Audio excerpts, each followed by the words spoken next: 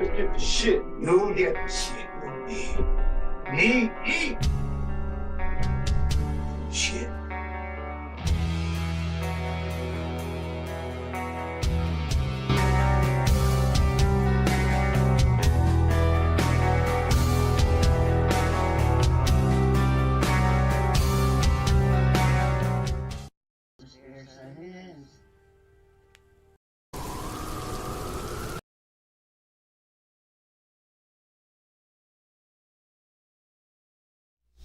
Hello everyone, Greg J here. Please let me know right away if there's any audio issues with me speaking. I want to make sure. It's going to take me a second. I've got to get a little slideshow for you to look at while I talk. But we're going to be doing some stuff tonight a little different than usual. We're going to be. I have a list I made for Neil, so we'll just put that in a slideshow. Okay, then put the slide. All right, so here's the deal. So I got into all that stuff, and I mean, it's easy to poo-poo stuff like that because it's not something that comes around every day. And we know that things that we see, we become desensitized to. And the more we are around it, the less magic it appears. So I think this, okay, well, I took all this stuff in. I went and looked at all of his stuff. You know what? He's a good man. I looked at a lot of his stuff. Yeah, he's flashy. Yeah, he likes to promote himself. The dude is giving money and he doesn't trust anyone else. He does it himself with his own organization. All the money, all the donations he gets, he's donating to underprivileged children. They gave away this ungodly amount of Christmas presents last year.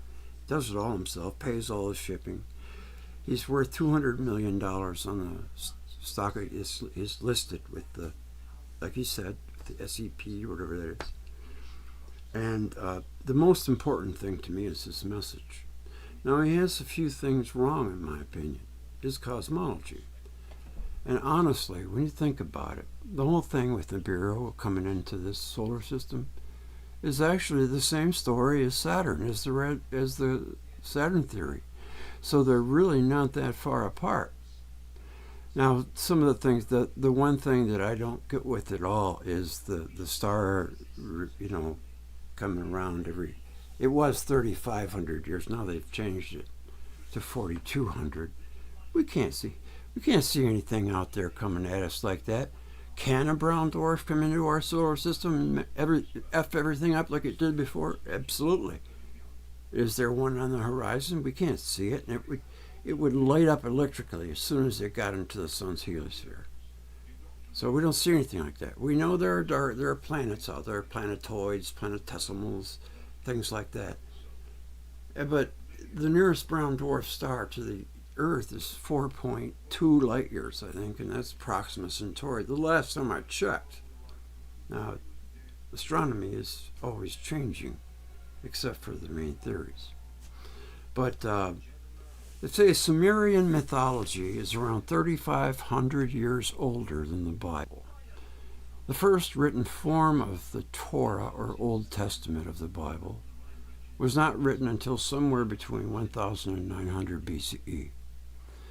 America and Russia, he claims that they're best of friends. Well, you see, like I said, I don't agree with everything he says. And that's, but that can be worked out. America and Russia, he says, are best friends, and they have been since the beginning. It's true in a lot of ways, but it certainly wasn't true that documents tumbled out, that the Joint Chiefs of Staff, they were all World War II sacred cows, pitched a nuclear sneak attack of every country red to newly elected President John F. Kennedy. General LeMay, who dispatched over 1 million Japanese by burning with basically they would create these firestorms. The Japanese towns were wooden. That's why they dropped their altitude and stopped using high explosives and started using napalm. most wonderful invention created by man. And they burned more than 1 million Japanese to death needlessly. For some reason, we always think that, well, we're at war with this government, so we're going to take it out on the people. Let me tell you, the people had nothing to do with it. There's just poor guys trying to get a college degree and better their life. They get sent over there, and God knows what they do. And then they come back, they have PTSD. All that stuff, I absolutely agree with that. It's absolutely true. It's a crime to have a man go to fight for you in a foreign country, then come back, and when he gets sick, you just turn your back on him. It's so criminal, it just makes me want to cry. Often saying a war with them, with nuclear weapons, was inevitable. That's what LeMay was going around all these cocktail parties, making everybody poop their pants, because he's like, oh, you might as well forget it. Los Angeles, New York, Chicago, Detroit, they're all going to be vaporized. We're going to have a nuclear war, so you better prepare. And people were prepared. The media had everybody building bomb shelters in their basement, or in their backyard. Some people, like me, couldn't do that. I'd have to just live in the basement, I guess. But that would be our worst nightmare, you know. But you say we have to fight it. Well, we have a clear advantage now. Some people could say you could have been right, but you know, if even if we delivered everything and we destroyed all those countries, the scientists say all of the burning stuff would go into the atmosphere, block out the sun. There would be no crops.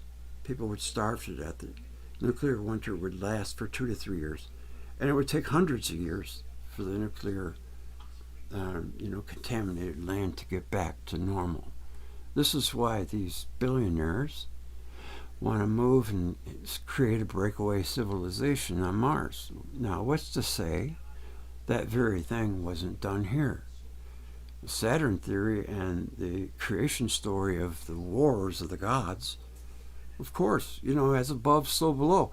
So these planets are all, it's come careening into our solar system. Well, we probably come careening in to their solar system.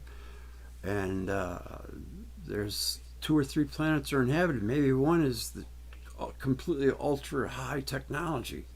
And when they, what they say, when a higher technology meets a lower one, the lower one bows to them as gods. They start groveling at their feet because they don't understand the magic things that they have. They have a thing called the crystal tablets of destiny. It's funny because it's like a cell phone or a one of the little tablets that we get. So a lot of things that he's saying is really just mind-blowing, but there it is written down. Now he claims that everything Jesus says in the New Testament has already been attributed to Thoth in the Emerald Tablets. We're not going to read the Emerald Tablets tonight, but we're going to read a little bit of the 7 tablets of creation before we get started. Because I want to see if there's any there. And I know that I don't want to get anybody mad and thinking I'm falling for any kind of Svengali stuff. I'm not. I want to know what's going on. Let's take a look right now at my channel. I just wanted to show you this because a lot of people might not know. And so it's important to me that you do. While we're at this, just let's see where I'm. Right here? Yeah, okay.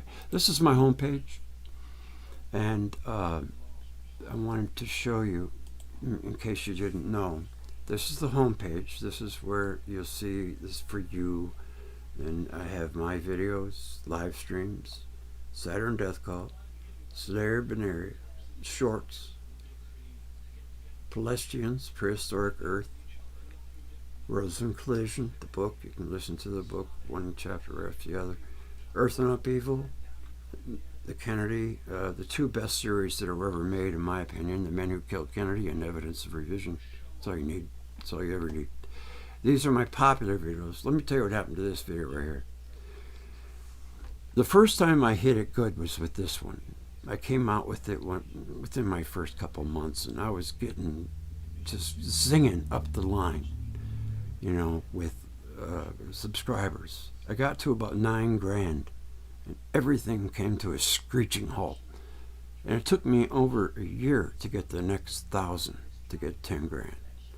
Then, 9 months ago, I released this video, The Men Who Killed Kennedy. Are you looking at what I'm looking at? Let me make sure. No, you're not. Oh, yeah, you are. Okay. And, man, all of a sudden, boom, boom, boom, boom, boom, boom, boom. I go up. I was at 12. I go to 13. I go to 14. I get to 15. And the next thing I know, I get a tag from an email from YT saying that we're going to have to put this into adult content. And it killed it. Second time. I just tell you, I can't win. So anyways, yeah, and then this is just multiples. My music's there, and then I have some other stuff here for you. I just wanted you to know about that in case you didn't. These are the playlists that I created. I've created a lot of cool playlists for you in case you want something to watch. They're right there. When you do a search, you'll notice you never get the deep stuff. You only get 20-minute videos, 15. This is all the deep stuff, man. Just go to the playlist and hit play, and you're good. I did that as a service. And this is the community. This is where I talk to you. Okay? And when I get a strike, I can't talk to you. So that's why I want to always have an alternative location for us to meet in case you never know what could happen tomorrow. That's why we have the Discord. And normally, this right here, the homepage, won't be the live stream. It'll be a video that just starts playing when you visit and I got Saturn Death Cult. That seems to be the most interesting video, and it is for me too. But that'll start playing, and then, the rest is the rest. I just wanted to make sure you knew that. And here, right there is where you can donate. Plus, you'll see all the addresses here, too, with the video. Okay, now, what were we going to do? Somebody remind me what we were going to do. Were we going to read something? That we're going to read 7 tablets? Okay, here we are. Now, I noticed on both of them, they come with a lot of, gotta make sure you see what I see. Be stupid. No, yes you do. Okay. They want to tell you what their point of view is when you get to them. But I just got 2 versions because, is this the one? I thought this was one of them. Here's one right here, the Enuma Elish. That's the 7 tablets of creation, and they begin right here. So I got 2 different versions just so that we can compare them, right? And also I found out another thing that's very interesting and you might want to know. And that is, I wrote it down here. The English language was created for magic, basically. There are words and things built into it. Like, for example, A, B, C, D is actually abracadabra. The word Christ is in the alphabet, K-R-S-T. And the, like, D and E is that death is the door to the ether. A lot of these things can be gleaned by watching Santos Bonacci. I have a playlist called Astrology, Prescopia. It's right there, and he goes through all that stuff. But what I was getting to here is that I recently learned this. Let me see, I know I wrote it down. If you speak out loud, positive affirmations at least 3 times a day, it will change your DNA in 30 days. So I said, okay, I started about a week ago, maybe 5 days ago. And this is what they mean here. As someone who has experienced your share of mental health struggles, I know how infuriating it can be. Just good thoughts. Choose joy. Rarely can we actually choose how we feel, but it's a lot easier said than done to rewire our brains to prioritize positive thinking. As unfamiliar as it may initially feel to repeat affirmations in the mirror or write them over and over in a journal, they provide us with real psychological benefits. Affirmations help build confidence. They reduce our stress responses, which makes us resilient in the face of challenges and crisis. While some folks might think affirmations as fluffy statements that encourage us to seek greatness or increase productivity, they're really about accepting and embracing what is both true and good. Chris Casco, an assistant professor, mass communication at University of Wisconsin at Madison, has studied practice of affirmations. Washington Post that the concept of a successful affirmation practice is, as you are good enough, and you're valued being you. Yeah, I mean, you have to love yourself. You have to be able to forgive yourself, for sure, man. So many people are just walking around with just all this guilt on their mind, and it doesn't help. It just makes it worse. We call it stinking thinking, and it's damn true. As lovers and sharers of positive news, we publish Good News Online in our free newsletter, Positive Podcast, and our beautiful monthly Good newspaper. We're always ready to help fill the world with more positivity. I'm in Ra. And these are some daily affirmations. Positive affirmation for all of life's challenges. Today is a new opportunity to make a positive impact. That's true. I am grateful for this life. Absolutely. I am confident and believe in myself. Hasn't always been the case, but I'm back. Even when it doesn't feel like it, there is good in the world worth noticing. I allow myself to feel good. I am kind and compassionate toward others. I am kind and compassionate toward myself. I mean, you get the picture. And I've been reading them every day. I don't know if my DNA is changing, but I'm sure going to take a stab at it, because anything that can make me a better person, I'm going to do it. And, as long as it's within reason. But this channel here, it's called goodgoodgood.co. So /articles, positive affirmations. I'm going to try it every day, 3 times a day at least. Don't have to be in the mirror. Just remember some of it and get it on. Can't hurt, right? So here we are. We got the Epic of Gilgamesh, which is the 7 tablets of creation. We're going to read a little bit of that. And I could read all this other stuff, but it's just, we want you to think this. Well, let's try it a little bit. We'll see. Okay, are you looking at what I'm looking at? Is everything good? I'm going to get the go. Okay. Let me know how you're doing, folks. Is everything cool? Hello, Modern Maniac, a fellow night owl. I've always been a night owl, man. I remember when I was a kid, up watching the Late Late Show. My dad would be like, get to bed, you got school. And then school, I'd be like, go to the bathroom, put my head on the toilet paper roll, try to sleep. But anyways, it should be getting to you right about now. You guys, am I loud and clear? Come back to me, please, and let me know. So we're going to try to compare just a little bit from 2 lines, from 2 different places. Where's this one at? There must be a place where it is.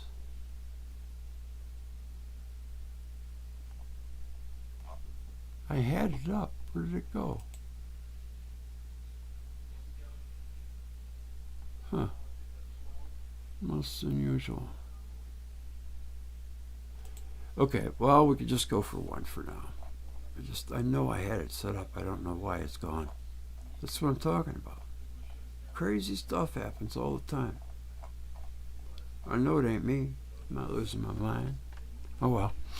Okay, so let's just check it out and see what it has. We'll just read this. The Enuma Elish The Enuma Elish, also known as the Seven Tablets of Creation, is the Babylonian creation myth, whose title is derived from the opening lines of the piece, When on High.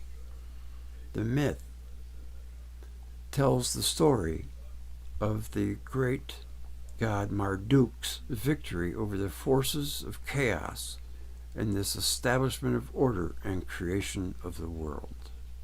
What I was saying about English being for magic, that's why we call it spelling.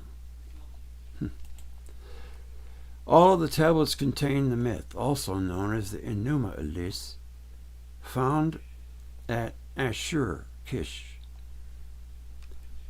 I gotta get my little friend to help me with this one. Ashurbanipal's library at Nineveh. What is that? Nineveh? I think Nineveh. And Sultan Tepe and other excavated sites date to circa 1200 BCE. Their colophons, however, I'm a firm believer in the misunderstood word. If you misunderstand a word in something that you're reading, everything you read after that, you will not remember. So we're going to find out what this word means. It's just the way I research. I'm sorry. I know it's time consuming. Colophon. The publisher's emblem or imprint, especially one on the title page or spine of a book. Now we know what a colophon is. Okay. However, indicate that these are all copies of a much older version of the myth dating from long before the reign of Hammurabi of Babylon, 1792 to 1750 BCE. I didn't even know Babylon was still around that late. I thought it was taken down much sooner.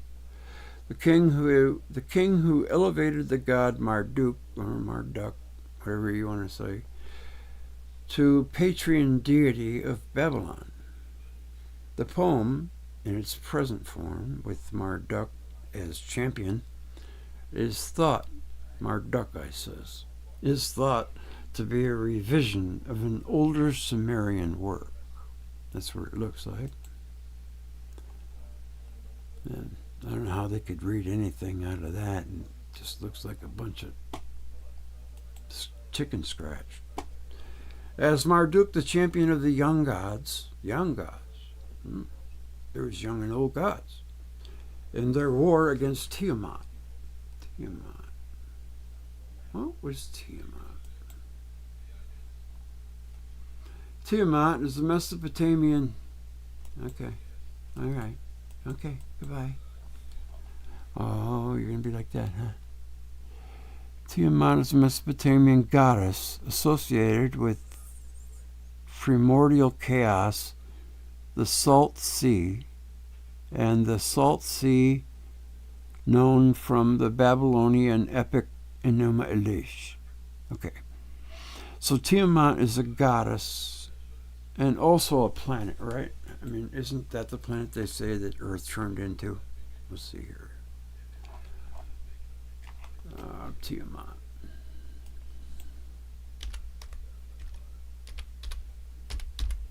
Is it Tiamat or Tiamat?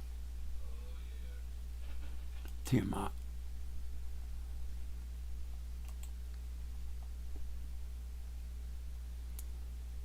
Mesopotamian religion, the primordial sea mating with Absu, the groundwater to produce the gods in the Babylonian epic Enuma Elish, which translates as when on high. She is referred to as a woman and has at various points in the epic both anthropomorphic and theriomorphic features include breasts and a tail. It has been suggested with much supporting evidence, There are two parts to the Tiamat mythos. Okay, well, now we know what that is about. And I think I might have lost my page. Because sometimes things don't move backwards. Oh. No, oh.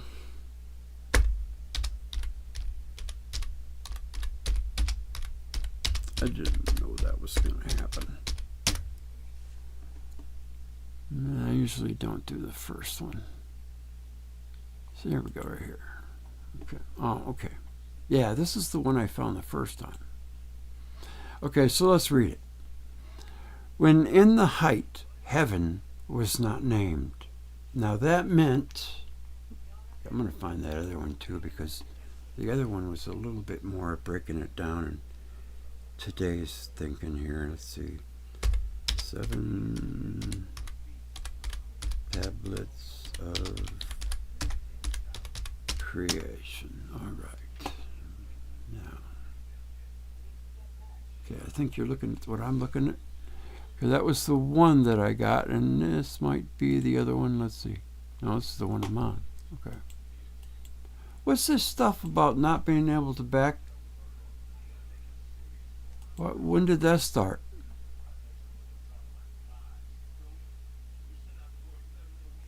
Britannica. Enuma Elish. 7 tablets of creation. English translations. Okay. Let's do this. Let's see. Oh, of course. Come on. What are you going to do? Wait, I got to buy your umbrella or something? Come on. Right. Well, we'll wait for that. And first tablet here. When in the height, heaven was not formed. Apparently that must, the sky was void without form. Okay, like Genesis. The earth beneath did not yet bear a name. And the primordial Apsu, who begat them, and chaos, Tiamat, the mother of them both, their waters were mingled together. Their waters were mingled together. Well, that means they got real close to one another. I cannot believe that these two planets smashed into each other, and one was half of a planet, and, it just kind of fizzled into the spot that it's in and healed, became another planet with atmosphere, the Earth, while this was going on, because it would take thousands of years, wouldn't it? I mean, or maybe planets can reform quickly, because, okay, if I'm thinking it right, these planets are coming in, they're on Saturn, and there's some here, there's some there, and they're coming in and they're fighting because it's doomsday. As above, so below. So if they see Earth, right, they come in, okay, we got to take it over. They're the highest, technologically advanced beings there, so they just go there and just freak everybody out with their shiny trinkets, stuff like that, blowing up buildings and stuff. And they became the gods. And then they took all this, they had their little guys there, the humans, they had them write this stuff. Okay. All right, so Tiamat was another planet. Could it have possibly happened? Yes, but here's the thing. Planets are usually the same charge, and they usually avoid each other. But they could have been charged high enough with positive electricity because they had just come in from interstellar space, acclimating. So yes, there could have been an accident, but like I said, if that happened and the Earth coalesced as a result, that would kind of take a few 100,000 years at least, I would think. Could it be livable during that time? That's my question with that. We'll move on. But big question there. Their waters are mingled together, and no field was formed, no marsh was to be seen. When of the gods none had been called into being, and none bore a name, and no destinies were ordained. Then were created the gods in the midst of heaven. So they just showed up. Bing! We're here, we're gods. That to me is somebody who's arrived at their destination. Stop right there. I'll show you something that I recently learned. I don't just learn from him. I've been researching everywhere, but I was, power watching his stuff, and he made a mention that what was it? If I don't blurt it out, I forget, folks. I think you're in the beginning stages here. They're on destinies. They show up in the midst. Yeah. Okay. I remember now. All right. So let's take a look at this image right here. No, not this one. This one. No, not this one. This one. This is the Epsilon Bootes constellation. Now this is kind of interesting because the Black Knight satellite. Well, it's in a polar orbit, which means that it could easily ascertain where something is on a continent, or it's looking how crops are going. It can view the whole planet that way. They've always just been poo-pooing it, saying that's just something blah blah blah, whatever. But it's been going around. Nobody's messed with it because they don't know what kind of protection devices it might have. But this thing has supposedly been going around for like 8,000 or 9,000 years. And when this one ham operator started receiving some kind of signal from it, how the process got to it, I don't know, but he got together with some physicist or something, and they found out that the thing was broadcasting over and over and over Epsilon Bootes. So it might just be a spy satellite from Epsilon Bootes. So anyways, let's just say the aliens, that was them who came here from there. That's the thing. Now recently, mainstream cosmology has detected a void in space. It's not just one place. There's many of them. Now there are certain astrophysicists who have actually come out and said that they think it's a high technologically advanced civilization being cloaked. I don't know if it's true, but why else would there be a giant void in space? And then right here show you there are more voids. There are voids here, void. So when you get highly enough advanced, you can just kind of, make your solar system invisible to prying eyes. But no, not us. What are we doing? We're sending our signals everywhere. It's ridiculous, man. They don't even know what they're doing. Why would they do that? Why?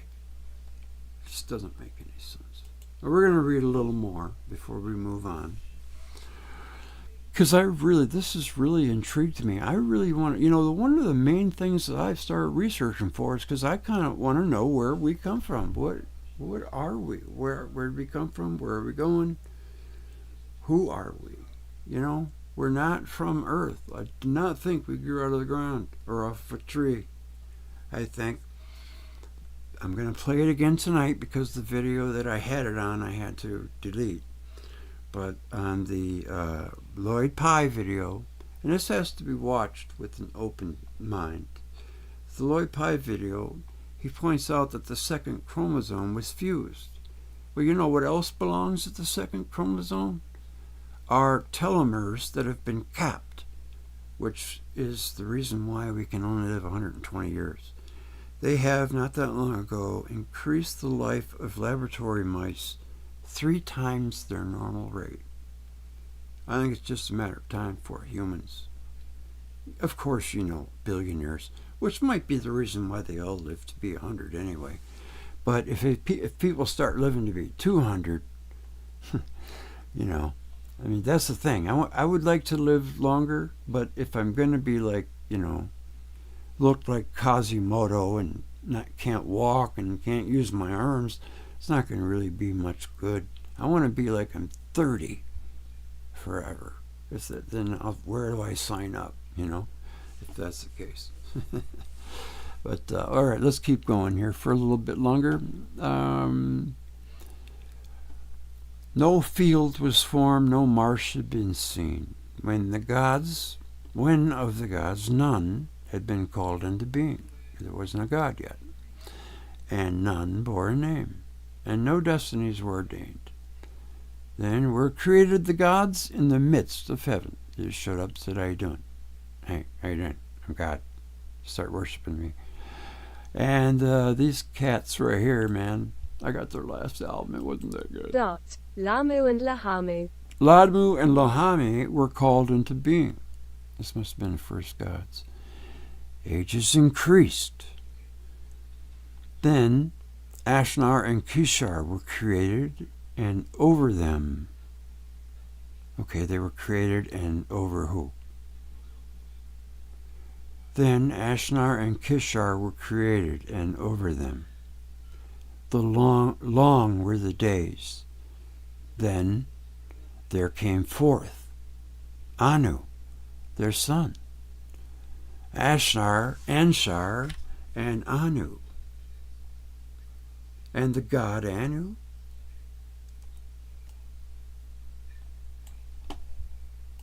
Nudamid, whom his fathers, his begetters, abounded in all wisdom. Speaking of that, when I got into the electric universe, it expanded my consciousness. All of a sudden, all these mainstream shows and all this other stuff, I just saw right through it all. It expanded my mind. Of course, what is the next step? I think last time we were talking, either Andy or Shockwave said, I said, I hope that he reads my comment and learns about the electric universe. They said, it's not going to change anything because this is much bigger. And he was right. Of course, where we came from is probably the biggest thing. But you can't do any kind of investigation if you leave the electric force out of the picture, because it's half of our science. See?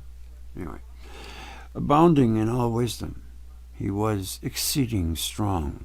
So he was a pretty strong guy like Samson. He had no rival, kind of like me. Thus were established and were the great gods. But Tiamat and Absu were still in confusion. They were troubled and in disorder. And Tiamat roared. Absu was not diminished in might. She smote, and their deeds, their way was evil. Then Absu, the begetter of the great gods, cried unto Mumu, his minister, and said unto them, okay, I want to know who Mumu was, so we're going to do a little search here. Who was Mumu?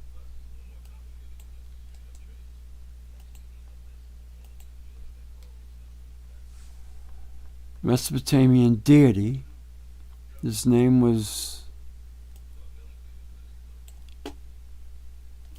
Akkadian. We've heard that name before. Akkadian.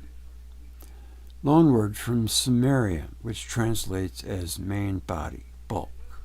All right, now we know who he is.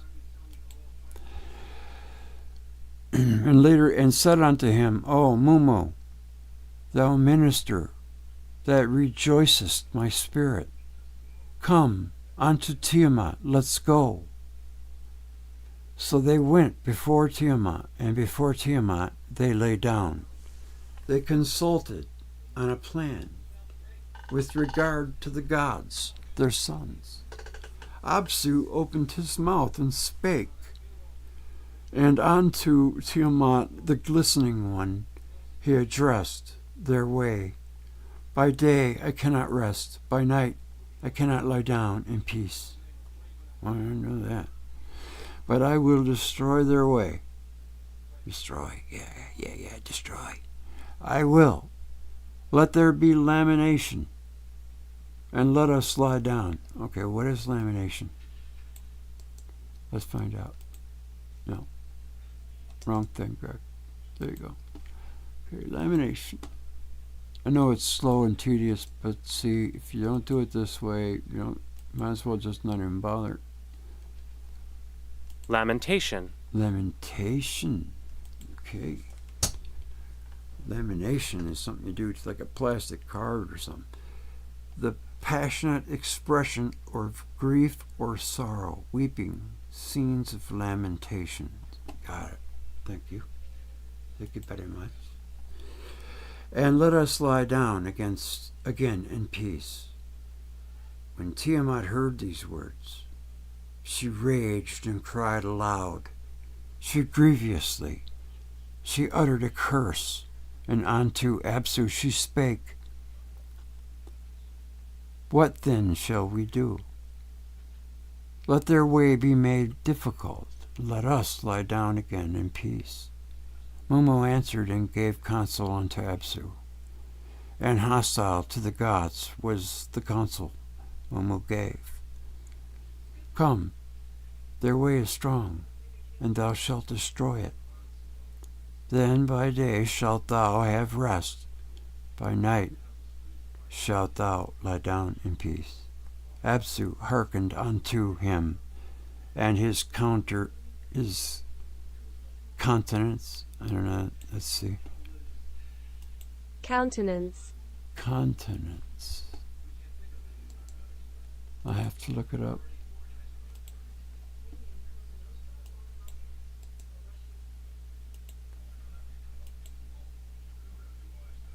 Countenance. A person's face or facial expression. Support, admit as acceptable or possible. Okay, so like that is countenance. He was reluctant to countenance the use of force. Okay. His impenetrable eyes and inscrutable countenance gave little way. Okay, we got it. Since he, i.e. Mumu, planned evil against his gods and his sons,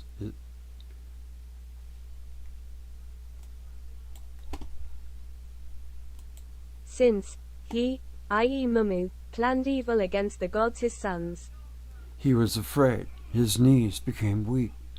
They gave way beneath him because of the evil which their firstborn had planned. They altered. Lamentation, they sat in sorrow.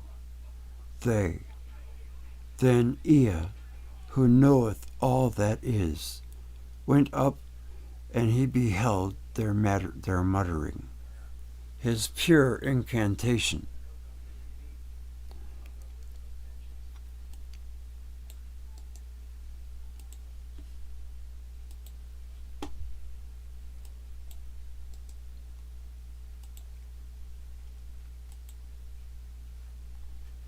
Incantation. A series of words said as a magic spell or charm. Okay.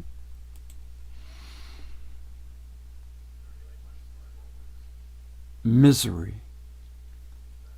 This stuff was all missing probably. The god Anu, the avenger, and he shall confound Tiamat, he forever the evil. He spake, ye have conquered, and he wipeth and sitteth in tribulation of fear. We shall not lie down. Apsu is laid waste, and Mumu, who were taken captive in, thou didst. Let us lie down in peace. They will smite us. Lie down in peace. Thou shalt take vengeance for them. Unto the tempest shalt thou, and Tiamat hearkened unto the word of the bright God. he said, "Shalt thou entrust? Let us wage war. The gods in the midst of, for the gods did she create. They banded themselves together, and at the side of Tiamat they advanced. They were furious. They devised mischief without resting, night and day. They prepared for battle, fuming and raging. They joined forces and made war. Humbar, who formed all things, made in addition weapons invincible, the spawned monster serpents, sharp of tooth and merciless of fang. With poison instead of blood, she filled their bodies. Fierce monster vipers, she clothed with terror. Clothed with terror? Or, I'm not used to seeing that word before, terror. Clothed. Okay. With splendor she decked them, gave them a knuckle sandwich. She made them a lofty stature. Whoever beheld them, terror overcame him. Their bodies reared up, and none could withstand their attack.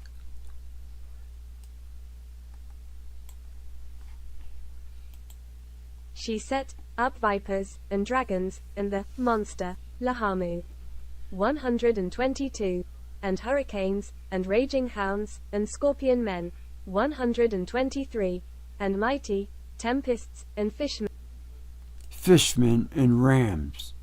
They bore cruel weapons without fear of the fight. Her commands were mighty. None would resist them. After his fashion, huge of stature, she made 11 monsters. Among the gods, who were her sons, inasmuch as he had given her support, she exalted Kingu. In their midst she raised him to power, to march before the forces, to lead the host, to give the battle signal to advance to the attack. Who were they attacking? To direct the battle, to control the fight, unto him she entrusted in costly raiment. She made them sit, saying, I have uttered thy spell. In the assembly of the gods I have raised 3 to power, the dominion over all of the gods. This is a woman, a goddess. I have entrusted unto them. Be thou exalt, thou my chosen spouse.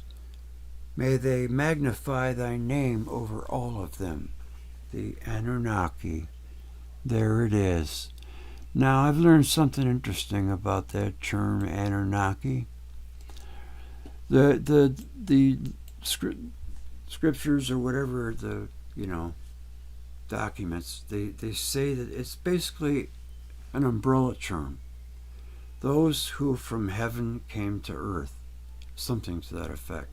Those who from heaven came to earth. It's just meaning every ET that came here from somewhere else, not where they were. So it could have been Palladians or Syrians or whatever. That's just an umbrella term. Another thing I learned, that Zacharias Sitchin did not. He wasn't the guy who interpreted the clay tablets. Those were all interpreted in the 1800s by scholars. That's why it's Secrets of the Scholars. And what Zacharias Sitchin did was he just put them together and connected the dots for everybody. He didn't make any of it up. It was all created before he was born. She gave him the tablets of destiny.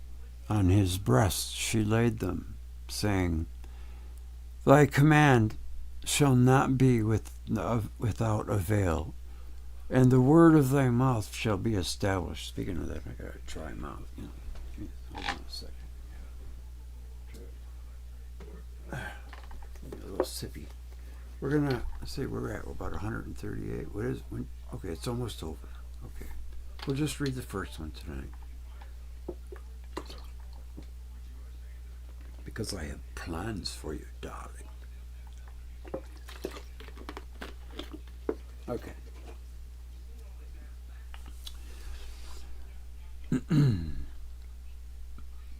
To give the battle signal to advance to the attack, to direct the battle, to control the fight. Unto him she entrusted, in costly raiment she made him sit, saying, I have uttered thy spell. In the assembly of the gods, I have raised three to power. The dominion over all the gods have I entrusted unto them. Be thou exalted, thou my chosen spouse. May they magnify thy name over all of them, the Anunnaki. She gave him the tablets of destiny. Now you know what I told you about that. It was a tablet that he had. That holograms would come out and show him like things, outcomes and things like that. Kind of like our cell phone, but just not quite as advanced. Much more advanced. On this breast she laid them, saying, Thy command shall not be without avail, and the word of thy mouth shall be established.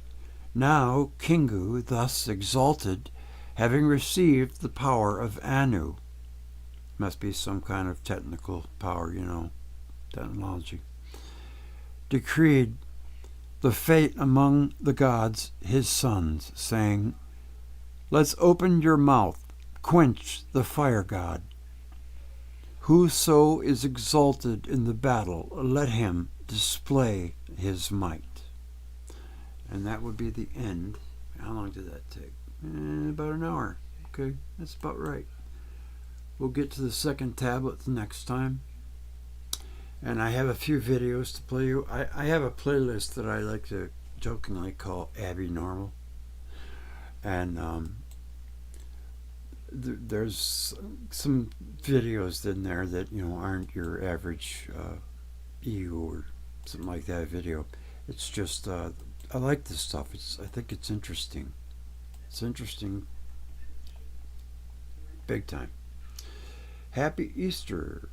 I just found out Easter is somehow attached to Ishtar. I have not looked in on it yet, but anyways, I hope you enjoyed that. I'm going to have a little playlist, but first I'm going to play a conversation that I had last night with Shockwave, or the night before. It was very intimate. It was a cool conversation. Unfortunately, Andy didn't make it, and I'm still. Has anybody out there seen or heard from Andy? I haven't heard from him since the 25th, and I'm starting to get worried a little bit. So if you have, let me know, okay? All right, so let's get to the conversation last night or Thursday night with Shockwave. I did a live stream. I played some music, but unfortunately, I fell asleep. Sorry about that. I fell asleep on you and got up and just shut everything down. I think it was, I don't know how long I was ill, AWOL or whatever that is. But, okay, let me get this. Okay. I thought the conversation went really, really well. Yeah. Okay. And I got a song, Secrets of the Universe, that I'm making into a video. It's going to be coming out soon. Okay, so where is it? Right here. Okay. Hope you enjoy.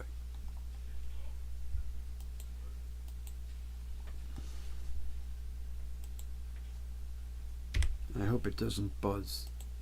I hope that presentation I just gave you was okay. I'll see you in a little bit later. What's up? I hope I'm not buzzing. I'm going to play a couple songs before the guys get online. We start chatting. It's going to be about 6 minutes, something like that. I want to see how this is. It says excellent connection right now. The last video of the test I did, I didn't hear any buzzing. So, see how it goes.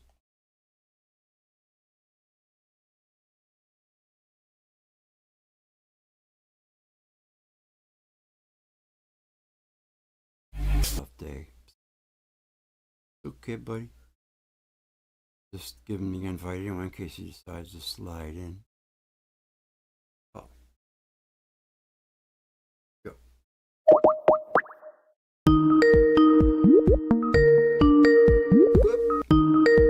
Whoop, whoop. Isn't that a great song? Come on, guys. Don't let me down. Don't let me down now. All right. What? What? Oh. No what? Yeah. You're here. You just magically appeared. Must be magic. No. I saw this thing on my screen, and then I clicked on it. And it was me. It was me. Yeah. For some reason, my slideshow's not a slide. Wait a minute. I think I got memory issues. Did you click the play button? No, you see, you just hit this, and it is the play button. You're not seeing what I'm seeing. So I'll share screen. Yeah. That's okay. Doesn't matter. Well, the folks got to have something. Well, a lot Where's of people Neil? do that. I don't. Where's Andy? Where's Neil? I thought.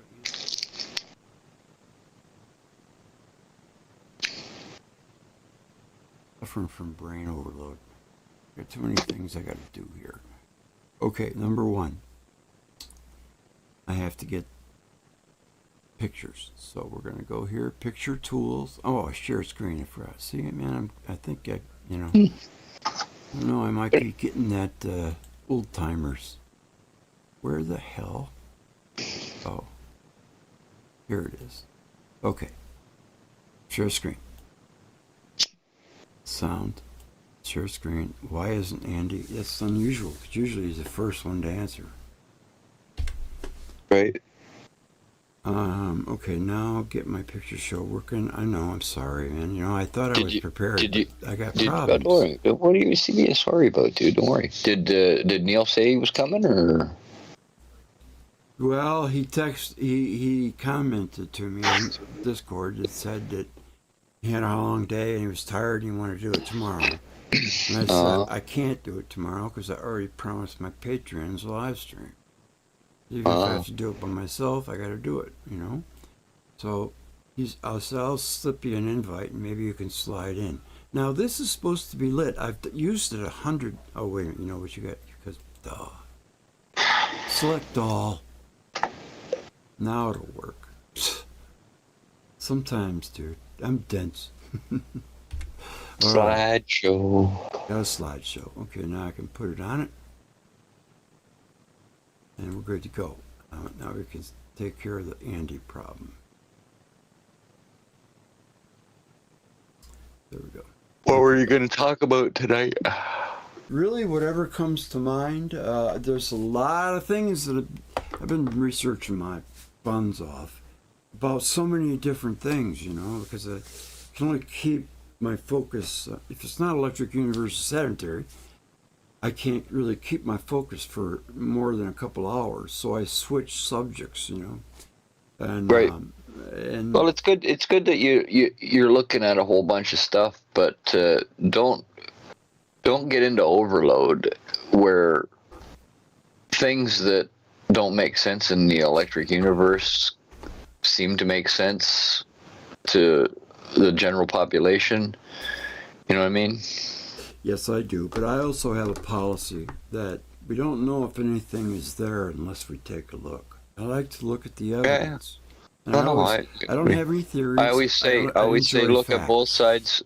Look at both sides of an issue, or if there's 3 sides or 4 sides, look at all the sides of an issue, and then you can multidisciplinary figure out if it's fucking real or fake. That's right. Fucking worth your time. First, you have to even know it exists. You know, so I mean, there's a lot of things. Maybe it's probably happened for you too. You know, when you learn things like the electric universe, like for example, when I got onto that, I learned all I thought I needed to start, and I knew that when I make a video, I'm making it really for myself, so that I can keep that information and go to it and watch it whenever I want, and I'm sharing it with the world. That's basically what I'm doing. I'm a visual guy, I try to make all my videos visual and that. And I got to get rid of that picture. I hate it. But anyways, so I forgot what I was talking about. Nah, don't worry about it. I understand what you were saying. Oh yeah, there's my point. When you catch on to something like it expands your consciousness. You can't help but learn other things because they seem to just come spilling out everywhere. Yeah. Well, I know something sounds far-fetched, so I'm going to take a look at it and say, okay, is this feasible? With my little mind, it might not be, but that might not be the case. So that's why I think it's always good to have kind of a raw bit of knowledge of all subjects. The only thing I really can't stand is geology. It's too boring, but still, I have to pay attention to it so I can know what I'm looking at. Mm-hmm. And I'm just that way. I mean, when I watch videos, it's more like going to school. I don't watch any like rock stars who hate each other, stuff. I don't watch that crap. I don't watch, the graveyard stuff. And I don't, that the Impossible Channel is about the most out of track I get for that. But I'm trying to find serious researchers who are going into things like the ancient texts, like the Egyptians, like Atlantis, like Hyperborea. Those things are they titillate my curiosity, and by doing a video on the subject, what I'm really doing is the people who find that interesting will come in, and all of a sudden, bang, they meet the electric universe, which is my ultimate plan. Right. So. Yep. But YouTube has nerfed me twice, and it's criminal, really. I've had 15,700 subscribers for 4 months, but yet I get 100 subscribers a month. It doesn't. The math don't work. Yeah. They've nerfed me. Well, twice. It's a question of they'll look at your channel and say, well, this is nonsense, or they'll look at the scientific stuff and they'll go, this is wrong, and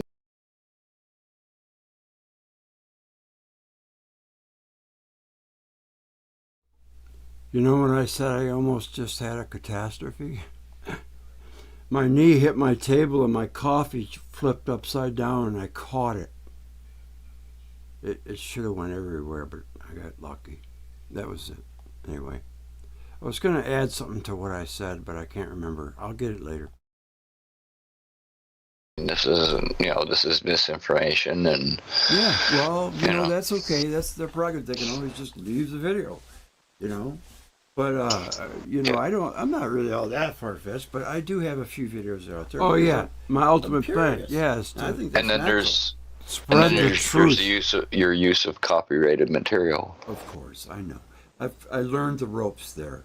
You see, in 1976 they established a thing where people could use copywritten material for comment or for discussion or for critique. You can show up. You can only use a certain amount of it. Yeah.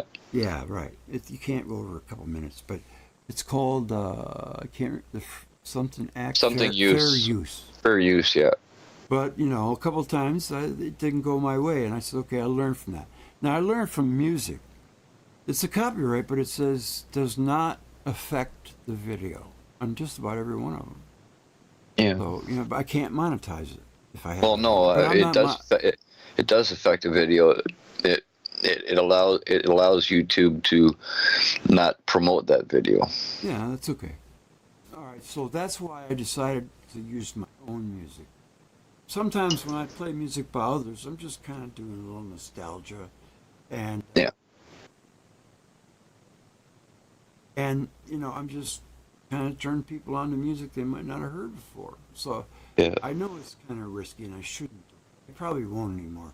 But I can only play my own music for so long, and then I get bored. But Yeah. yeah, I'm not gonna do that. I don't think I'm gonna do that anymore. I'm gonna stop. Just keep playing your own music over and over and over again, dude. Yeah. Even though it gets boring, just Yeah. fucking keep doing it because then YouTube will fucking promote the video.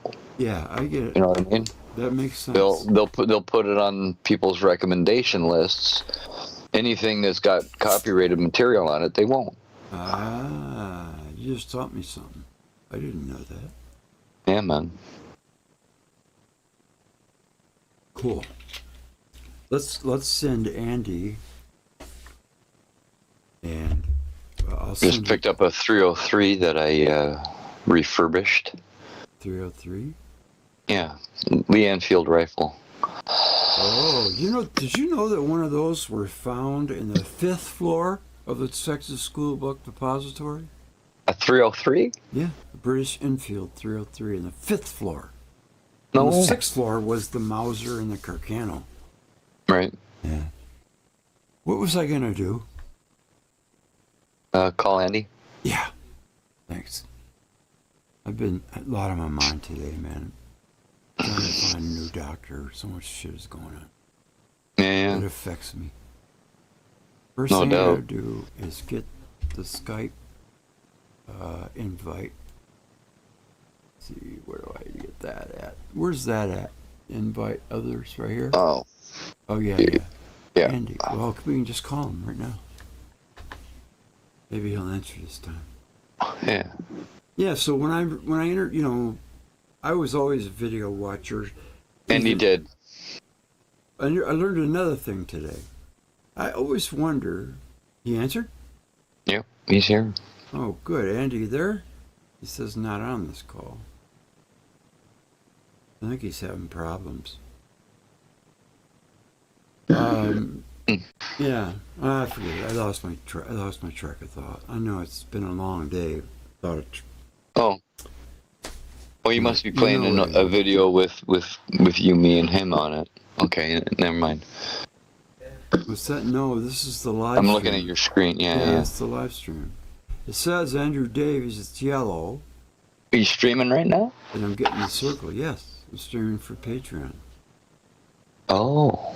This is their, their extra something. I see. You gotta do over and above. Wednesday nights from now on, 9 o'clock, Patreon. Every Wednesday. Yeah. Yeah. Makes sense. Yeah. Gotta take care of them back. Let's see. Let's just keep ringing them. I'll put the invite. I think I already saved the invite. Let's see. That's you. Yeah. Come on, guys. You're boring me. I'll send it over to APOC. I gotta find out what that means. Apocalypse. Apocalypse Winter? Ooh. I would think it That would be good. short for apocalypse. In Russia, Stalin went down to Ukraine. He took all of their, he took everything. He took the land, and he let them live in their little huts, but he took their kids' blankets, their kids' pillows, and all their food. He didn't care if they survived or not. They had to endure the most brutal winters. Who's he? Stalin. Oh, yeah. Remember? Stalin? Oh, yeah. They subjugated Ukraine. That's why when the Germans rolled into called them Kiev, collective farmers, they were throwing flowers at their feet. They thought they'd been liberated, but it was what they didn't know was what was coming. It was even worse.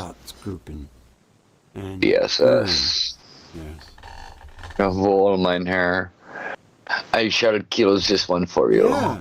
And that one over there. They were taught from little kids that Jews were rats. That they didn't even know what they were doing. You ever watch that movie about Gary? Well, no, Greg, they weren't. That That's a misnomer. What? Most Germans weren't taught from That's babyhood okay.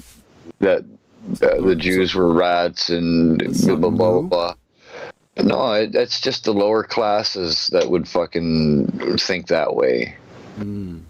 Most of society I heard it would was in be their school books. They had books with Jewish well, people with giant nose and making them look grotesque. hang on. This was before Hitler. We're talking about. Oh, I'm talking about Right. when Hitler took over. During Hitler's time, yes, that's the case. They were teaching that they were a subhuman race and blah blah blah blah blah. And but as far from what you were saying, it sounded like they were, that it was like before even Hitler's time that they were teaching that stuff. No, it was during the Nazi when the Nazis took total control of Germany. That's when they started the propaganda against the Jews. Broken glass. In 36, was it, when Hitler had to host the Olympics?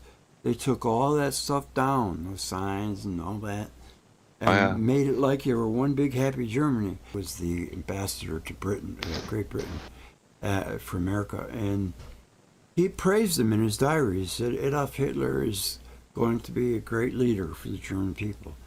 They got fooled. They fooled everybody. And he would have been if he went down in history as one of the greatest. If some of his policies weren't against the banksters. He copied Franklin Roosevelt's policy, creating public works like roads and dams and shit. Mm-hmm. That was how FDR got America back to work from the Depression. Yeah. Yeah. My dad. Canada's central bank is supposed to be separate from that type of system. It was set up to support large works like roads and bridges and big projects. Mm-hmm. They would get loans for like next to no interest and stuff like that, and it's been corrupted, the same as any other central bank now. It's just a big mess. The whole world is just nothing but a big mess. Well, it's the international banksters that are driving all of this craziness, and with BlackRock and the DEI stuff that they're pressing out, it's making this world crazy. It's just crazy. It's crazy, not just here and there. It's crazy everywhere. If I was a company and BlackRock wanted to invest in me or my company, I'd tell them to go screw off. Yeah. Because they're ruining everything. They're making people's lives worse off than it is now. It's not just about social agenda, the social agenda. It's also about the climate too. They're also pushing this climate farce because nonsense. I just want to check my voice real quick. I'm going to listen to a little bit of what we've done. Okay, now I'll get my picture show working. I know, I'm sorry, man. I thought I was prepared. I got problems. Don't worry. What do you see me sorry about, dude? Don't worry. Did Neil say he was coming, or? Well, he commented to me on Discord that said that he had a long day and he was tired and he wanted to do it tomorrow. And I said, I can't do it tomorrow because I already promised my Patreon live stream. I wouldn't raise yourself on much. I do it by myself. I got to do it, Okay, but it's not bad, is it? No, it's pretty decent. You're a little lower than I am. It's also about you don't want to overmodulate because you tend to do that. I know. I hate that. Well, that one time, that was really kind of weird. I didn't catch it until after the live stream. Of course, after we get done with the live stream, I take a day off usually. Right. And on Tuesday, I open it up and I start trying to see what we have. And right away, I watched chat too. I watched what everybody types, and it said, you said, Greg, it's way over modulated. I went, oh, Yeah. that's that freaking bugger. Why would he say that? But then I heard it, and I'm like, wow, he was right. I had my compressor and limiter turned almost all the way up and didn't know it.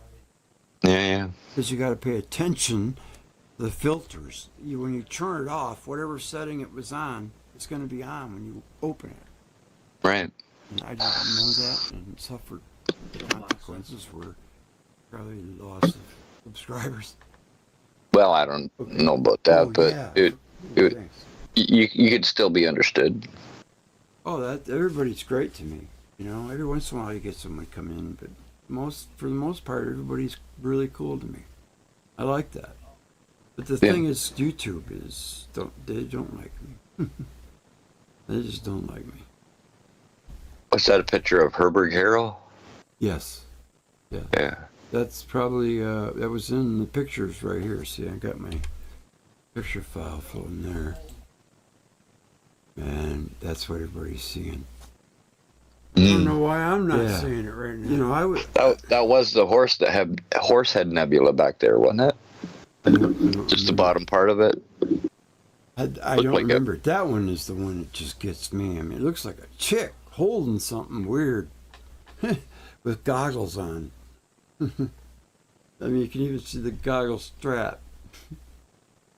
No, it looks like the top part of a woman from about halfway up. Okay, right here. Here's her head. Kind of with her arms. No, that's. Go back. I can't. I can go forward. Yeah, her head was below in the middle of the two arms, being like she was spinning around. Yeah, it'll come back around sometime. Yeah. But I know to me it always looks. I usually just copy pictures that I find intriguing or cool. Herdolia. That is badass right there. We see what we want to see. Sometimes we might be really seeing something, and we're trained to not. I mean, you know, even schools today, they suppress the truth. You can't say they don't, because they do. Why? Why do they suppress the truth? Who suppresses the truth? What suppresses the truth? Education, schools. They're not Of telling what? History, everything. Come on, cosmology, you know that. And history, you think that in 1492 Columbus sailed the Sea of Blue? He was the one who discovered America. It was discovered by the Vikings. You know that they have an agenda to teach information that's widely accepted, right? And their narrative about how things are in history or in cosmology or whatever is the one that is widely accepted by all the scholars. So that's what they teach. Yeah. I don't think it's a like question says, the last ones to know there's been a paradigm change is the experts. Yeah. So they got to go back to the drawing board. They're done. Yeah. Okay. And they gotta relearn what they know. Yeah. Right. And then drop all of the stuff that they learned in the past. So they're gonna be just like anyone else, but they have a leg up because they're already in positions of power. So they just have to learn the new stuff, and then they'll be okay. Yeah. Well, which is bullshit. They should step aside because their theories are freaking crap. Yep. And their attitude, Shock, toward us is this. If you don't understand string theory or dark matter or dark energy, it's because you're not trained in mathematics enough to understand it. In other words, they're saying we're ignorant. Well, you know what my response would be, right? What? My response to that would be mathematics has been proven to uphold theories that are false. In other words, Right. math has been used to show a theory correct when it's not, when it's shown through experimentation that it's not correct. But the math bears it out. Go figure. You have to understand math can, and I would tell them this directly. You have to understand that math is a tool, not a confirmation. It's a tool. That's it. And it can be shown to verify things that are correct and verifiable by experimentation, or it can be shown and it can be used to show that it works mathematically, but experimentally it doesn't work and never will. They cherry pick what they want, and they make things the way they need to give the result they want. I watch somebody every morning that I don't want to promote, but I learned that I saw it from Raymond's feed in the EPMC, that science and scientists are starting, maybe, possibly, abandon dark matter. God, I would love that. That would be a step in the right direction. Well, they're saying in a 26 they're saying in a 26 billion year old solar system, which is now what the new number is, from 13 billion to 26 billion, because of James Webb. And then my prediction is, and I mean, probably somebody else has predicted this already, but the next time they put up a stronger, bigger, better telescope and can see further and further and further, guess what they're going to find? An older universe. What they already know is up there. They're just going to keep stretching the timeline back until their theory is proven incorrect, until redshift is proven to be quantitative, or not quantitative, but intrinsic to the object that is newly born out of a galaxy that it's attached to. Mm-hmm. Physically attached to with plasma, and you know, after a long enough time, that plasma bridge is going to disappear and leave that galaxy by itself to mature into a full-fledged galaxy. Right. The only expansion that I can see is you take one galaxy, okay? At the beginning of everything, you take a single galaxy, a single Z-pinch, right? Mm-hmm. And then what happens? It makes baby galaxies, and those baby galaxies go a little ways away from that galaxy, right? Mm-hmm. And then they become a full-fledged galaxy themselves, and they make baby galaxies themselves, right? Right, adolescent galaxies are super. They have that big power. Well, no, listen. I'm trying to talk about expansion here. Huh? Hang on, keep on track. Huh? What happens is, from the central point, galaxies start popping out of other galaxies that are further away from that central point. That's the only expansion that's going on. Galaxies are it's like an expanding bubble of newly born galaxies that take up space. You know what I mean? Uh-huh. But it's not that there was a big bang and everything's pushing out. It's just that galaxies are being spat out and occupying empty space, and occupying that part of space. And if they have a velocity, they're moving through space, but they're not. It's not intrinsic redshift.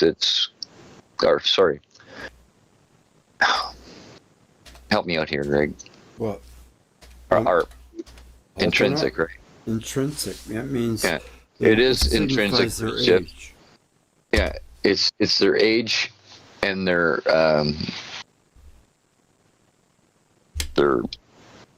energy level as well. Mm-hmm. How much matter they can bring in would affect their redshift, I would think. Yeah, I'm working on getting something up on it. That's why I'm being quiet. Where is that? Yeah, search results. Okay. Now, we were talking about NGC 7603, the galaxy. Well, that's pretty cool. It rhymes. Let me write it down. The galaxy. Well, that's not it. Where's 7603? I just typed. Oh, I'm sorry. I got that. Yeah, right here. Anyways, it shows. Get a better picture of that. There we go. It shows these quasars inside, still connected with plasma, and then it has all these other little quasars, and their mainstream cosmology is trying to say that all quasars are at the very edge of the known universe, and magical mechanisms need to be employed that defy physics in order to explain them. Well, here you're sitting here with the galaxy, and then they find out, well, when we see them as being attached to the local galaxy that they are, all of a sudden no magical mechanisms need to be invoked. What you have here is something that's born with low mass and high redshift. It jumps in quantum jumps to its next stage, but eventually the redshift fades and it contains more and more and more mass, and that mass becomes planets and stars that ride on the Brooklyn It pulls currents. in gas and dust from around the area that it is in. Yeah. Now, empty space, you see on the left side of that little quasar beside the galaxy there, down at the bottom left, or near the bottom left. Yeah, I see it right here. Right? Right there. No, up Here? that quasar there, right? Yeah. Okay. That's pulling in. Mark That's Carrion. pulling in. That's another galaxy. It's a quasar that's already in the galaxy phase. Go ahead. Sorry. Yeah, it's attached to NGC 7603 or 03 there, right? Yeah. So that's the first one that Art found, right? So he proved that there's a physical connection between the two, and that quasar, the black area on the left-hand side of it is full of dust and gas, but you can't see it because it's not glowing. It's not in glow mode. It's pulling all that into its Z-pinch, and it created, it's going to get bigger and bigger and bigger from all of that accumulated matter, and it's going to grow bigger, and then eventually at some point it's going to be away from this galaxy, NGC 7306 or 7603, and then it'll create a baby galaxy that'll be further away from it. That's that type of expansion that I was talking about. Not an explosion expansion, a force that forces everything outwards like an explosion. It's more like a birthing, like the human population growing in numbers. That's a great way of putting it. I think you're right. You hit it right on the head. The only expansion is the galaxies. I think space is probably endless. Has to be. It could very well be endless. No, I think it's endless, dude. It's there. Like Wall said, man, the age and the extent of the universe is unknown and unknowable. That's not an understatement. I mean, it's an understatement. They're so mysterious. That's what I love. That's why. And the masses are fooled. And the masses are fooled by all of these people that are going. Let me see. 2 + 2 is 4, and the universe is 13 billion years old. Yeah, 2 + 2 is 5. And we know it. And we know it to be true. 2 + 2 is 7. Until the next telescope goes up, and then then we'll know what the age is then for sure. Like, give me a break, people. Like, why do you even listen to these morons that profess to know everything and know nothing? No doubt about it. Like Bukowski says, intelligent people are in doubt when idiots are confident. Yeah. But here in the picture here, you can see it. See, they have different. This is their redshift.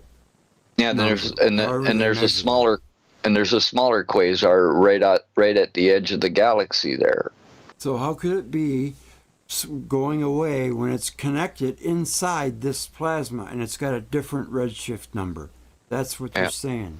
Redshift is Well, H. go look at the top picture. Right, that one there, Yeah. and you can see what the quandary is. Mm-hmm. The object one, right? Mm-hmm. They say is billions and billions and billions of light years in the background of this of NGC 7603. Yeah. They say that it's billions of light years away in the background. It's not connected at all. Right. But the radio telescope tells a different story. The radio telescope shows the actual physical connection between the two. Mm-hmm. And they said, no, that's not real. No. And then he found more and more and more and more galaxies just like this. Mm-hmm. With quasars that are supposed to be billions of light years. Halt Narp. Okay. He found more galaxies just like this and made a atlas of peculiar galaxies.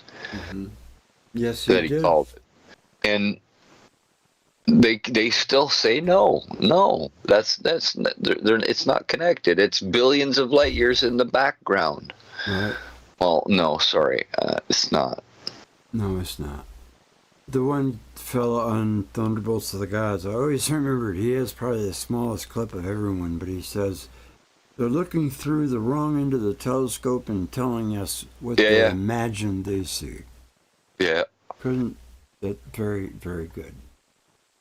You're looking into the big end of the telescope and trying to figure out the universe. Yeah. That's a good analogy. And that there is the hung like a horse galaxy. Okay. Look at that one. Beautiful blue swirls. Beautiful blue galaxy. Yeah. And you got a blue star here. Now, blue stars are just hotter stars. Is that right? Yep. Yeah. So more energy, more electricity. Higher. Yep.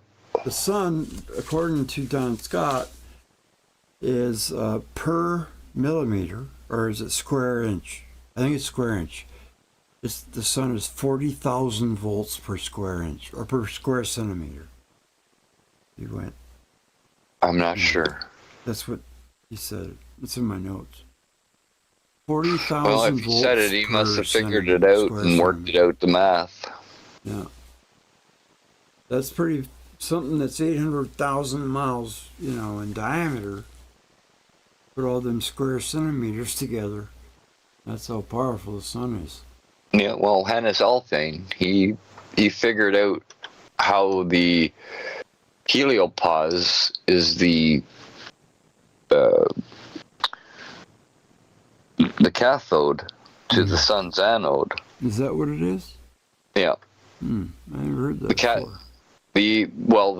The sapphire had the big cathode plates, right? And the anode is the anode was the sapphire ball in the middle, right? Right. So what's the cathode in real time? You've seen Hannes Alfvén's work, right, about how the electrons get expelled from the sun in the solar wind in the central band, and they accelerate out to the plasma heliopause,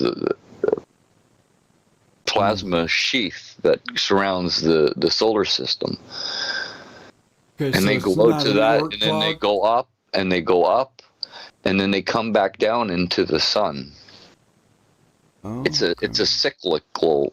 All these electrons and charged particles, they head out from the center of the sun.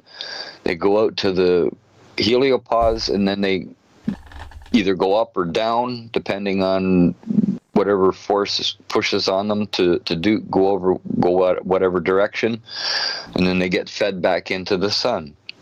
That's Hannes Alfvén's figuring out of how the sun is electrically powered. You know, I have to confess, I've never looked into his work, but I should. You should. Hannes Alfvén did some amazing work. Yeah. And his work that he got given a Nobel Prize for, he told them not to use that work. Right. Because his newer work was more relevant. Cosmology was headed for a crisis. Yeah. They've been able to deflect it up till now, but it's not going to be forever. The people need to just go like, enough. Yeah. The problem is you can't organize us, because once you put organization into it, corruption isn't long behind. Yeah. Humans. Well, once our ships get faster and faster and faster, and then eventually we'll be able to get ships that'll be able to go outside the heliopause, and then come back in the heliopause and get back to Earth fairly quickly. They'll have the data that's necessary to see, and it's going to take more than one trip. They're going to have to go outside the heliopause over here, over there, down over here, you know, and once they get enough data together, then they might say, holy fuck, the electric universe was right. We are sitting in a Birkeland current. How many times have they already said that, if they're honest? Well, if they're honest, to themselves, they've said it, but they wouldn't be honest to the rest of the people around them, because they get paid to give their dogma. They're doing the same shit YouTube does. I mean, look at what Wall Thornhill, there was a comet, I'm sure you're familiar with it, called something 1, and they sent a probe out to it with some 900-pound copper ball. Temple 1. Yeah, something like that. Yeah, and it wasn't a copper ball. It was shaped like a heat shield. They called it a copper plug. Well, it was 900 pounds and copper. Just happens to be the best conductor electricity. I wonder why they used it. I don't know. Probably because they knew that, but they didn't. Went out there and how many years was it? 4 years. 4 years earlier, Walthorn, the comment on the Thunderbolts that said, this is what's going to happen. Going to have a flash that's going to black out it's going to be too much for their instruments to handle, or it's going to register really high, that's what he said. Yep. And when it did make that flash, all of cosmology was astounded to what that was. Mm-hmm. He got one phone call, and then that didn't even pan out. That's the same shit YouTube does. Yeah. All of them do. Yeah, I know. I'm not just singling out YouTube. I don't, pick a fight with them, but I'm just saying, it's what all these platforms do. Can't even say certain words anymore. What's coming? Why don't they just take it away from us completely? That's what's coming.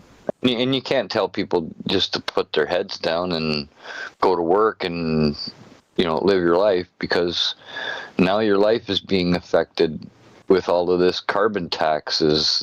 In Canada, it's coming to you guys in the States too. Don't you worry. If you elect Biden again for a second term, he's going to bring in carbon taxes. We're done. And you guys are going to be screwed. I went to an RFK, announced his running mate, and so many people are so like sour, like, I'm not going to vote for him now. I'm like, what? Why? Because he Who's his woman? running mate?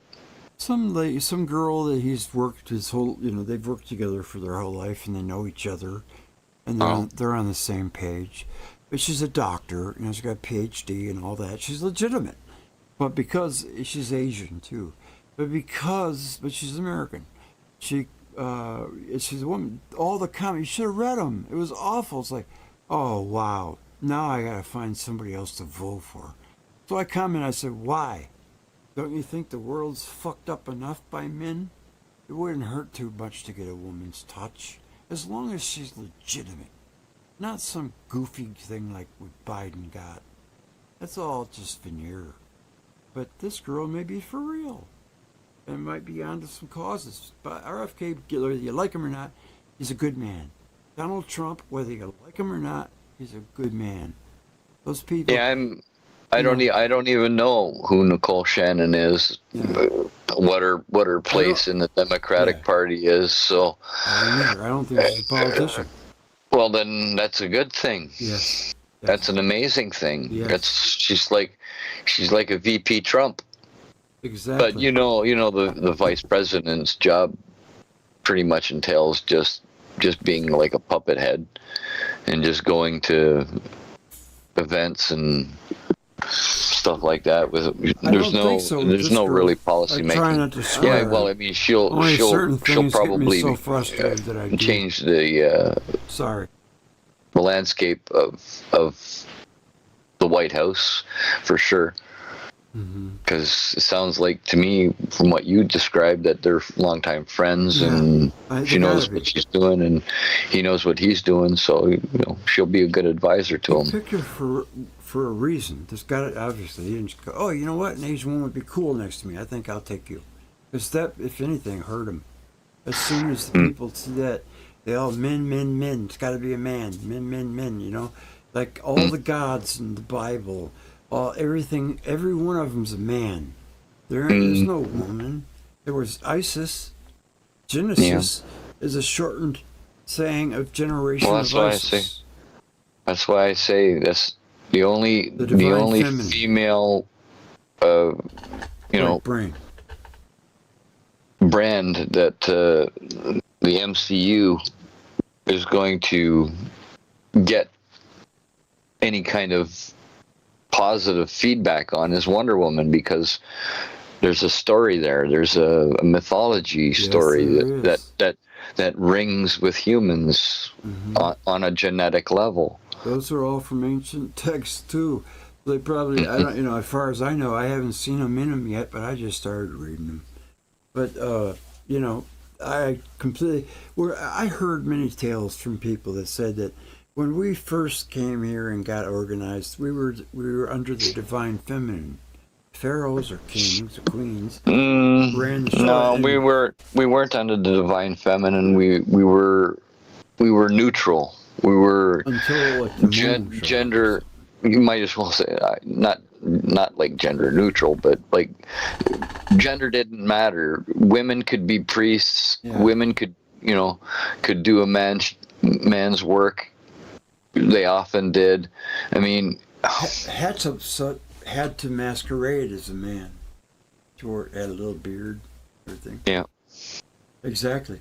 And that's the problem. See, men have that masculine left brain, and they just want to conquer, divide and conquer. Well, so the world could use some more right brain in it. It's what we saw in the sky, and we emulated it. Yeah.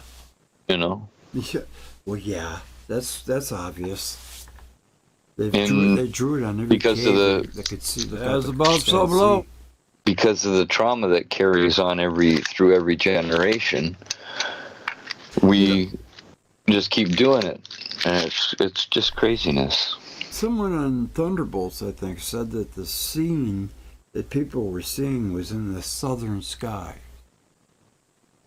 Is that from the mural from the northern? Probably. Well, you got to remember the Earth is flipped, right? Yeah. So the north was the south. Yeah. And the south was the north. So you're saying that the North Pole today was not the North Pole when Saturn showed up, or when Earth and or Saturn and Sun had a conjunction. When Saturn was in control of the Earth, I think Antarctica was the North Pole. The poles were opposite. At some point, when one of the large bodies came close to us, possibly Jupiter, that's when a flip happened. Okay, that must have been. That's when. That couldn't have been when the mammoths ended up 1,000 miles away with flowers in their gut, right? Or still in their mouth. Well, it probably resulted in the sloshing of the earth, sloshing of the waters, probably 12,000 years ago, 12,900 years ago, 13,000 years ago. Some immense force threw them up there. Well, yeah, there's whale bones in northern Ontario. And in Michigan. There's no ocean anywhere near northern Ontario other than James Bay and Hudson's Bay, a little further north. According to Velikovsky, there isn't a dry land spot on Earth, including K2, that doesn't have sea fossils of some kind in it. The highest peak on Earth. Yeah. So well, when these electric storms are raging, they're picking up everything off the ground and just throwing it everywhere. Yeah.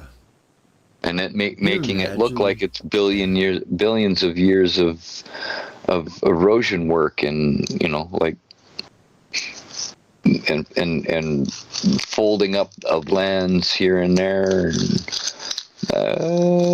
there's no plates that subside.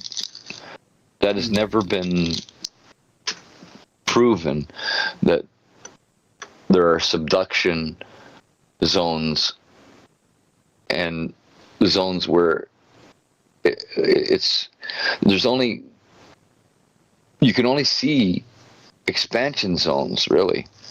You can't really see subduction zones. And what is a to this date, zone? It's where the crust folds underneath crust that's over top. Subduction. SUBDUCTION.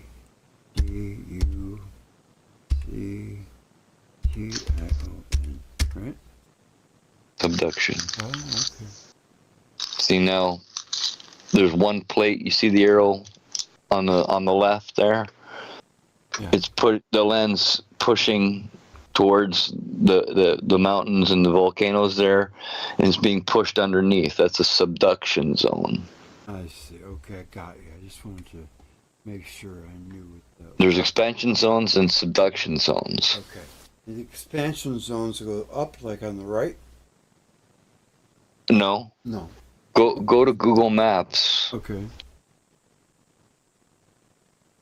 Let's see. That you mean Google Earth? Google Earth, yeah. See, look, I'm hitting that X and Earth or Maps, it doesn't matter. You can. Word there. Okay. Google Earth? Yeah.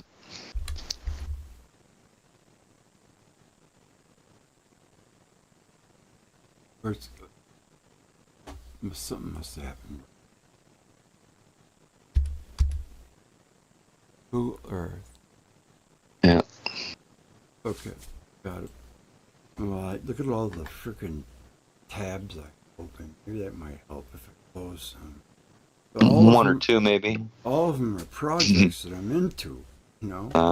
Okay. Researching some things, and I got my music. I can get rid of my music. Oh, yeah, that's good. There you go. I guess it says that it's it says inactive tab 143. Yeah, it's not using any resources. Okay, that's good. All right, so Google Earth. So where do I search? The oceans. Just bring up Google Earth, the image of Google Earth. Okay, we'll just say.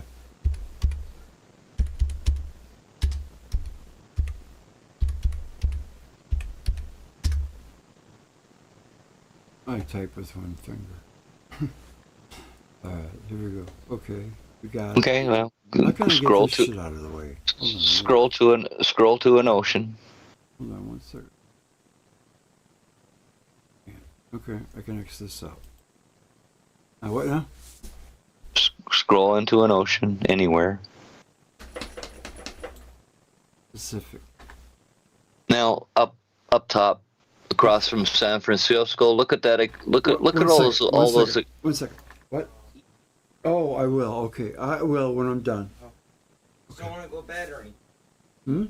No, I won't. Okay, go ahead. Go where now? Scroll in. Look at all those lines. I know. What Those happened? Those are expansion cracks Really? from when the Earth expanded. You mean these cracks like this one? 12,000 years ago, 12,900 years ago, the Earth started expanding and hasn't stopped expanding. There's no. No, you're right. There's You're right. no zones that you can see in Google Maps that would show you a subduction zone. Yeah, okay. There's places that might look like it. There's places that might look like a subduction zone. Like go over to California, the coast of California. Most of I California? I like the giant tractor story. They say the whole coast of California is a subduction zone. Oh yes, you know this area right here. Scroll down. That used to be a lake. Scroll down. Now, do you see any Pacific plate going under anywhere? Kind of like it looks maybe something's happening right here. Oh, you mean right here? No, that's the shelf. That's the shelf. That light blue area. Uh-huh. Transitioning to dark blue area. Yeah. That's the continental shelf. Okay. That area was exposed 12,900 years ago before the floods. That was land 12,900 years ago. I see. That's not a subduction anything. That's just solid. That's the continental shelf of North America that goes all the way around North America, by the way, and all the way most land bodies on the world have a continental shelf around them. No subduction zones, folks. It's only expansion joints that we see. Uh-huh. In the Marianas Trench, they found a trench all as long as the trench of where land is just bubbling up from the underneath the water. What did they find? Land is bubbling up like lava. Yeah. Coming, land. LAND. It's just coming up and it's pushing out constantly. Earth's growing. It's I'll show you the expanding. video. I'll show you the video. It tells it better than I can. I've seen it 100 times. Marianas Trench, at one time it was discovered to be the deepest place on Earth. However, I think they found.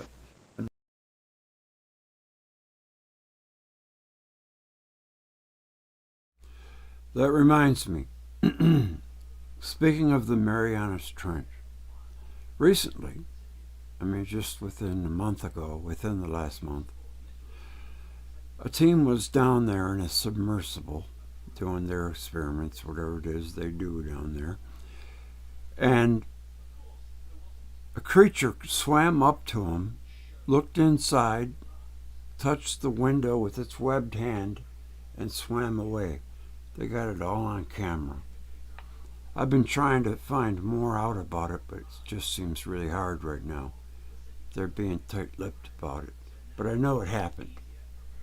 So it's something to look forward to, figuring out what they might have run into. There are forms of life down there. We have no idea. That's all.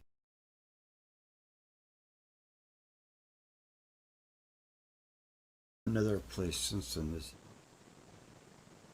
but there's all kinds of theories. We don't, the oceans, it could be alien bases and shit. I know the Russian divers, right? some kind of life form that killed 3 divers. Something happened. But anyways, I think I got a picture The oceans of it. are I'll look for 20% it. explored or less. We have no idea.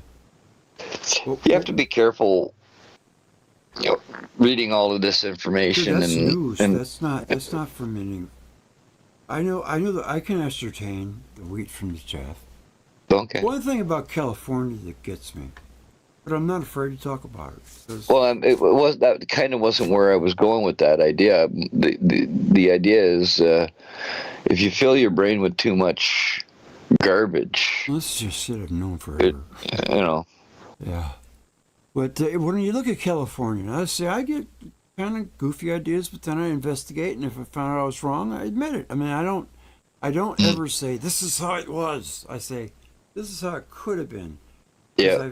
Because I saw it here. But if I'm not forming a hypothesis at all, I just like facts, and where the facts lead me is where I want to go. If the electric universe was disproved in a way that was, gentle to the mind, I would accept it if it was the truth, but it's not.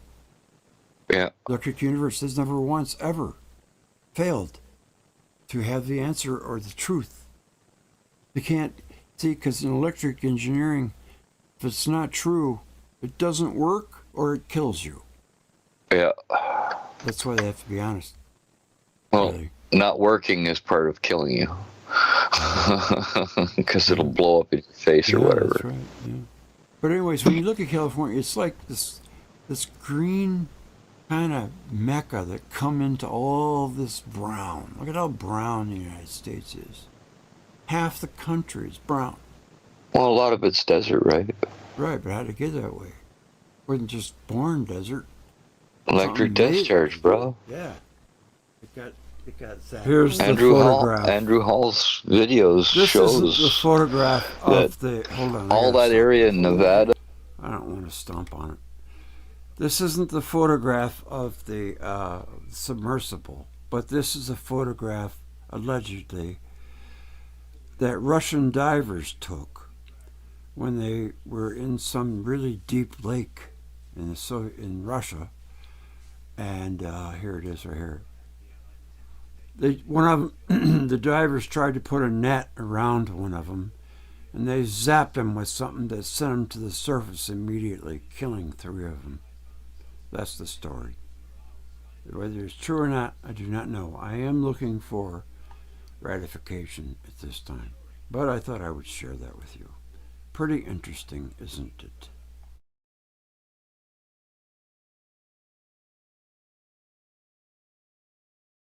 The videos are great. They're brilliant. Yeah, all that area in Nevada and Arizona and on the Four Corners area, all of that area was a lot higher. It was it was more dome shaped. The question I have. All of that shit got etched out of there, bro. Well, them rocks are really freaky looking. See They were Sacramento. all sculpted, yeah. See Sacramento down to Birkeland. Uh-huh. Right, Where's all that Brooklyn? down at the bottom, down by Los Angeles. Okay. Right, all of that area. That was a major tornado, like supersonic winds, and just carving that right out, dude. Like, man, can you imagine what it would be like to live there and just be right on the Pacific? Supersonic winds and supersonic like updrafts and downdrafts, just carving the ground, man. Just picking, like, if you were on the ground, you weren't on the ground.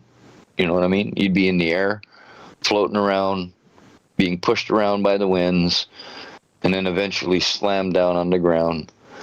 Maybe slamming into particles in the air that are with you and just breaking you apart. And that's why they find mammoth bones in piles. Well, in places. To finish my question, because when you go into California from Nevada, it's almost as though you enter some kind of a different realm. It has different flowers, different trees. It has, all palm trees like in Nevada are transplanted. They didn't grow there. They come from California and Florida. So why isn't any more of America tropical like that, like with palm trees? I think it's possible. They have they have a mountain range. That California could be broken off for another piece of land and adhered No. Your sound just went way down, Greg. Oh no! Don't tell me. Something happened. Am I back? Yeah, you're back now. Oh. No, actually, you're kind of low still. Has that been going on? No, it just happened. I don't know. Something. There you go. You're back again. Something freaky's going on, Rick. I don't know. I can't find. I've changed the mic, new cord, all that. That buzz was just maddening. I think I got rid of that. No, hopefully. I didn't get it. Yeah, that was just overmodulation, bro. All right, well, that's all gone too. So I had to I had to take my beatings as I went, but I think I might have something that's good. So when you said it dropped out, what were you doing what were you doing just before I said that your voice went down? Were you clicking on something in the computer? I sat back.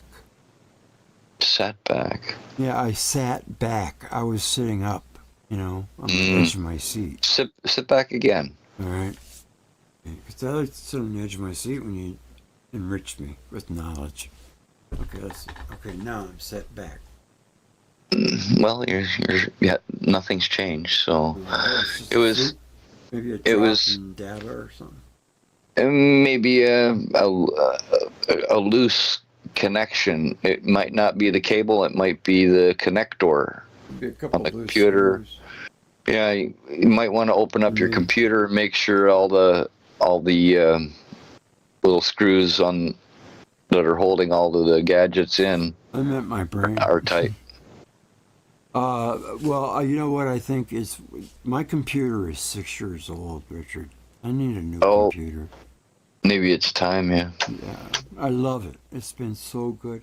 It's been on What does a new computer cost down in the States? Probably like $600 for a fairly decent one.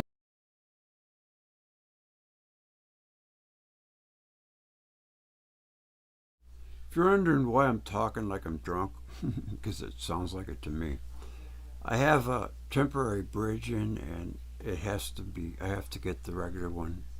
So it's kind of hard to talk with it, and I hate it. Ted tells me you can get a really good computer on eBay for $350. I'm going to have to break down. Well, I'm not sure I'd buy one on eBay, Greg, but Well, they're guaranteed. He's bought in a couple. He said they're great. Yeah. They're laptops, I think. No, they're desktops. Is it? Yeah, they got laptops too. And, I'm thinking, because, I'm building a new kind of studio down in my bay. I got this really little room. It's perfect for like a studio for the show. I'm thinking of changing my MO and going on camera, because I'm kind of always in the background. People can't see me. In the long run, that might hurt ratings. So I want to try. Nah, man, and people would love to see your face. Yeah, and I'm not see your expressions and shit. Yes, I'm not hiding from anybody. I've just never really been interested in being in the foreground. I just like to be in the background, But I can handle that. So that when we talk, I'll have a little studio. There'll be a little scene in the back. My guitars will be there. My amp will be there. Anything I want, I busted JFK, stuff like that. I think it add a little personality to things. Anyways, that's my plan. I'm hoping to be done around the middle of April. But I got to get either a laptop or a desktop. Which one do you suggest? I would go with a desktop. Desktop. Mm-hmm. Yeah, more flexibility with a desktop. Okay.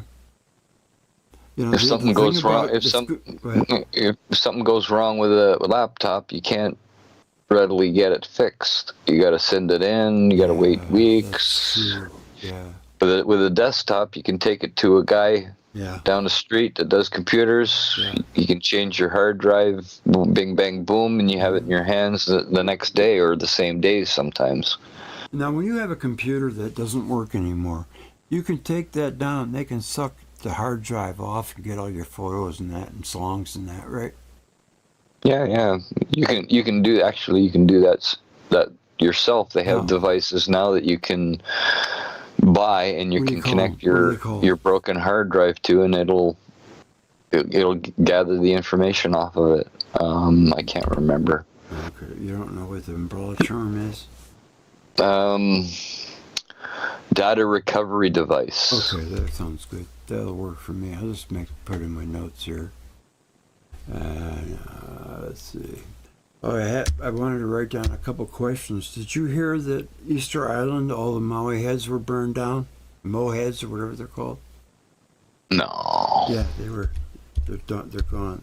All lines to get there have been cut off. Only the population, and all of them burned down. Some chemical was put on them, or something, that burned solid stone to the ground.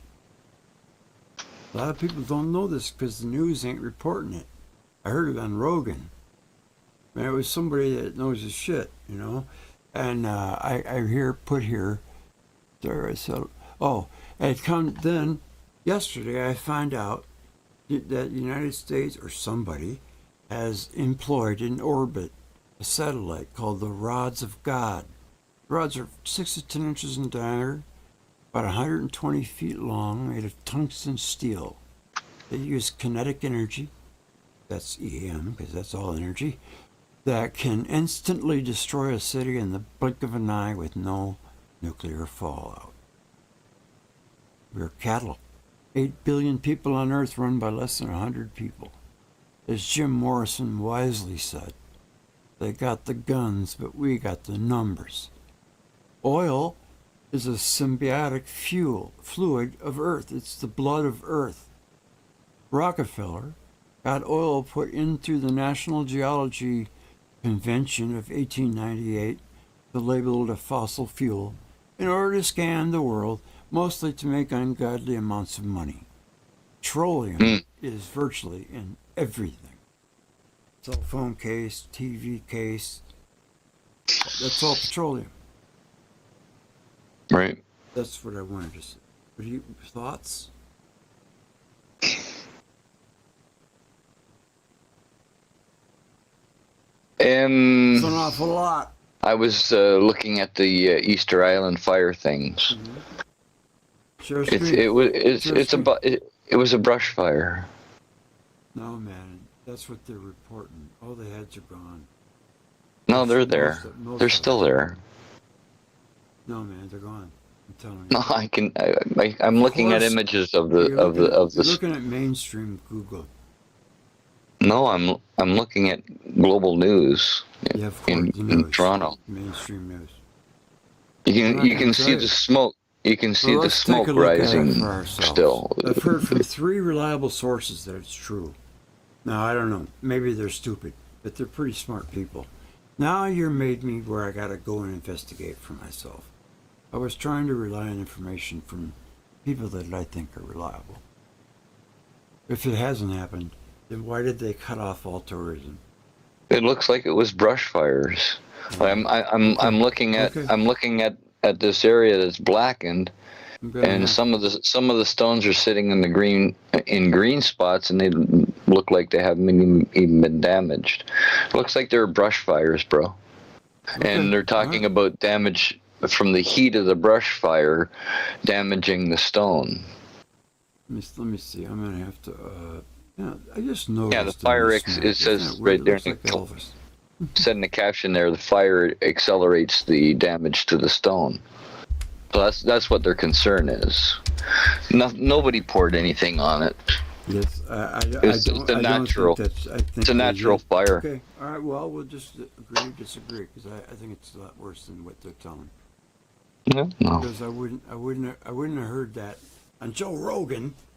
I mean, did Joe Rogan fall for it too? I mean, he's got investigators and shit.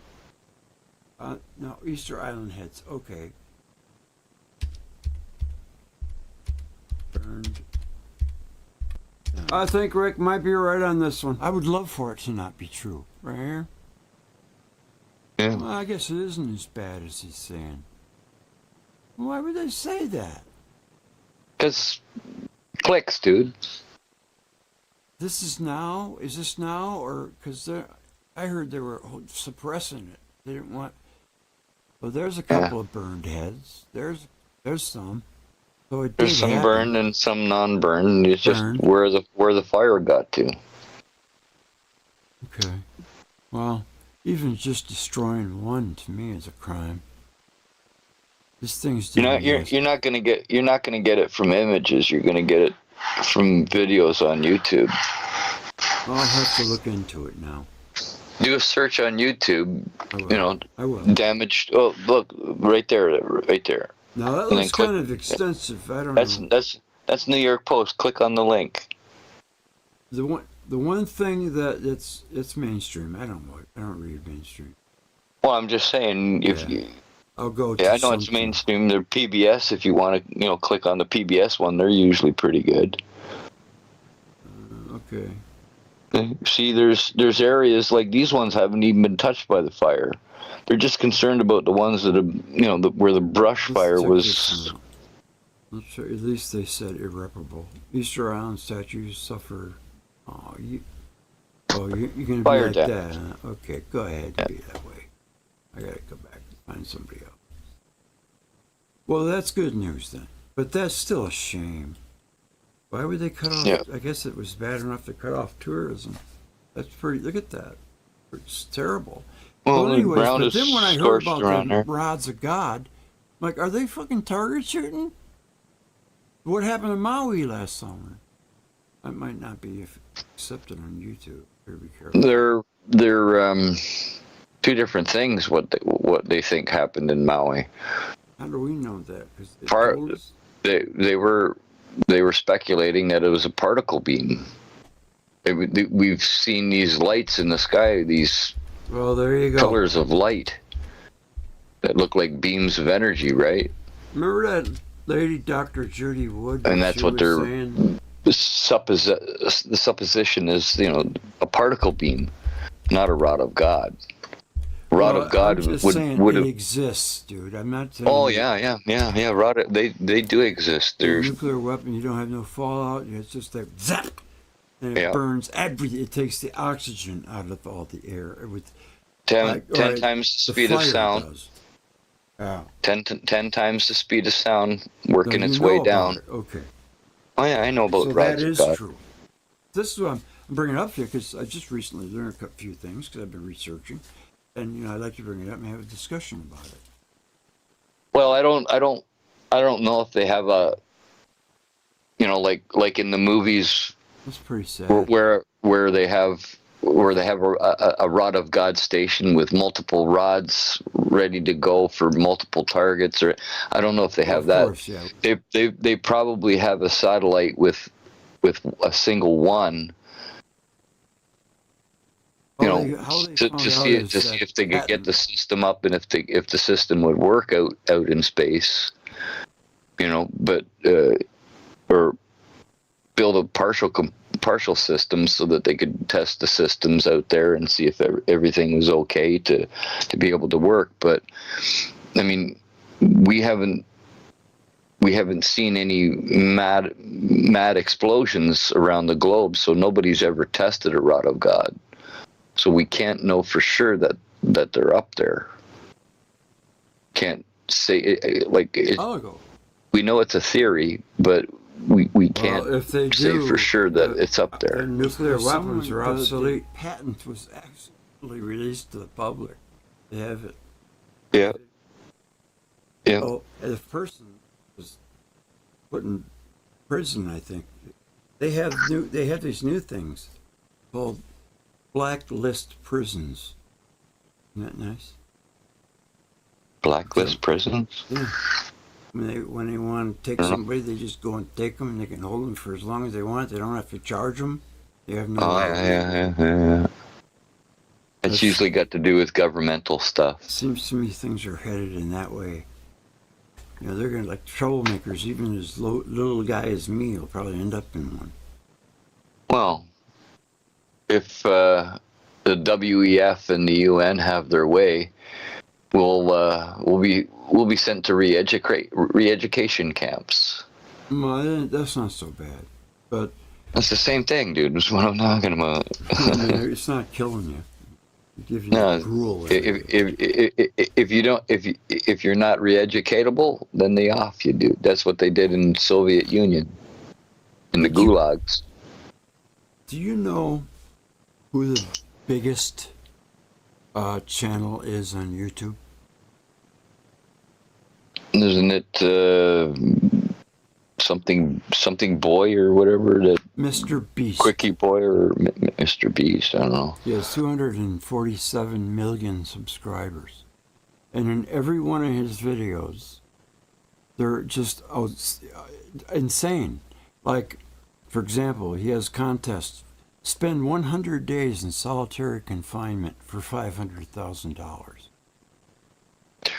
Protect this Ferrari from 10,000 rounds of ammunition fired from a SEAL team. You can spend as much money as you want, put anything in front of it that you want, and if it's still there after they're done, you get to keep it. It's crazy. It's insanity. Yeah. How about and be people buried eat it up. alive for 50 hours for $1 million? Crazy. I know. Look him up. It's kind of nuts, man. 247 million subscribers. The guy's a billionaire, by the way. Yeah. You know, Well, like what was that show they used to have on TV, The Hunger Games, or where they'd make people like eat worms and shit. Good movie. Oh, you're low. You went low again. You just did something. No, I'm sitting still. Well, there you go. You just came back up again. That's something's going on. Yeah, you got a little bit low and high going there.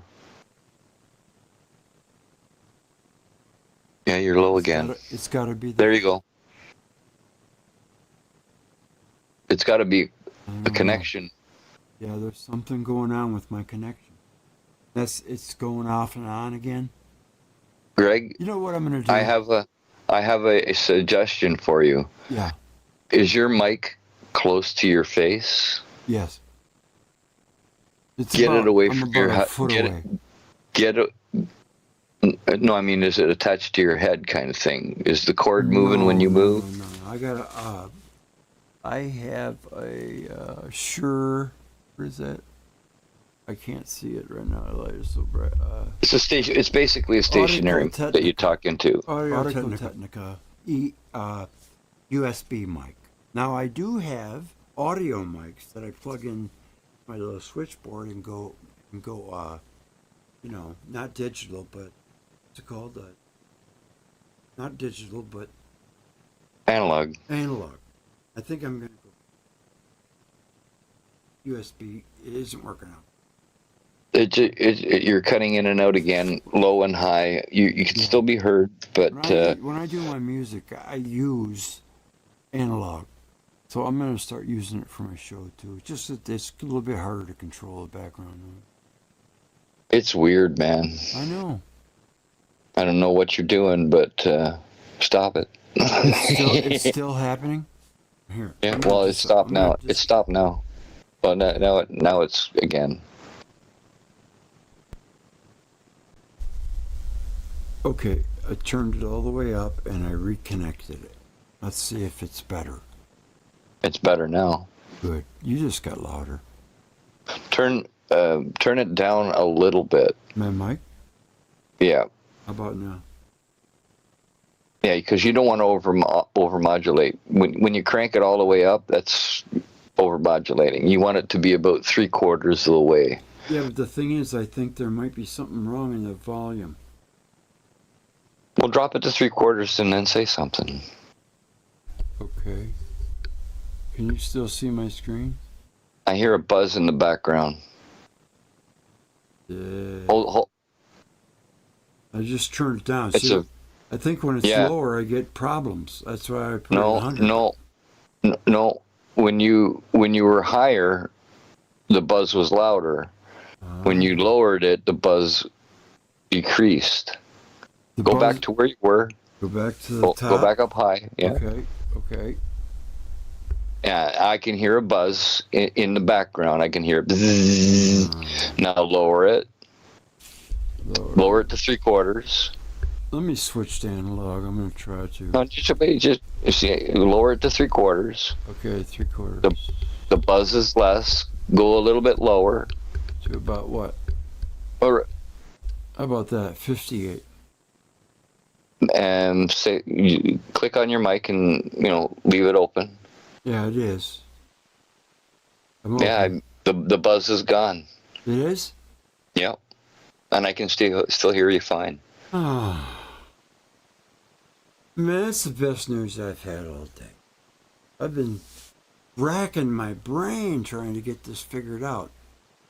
It's an overmodulation issue, bro. And I guess so. it's about overmodulation, and sometimes microphones are so sensitive that if you're in an enclosed area, you get this buzz. Yeah. When they're maxed out.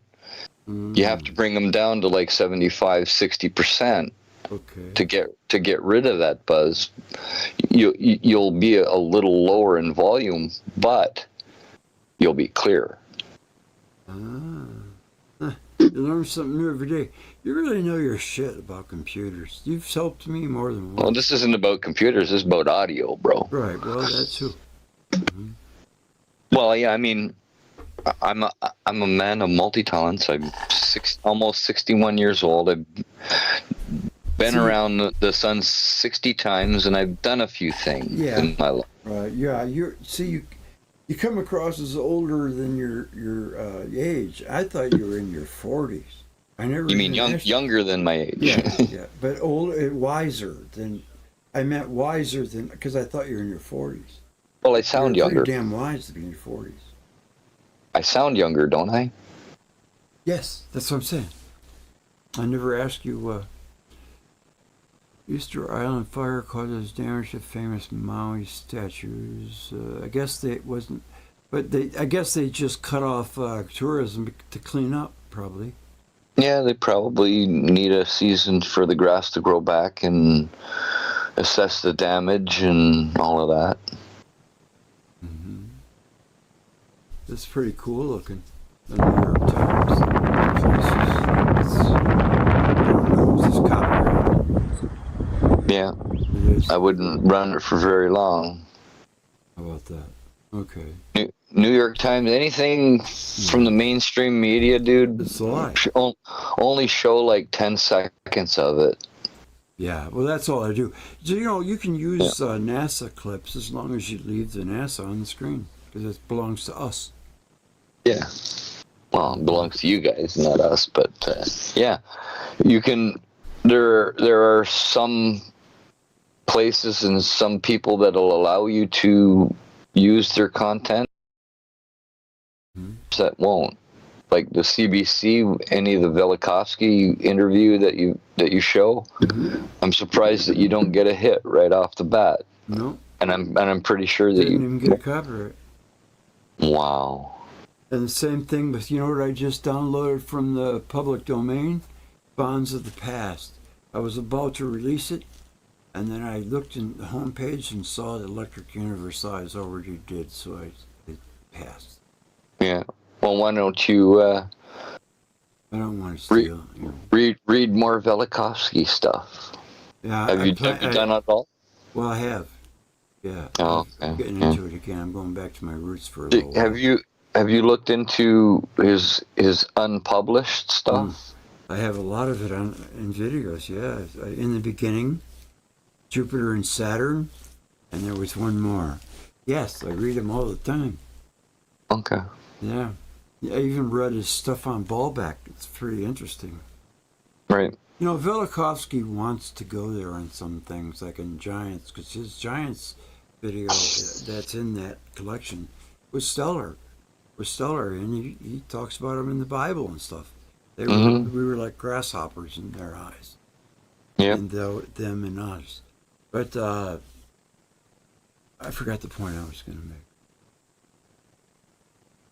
I don't know. But anyways, Sometimes it'd be like that. it's been a nice talk. You gotta go? Okay. I'm getting kind of tired. So It's been a lot better than nice. I've thoroughly enjoyed this. It was kind of Yeah. intimate. It was cool. It's just you and me. yeah. We went through a lot of shit. I'm gonna catalog all of it. Sandy. At times, and I get to work on it. This was for my beloved patrons, but it'll eventually make it to The tube. the tube. Yeah. I need a new business plan.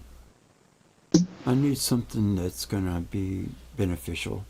Quit screwing around. Up until now, I've had everything for free, because I rely on people's good hearts, and there are a few people that do. But it's, I like, for example, if I just monetized and forgot about donations, I could make about $200 a month, which is significant for me. I need that little push to get over the top, Like Right. the last week of the month, it's really hard. Well, Last month of the week. You can't have Patreons and monetize at the same time? Yes, a lot of people Oh. do. I just didn't. I thought it was double dipping. I felt kind of bad about it. No, But it's money from YouTube that should be coming to you, dude. I guess I'm going to break down and monetize that. The commercials. One thing, I have ad blockers, so it doesn't bother me. A lot of people, they seem to not know about it, and they complain, man, you have a commercial every 5 minutes. And the one time YouTube did for a minute not allow me to have it. So you have to turn it off before you can watch any videos. That must have been taken to court for it, though, because not only a week later, it was gone. I hope it stays gone. Maybe does your ad blocker update itself? Yes, I've got ad blocker and ad block plus. So if they update themselves, maybe they've built a work around it. That's possible too. I would think that would be unconstitutional. Force someone to take something. No. I heard a story about a flat earther who had this little, whatever you want to call it, his little subordinate. And he made a video, he wanted to put it out in his name. And he wouldn't. He put a freaking gun to his head and forced him to. Psycho. Okay. Psycho. The psycho That's stupid. The psycho cop who emptied 3 magazines of gunfire into his own squad car with a man sitting in the back because an acorn fell off a tree and hit the sidewalk, and he thought it was a gunshot. You ought to see the video. Actually, it didn't hit the sidewalk. It hit the car. It hit the car. He thought And it made a loud noise. The guy had to play dead. He was okay, but man, can you imagine? Those are police officers. That's how. Look at that. There's a man in the middle. Oh, it was said that he had PTSD. He was an ex-army guy from Afghanistan, and he had PTSD. Well, what the fuck is he doing with they always have an excuse. PTSD and patrolling the streets, man? See him go well. Yeah. What now? The cat's complaining to me. What now? What did you say? I missed that. Can you hear it? Can you hear me? Yeah. I can hear her mouthing No, I off. meant, what did you say? I missed it. Oh, I'm back. it must not have been important. Okay. Can't remember. My friend Gary used to say, when I said I forgot what I was going to say, he used to say, "I must have been a lie." Yeah. Yeah, shut up, man. I try not to lie, so. No, it's no good. It's no good. You get caught and it's just bad. When I was a kid, I'd fib and stuff, but I wouldn't lie to my parents. Maybe I did a few times, but nothing major. Yeah. I was too afraid. But my dad only spanked me maybe 2 or 3 times that I can remember. I stole my brother's firecrackers once. 7 years old playing with M80s. Yeah, that's not fun. He spanked me for that. You blow your hand off. I know. Or finger, And anyway. plus my brother was mad that I lit his firecrackers off. Yeah. The Métis were no joke. I don't even know if they make them anymore. Those things were powerful. Oh yeah. That's what I say. It'd blow your fingers off. Blow you up, even blow up underwater. Yeah. Well, listen, my friend, I gotta go. Okay, buddy. Yeah, I've had a Getting great time, man. It's cool. Let's do it again. We'll get together. Sooner or later, all four of us are going to make it. Yeah, for sure. Yeah. All right. All right. Take See care, you. Rick. All right. See you soon, bud. Good night. Well, folks, that was fun. I hope it was okay for you. I guess I still have problems. That's not good news. I'm going to get a new USB cable. Maybe that's the answer. Maybe that was the answer all along, and, of course, like everything, it was the last thing It's probably the freaking cord. Well, at least I know. I'm going to buy a new cord, and I'll be back. Plus, there's some things I want to get off my chest. I was going to make a little video for you. Let me make sure that you're still with me. Yeah.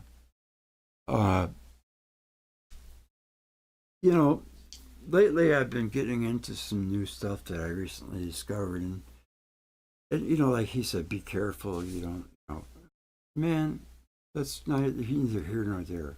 I'm not ignorant. I'm not a moron. I know what if something sounds ridiculous, you have to really find out what the truth is.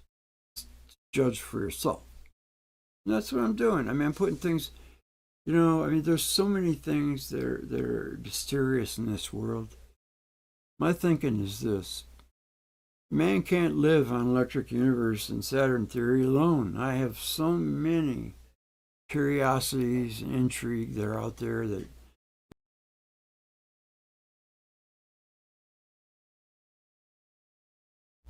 besides, I have this croaky idea that this whole thing with Nibiru is nothing more than Saturn coming into the system. It connects a dot for me. So I'm going to go into it and try to see where I can find that. Something that I heard him say, Billy say, was something I reported 5 years ago. In my video, Cosmology 101, Part 4. That's the Purple Dawn video. Probably my highest rated video. In there is a segment of the Sloan infrared survey that discovered we were in the Sagittarius, the small galaxy, Sagittarius dwarf galaxy, that's kind of snaking around, and it meets right where the sun is. And this is maybe where Saturn came from. I reported that 5, maybe 6 years ago, and now it's just getting in the news again. So I felt pretty vindicated about that. Anyways, just grab me by the boo-boo and say, wow, I want to look into this. I don't care if it's aliens or, creatures under the sea. This is stuff that, if I shut my mind off to it, for number one, I could be the last one to know if it's true. It wouldn't be the first thing that I thought was ridiculous that turned out true. And not only that, but when I make a video on something that might be a little out there, maybe guys that in the EU and stuff would scratch their head, I can bring in a whole new realm of people, or a group of people, to introduce them to the electric universe. And then when they learn that, that's meat and potatoes. That's the real stuff. And I don't not believe it. I don't, like Newton said, I form no hypothesis. I don't want to, belief is the enemy of knowing. I want to know. I don't want to believe.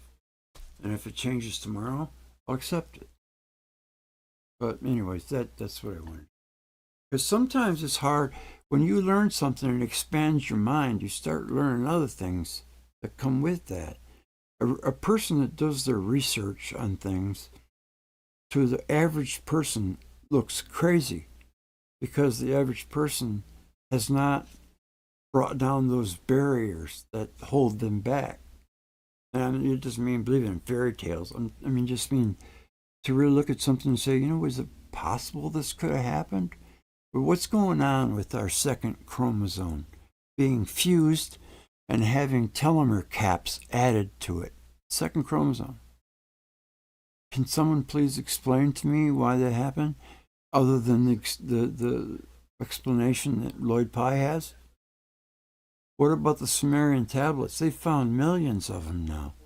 Millions. What about them? They're explaining creation. I mean, everything they say is directly in line with Saturn theory. If you just drop Nibiru and add Saturn, it's the same thing. That kind of gives us, and who's to say that what Earth was the only inhabited planet? Well, it couldn't. We were in our purple dawn age that was coming to an end. You know, like a man with the sun when he showed himself. And then when Earth started going around the sun, it was fortuitously put there. There could have been life there. Most likely was. Life on Ganymede, life on Mars. Who knows what else? And that life had to come to one place to exist, Earth, which could have caused wars, especially if one of those races had high technology, like space flight, like we have now. They wouldn't need a Vimana to get here. They could see Earth, so it wouldn't be that bad. Or maybe they did have Vimanas.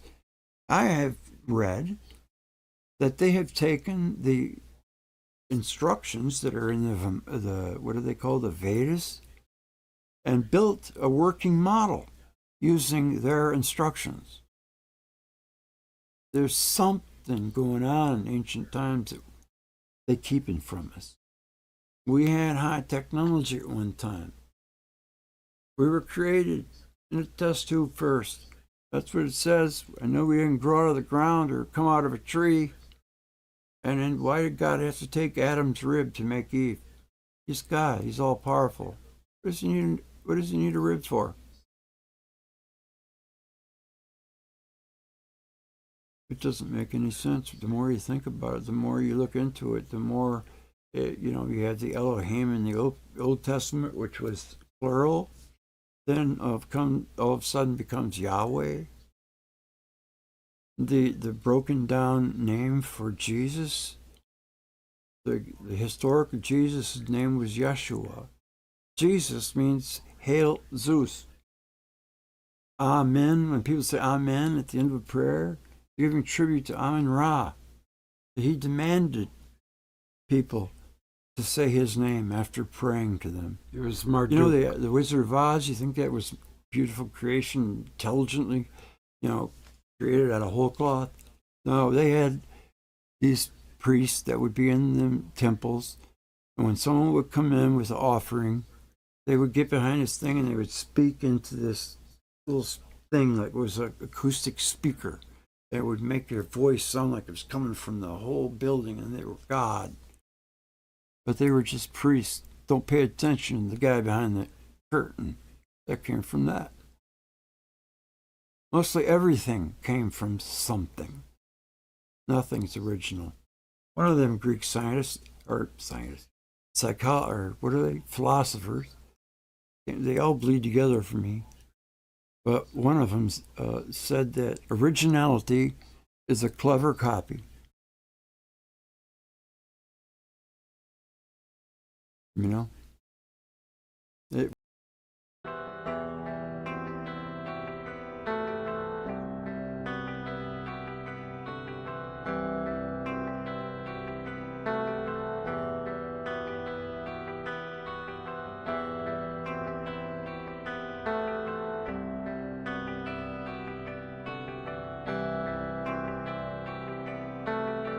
Rama Airlines could be the name given to a powerful fleet of the past, the fleet of a rich prehistoric empire ruling over northern India, known as Rama's Empire.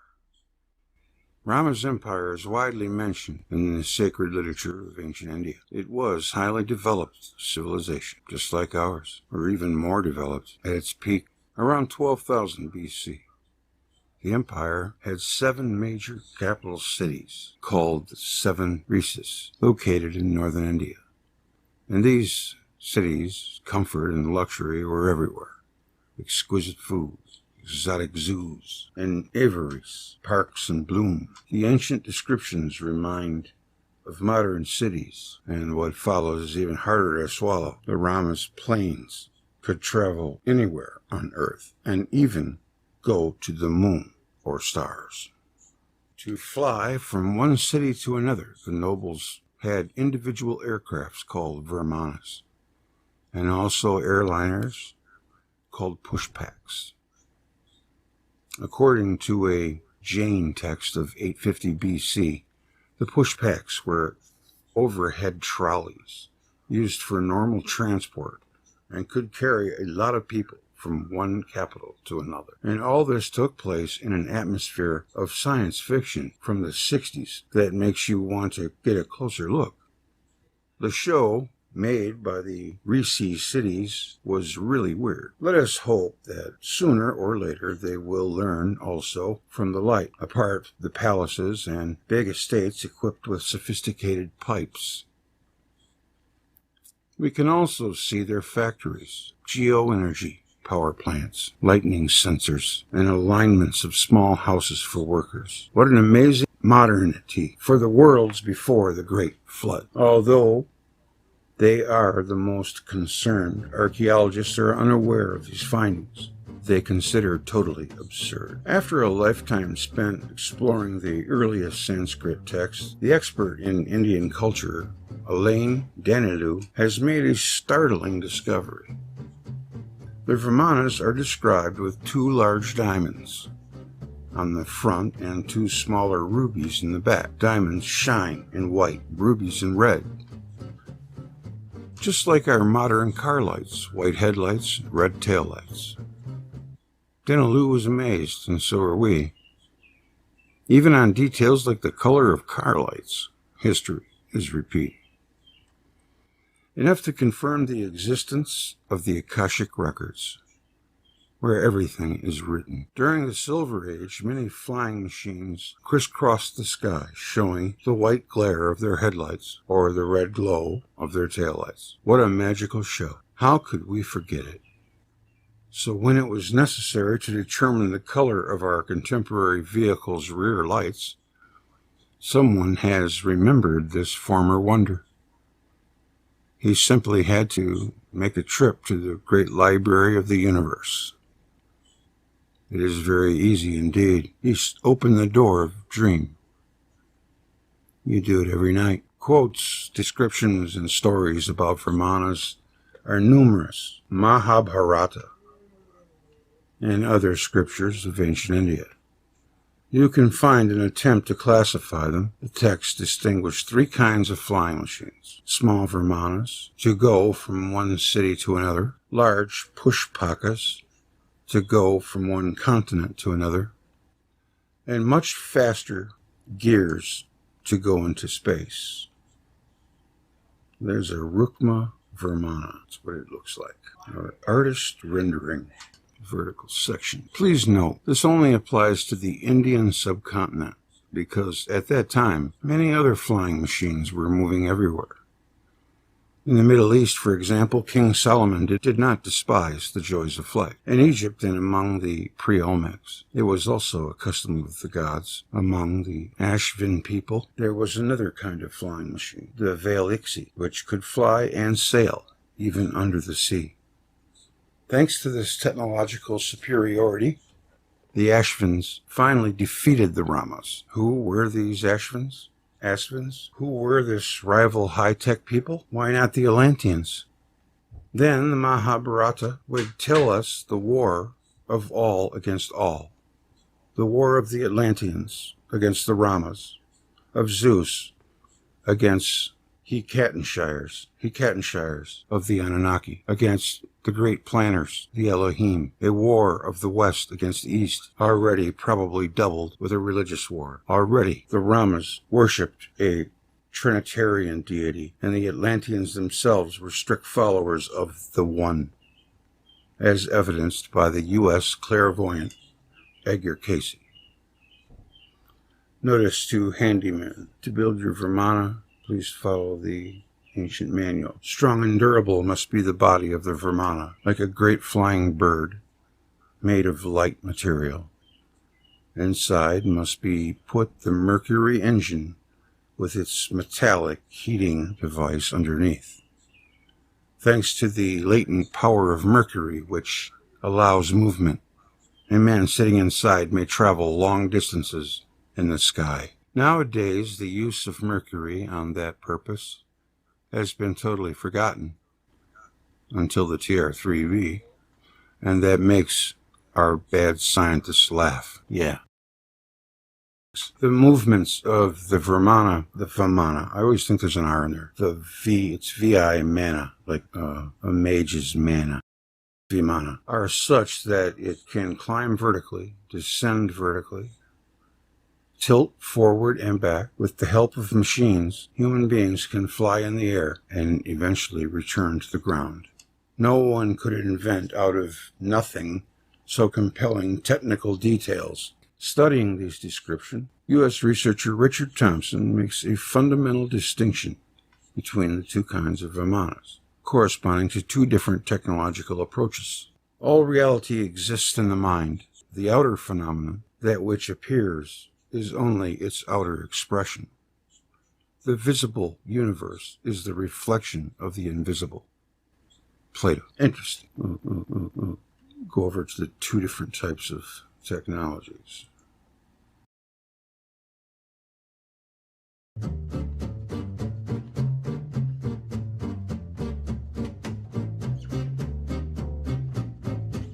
Vimanas are flying machines which are often mentioned in the sacred texts of ancient India.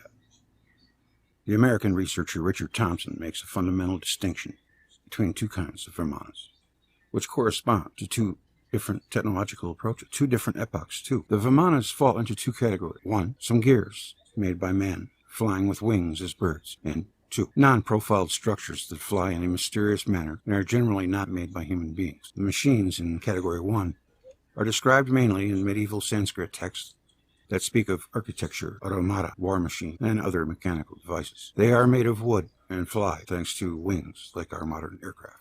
Although these ancient vehicles are also called Vimanas, most Vimanas does not resemble planes at all. Those in category 2 date back to ancient time. Mentioned in ancient Sanskrit literature, they have much in common with UFOs, and the pilot who flew them had the same powers as the pilots of UFOs. The flying machine of Salva, a former Indian king, is an interesting example of Vimana. He had acquired it by Maya Devana, coming from a planetary system called Taltal, T-A-L-T-A-L. The Hyperborean physician Barris was said to have a flying arrow. The Mahabharata gives us the following of this story through the mouth of its hero, Krishna. The cruel Sava arrived on the flying chariot, Subha, that could go anywhere, up which he killed many young Vrishni and devastated fiercely all city parks. I guess he just liked to climb in and put on his goggles and is probably, maybe dual 50 cals or something, or maybe even laser beams. And just like the guy on that movie, Full Metal Jacket, he's shooting the Vietnamese on the helicopter. He says, if they run, they're VC. If they don't run, they're well-trained VC. Just a crazy person. Up which he killed many young Vrishni. His Saba hung in the sky with a good head start. He'd throw rockets, missiles, sabers, swords, battle axes, spears, with 3 blades, flamethrowers, continuously. This guy seemed to have 100 suns, 100 moons, and 100 myriads of stars. There was no more day, no more night, and compass did not work anymore. The aircraft of Salva was very mysterious, said Krishna. It was so extraordinary that sometimes it seemed to multiply in all parts of the sky, and other times it was nowhere. A kind of MHD, an interplan. The aircraft was sometimes visible and sometimes invisible, and the warriors of the Yadu dynasty were taken aback at the performance of this unit. Sometimes they saw the plane on the ground, sometimes in the sky, sometimes placed on top of a hill, and sometimes floating on the water. The wonderful plane was flying in the sky like fireworks. It could not stand still for any moment. Those who have seen UFOs describe them the same way. What an amazing consistency. It's probably the giant survivors, right?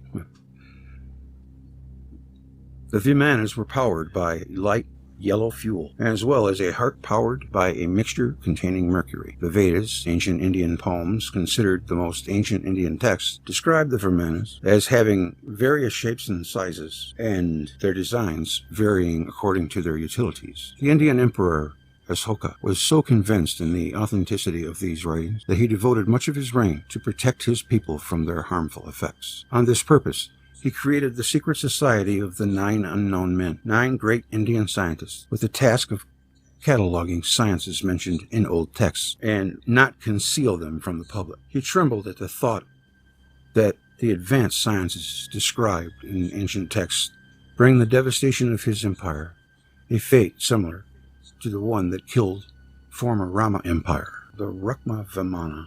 To conceal these ancient sciences to the public, it is feared that the 9 unknown have destroyed many texts considered too dangerous. Maybe they have done well, since at every age people do love playing with fire. Formerly, until the 7th century BC, in Babylon, there were also airplanes. The privilege of using a flying machine is great. The knowledge of flight is among the most ancient of our inheritances. A gift from what is higher. From whom? Atlantean astronauts? Gods of Sumer? Scholars of Tiwanaku? The manuscript does not say. It only adds, we got it from them in order to save many lives. Would the Tower of Babel be a control tower? Edward Casey saw that the Atlanteans had air traffic controllers, thus control towers. Why not also in Babel? I thought of something that, I forgot. Doggone it. It'll come back to me. The history of ancient aircrafts. The secret history of ancient aircrafts. Ignorance is not the lack of knowledge, but the lack of self-knowledge. Without self-knowledge, there is no intelligence. Jiddu Krishnamurti. We're off to Secret History of Ancient Aircrafts. We're going to follow this to the end. Secret History of Ancient Aircraft. My beloved flying carpet. From the flying carpets of the Arabian Nights to the ardent wheels of the prophet Ezekiel, our past loves, air travel. There are countless myths and legends featuring flying men, jinns, brooms, carts, and carpets. All stories usually relegated to the Department of Nonsense. They want us to believe that all our ancestors, whatever their origin, spent their time telling lies just to mislead us. Moreover, they all tell the same lies. What nerve? Either historians are pendants, or they are pulling our legs, or both. Cover them with shame. Ancient flying machines are a reality. We all know, except historians.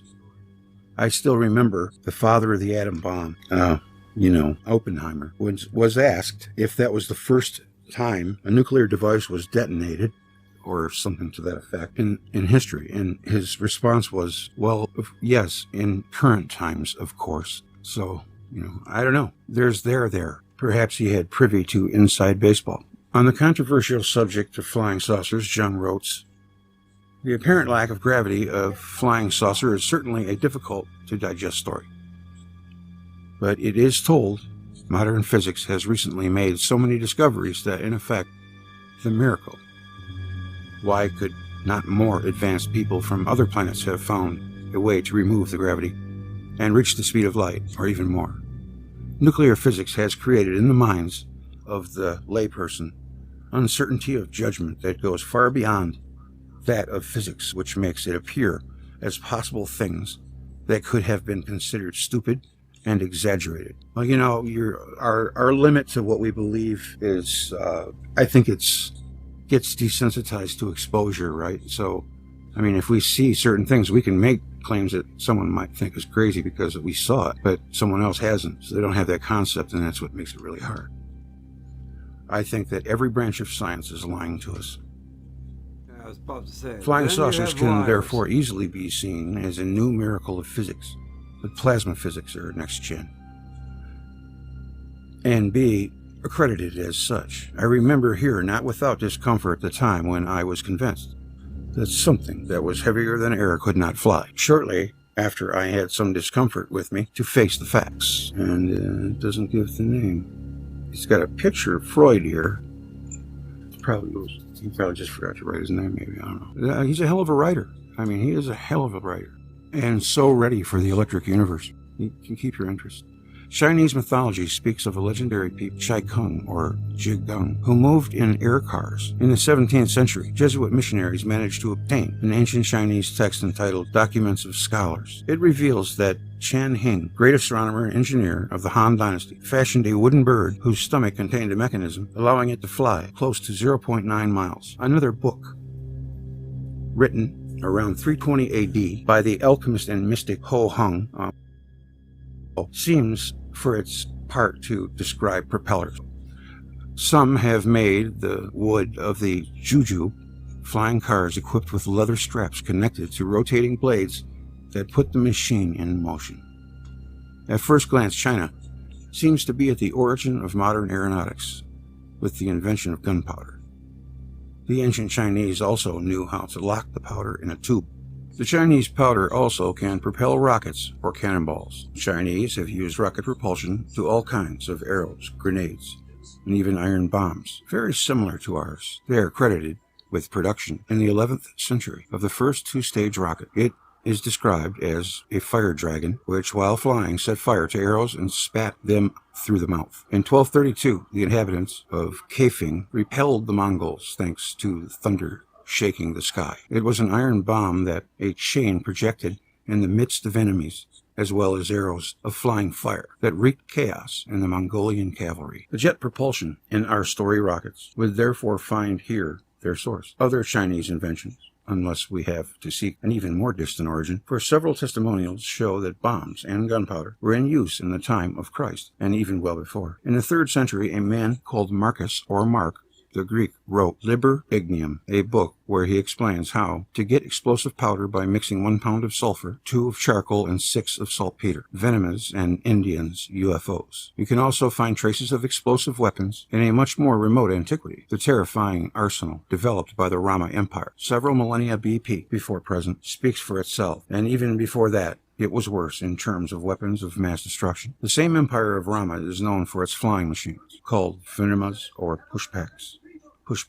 whose descriptive evoke furiously aircrafts and rockets. Some Indian texts, such as the Mahabharata, even describe spherical gears, very similar to UFOs. An abundant literature describes the modes of propulsion and types of engines that equipped these very ancient UFOs. But the ancient flight and aviation were not the monopoly of Asia. We find eloquent traces in America. Peru, lines drawn for thousands of years in the Nazca Plateau, attract the attention of the curious, although very few Western archaeologists are interested. Don't you think that these lines and figures were drawn to be seen from the sky? Should we see signals and guidance for use of space travelers? Anyway, not far away, the mountain has been leveled and flattened to form a long, flat track that evokes an airstrip. From Middle East to China, throughout the route taken by armies of Rama, the conqueror, or the teenager killer, are found curious, truncated mountains that tradition calls Solomon Thrones. Legends claim that this magnificent emperor landed his flying machine on these flattened mountains when he traveled on his land. Guess whom Solomon gets his plane from? Did I write that Jung lived at the birth of flying machines? I was totally wrong. They have existed long before.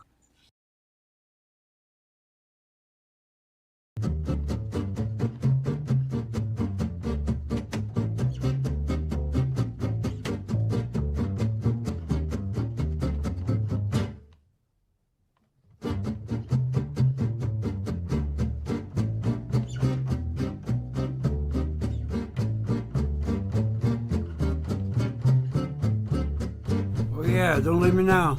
Stick with me. We're going to be looking at Lloyd Pye. I'm going to play a little bit of this Venus thing. Because ultrasound is extremely important. One of the people who realized that was Dr. Royal Rife. In 1931, he invented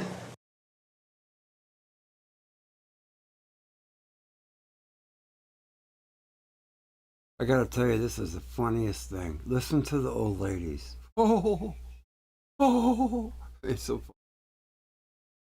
the microscope. And for the first time, someone was able to see live viruses. This is the structure of the viruses. Incidentally, they have a shape of pyramid. Now, of course, the microbes, that includes viruses and bacteria and some bad cells, organisms, they are the base of all our diseases, including cancer. Now, Dr. Rife not only invented the microscope, but also he invented the machine to produce the ultrasound. And then he was checking the effects of different frequencies on viruses. And then he was able to find the frequency that kills viruses.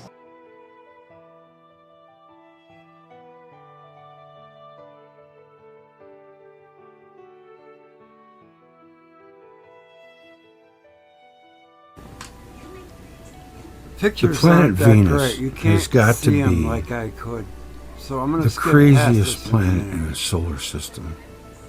In matters of art, like speaking about, like, well, let me just show you. This planet, it's like it's got all these murals all over it that are like scenes from hell. Let me show you what I'm talking about. I don't know if you've noticed the picture of that creature that I have on one of my videos, the cover. That is a picture from Venus, and these are all taken from the surface of Venus. And if you lack any imagination at all, I suppose that you wouldn't see these things. But even just a little bit of imagination, I mean, it doesn't really take much imagination to make out the characters that are painted all over this planet. You know, I just can't help but think, oh man, this isn't a coincidence, you know. I mean, that's the major question. Are we here as a result of a bunch of coincidences? Or are we here for a purpose that has a much more grand ending than just this? I don't know, you know, it seems like that has to be the case. That's like what Fred Hoyle says, you know, when you're really at the end of the cosmology quest. If you really look at it, there's no way that this can all just be an accident. No way. Was this worked out by somebody, or was it, did it just happen by chance? Which is really the same thing as saying, did the universe happen by chance? And I have to say, when I look at it, it doesn't look to me at all like chance.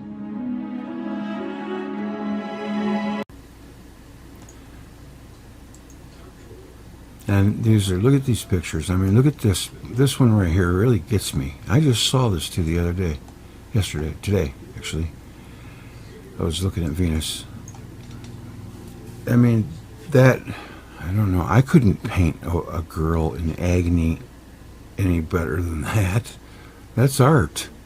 And if you look at all the things that surround her, now my oldest son says that he sees her as like an angel of death with wings. I don't see that. I see right there. a guy's It's like face that all here over the with planet. a big I'm gonna body move and his on. arm coming around her. And she's like, ah, and there's her hand. It's like she's being dragged into a hole. You see that? I just recently noticed this face right here, too. I didn't see that before. I'm just now noticing that for the first time. Yeah, it's Peter Chris. That's even more prominent. I mean, gosh, and this looks like some kind of hideous creature. There's something coming out of a hole right like crazy. It's a pretty crazy planet when you really look at it. There's no way that this planet has a 4 billion year history. It's just a baby planet. There's not even any dirt on this planet. That's how young it is. That's how new it is. I see a face there. I mean, there's a couple, I don't know, something kind of creatures. There's a guy, look at that. He's got a nice beard. To go with that wild harebrained hypothesis, perhaps there's golf on Saturn. It's just endless golf courses and parks. You think it would be possible that fudging the colors of Saturn, it's known as the god of seeds, and in this picture just happened to catch a green look? I just wondered if they replaced that with that sandy, bland color. Isn't beige about the most boring color there is? Saturn is considered the jewel of the solar system. It's not because of its color.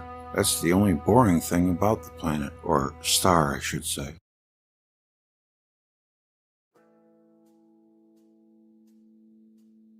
Now this picture right here, there's two of them. There's one with Quetzalcoatl, I think, or of Aztec And then we got this one from the Greeks of the man.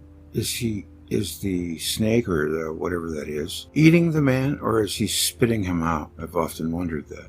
Carl Sagan estimates that super technological starmen with interstellar spaceships may have visited Earth some 5,000 times since life first proliferated on Earth some 500 million years ago. Can you imagine what would happen to Velikovsky if he would have said that?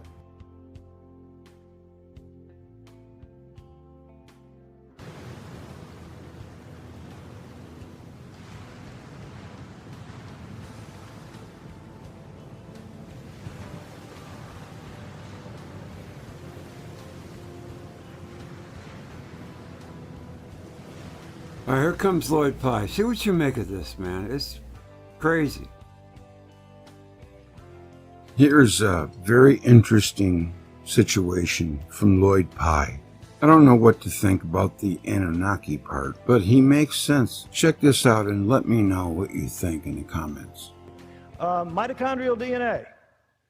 We found out in the in the 70s that if we checked the mitochondrial DNA of our females, we could find out how far the line went back. So they said, okay, great. Let's find out if we broke from the common ancestor at 8 million years ago or 5 million years ago.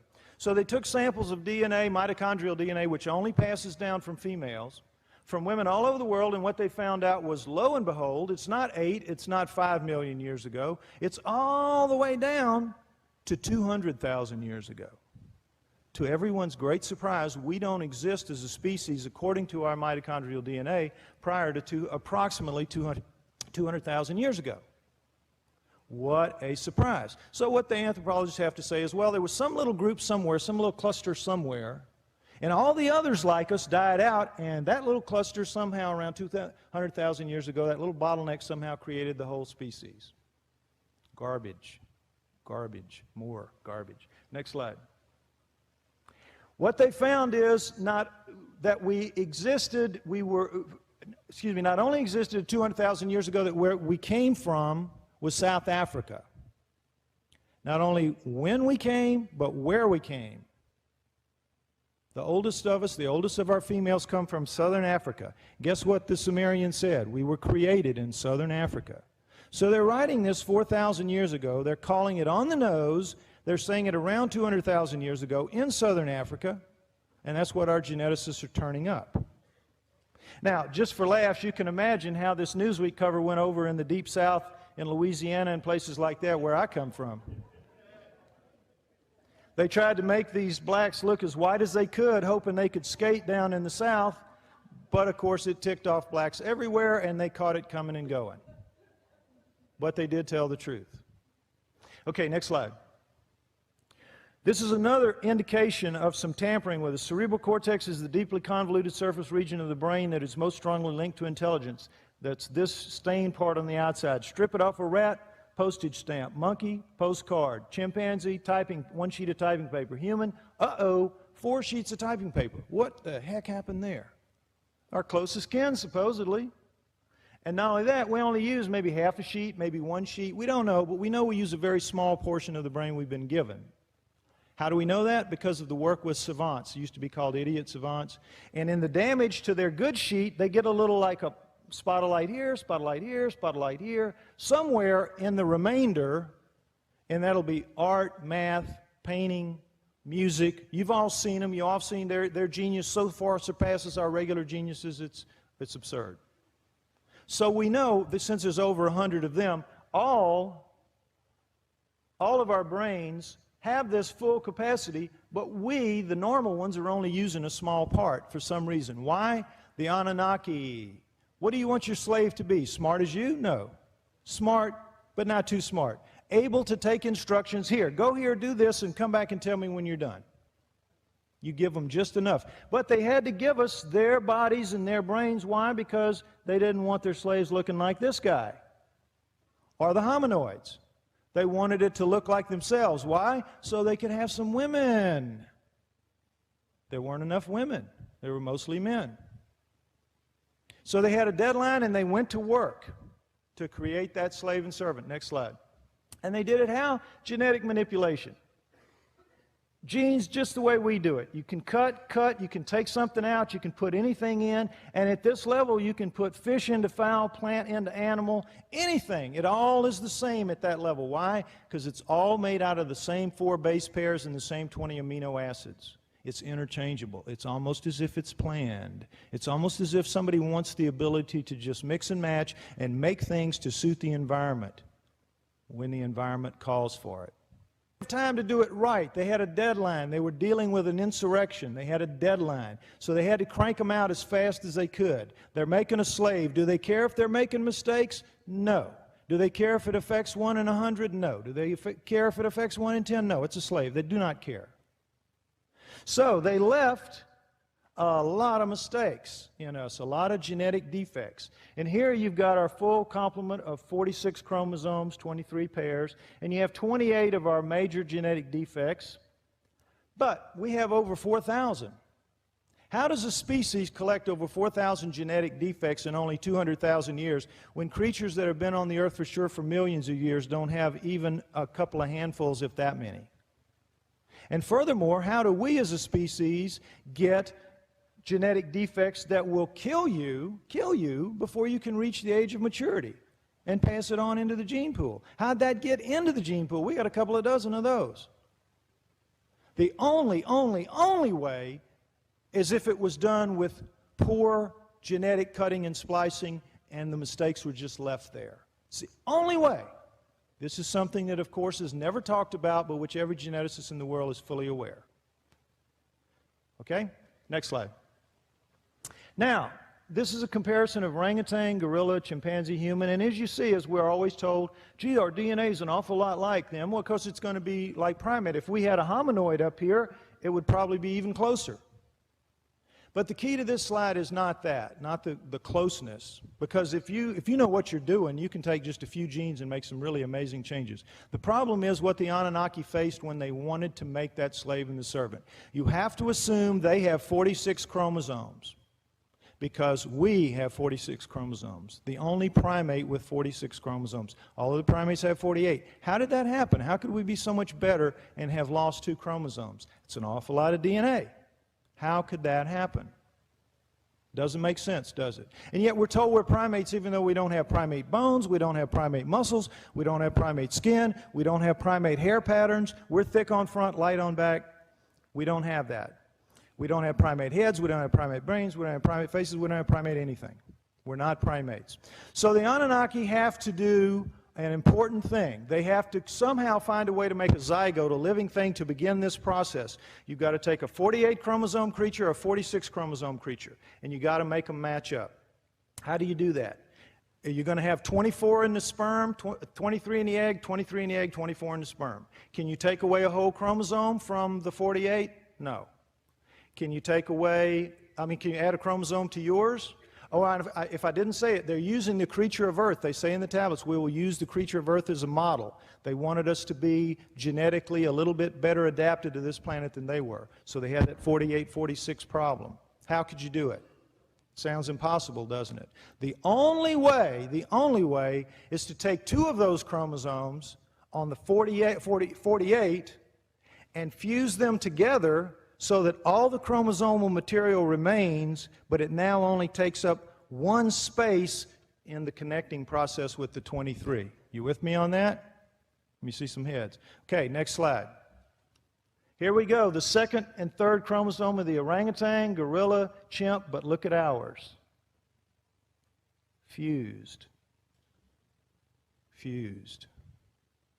And scientists say, well, somehow that happened in nature. Nature did that. BS. Nature couldn't do that.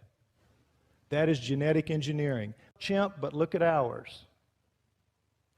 Fused. Fused. And scientists say, well, somehow that happened in nature. Nature did that.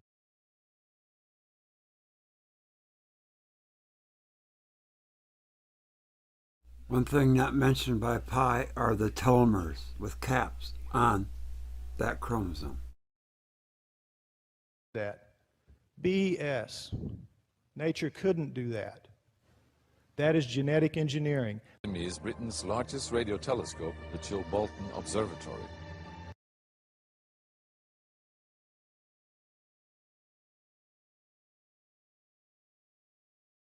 Okay, we're gonna just do a little bit more. We got Adapa coming, and the serpent people, mystical serpent kings, to come. And then before I go, I'll read chapter 2 of the tablets.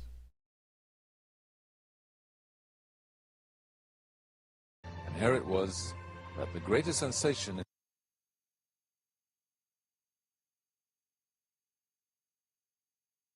the crop circle history was to appear in the fields right in front of the telescope. On the morning of 14th of August 2001, a formation was discovered which was different from any other previously seen. From the ground, it looked like a tangled mess, wisps of crops spread around in no system. However, in the evening, with growing shadows, a picture appeared, unmistakably that of a face.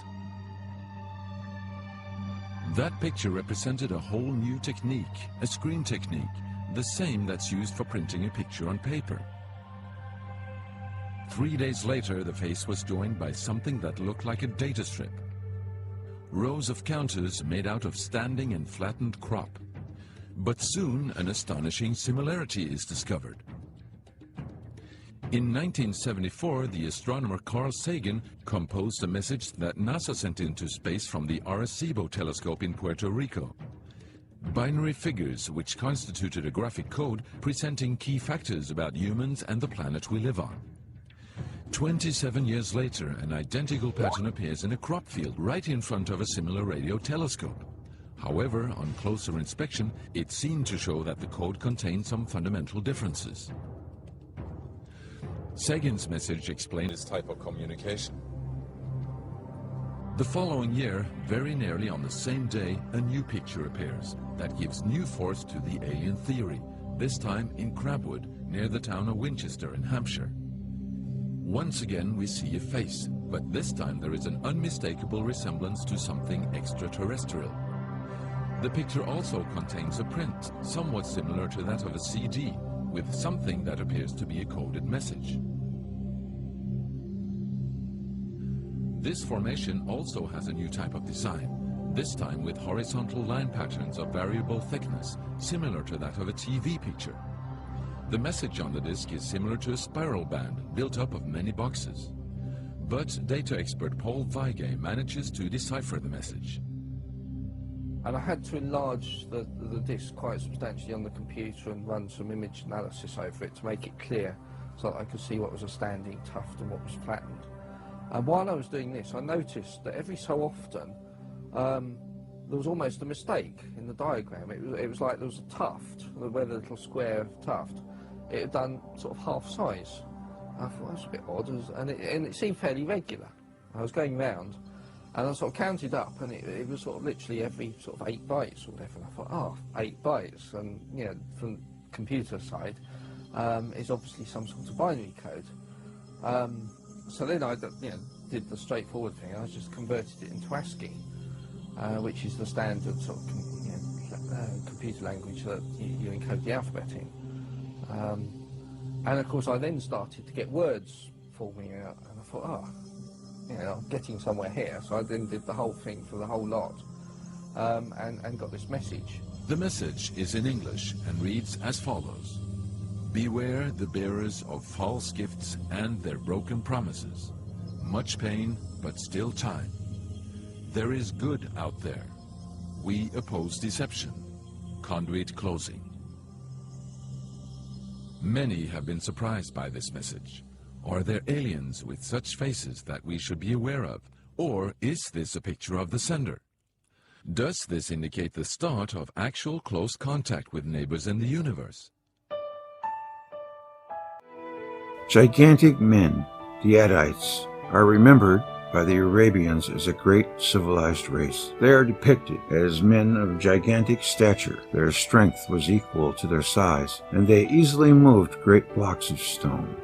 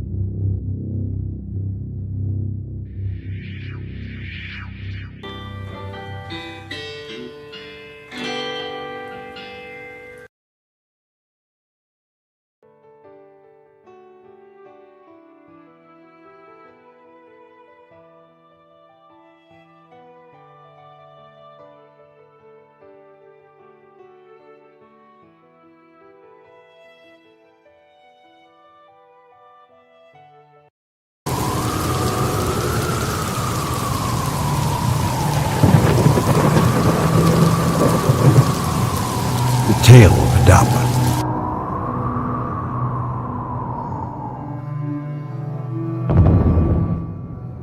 If the Old Testament appears straight out of the ancient texts of Babylon, no Sumerian myth tells of the fall of man as was told in the Bible.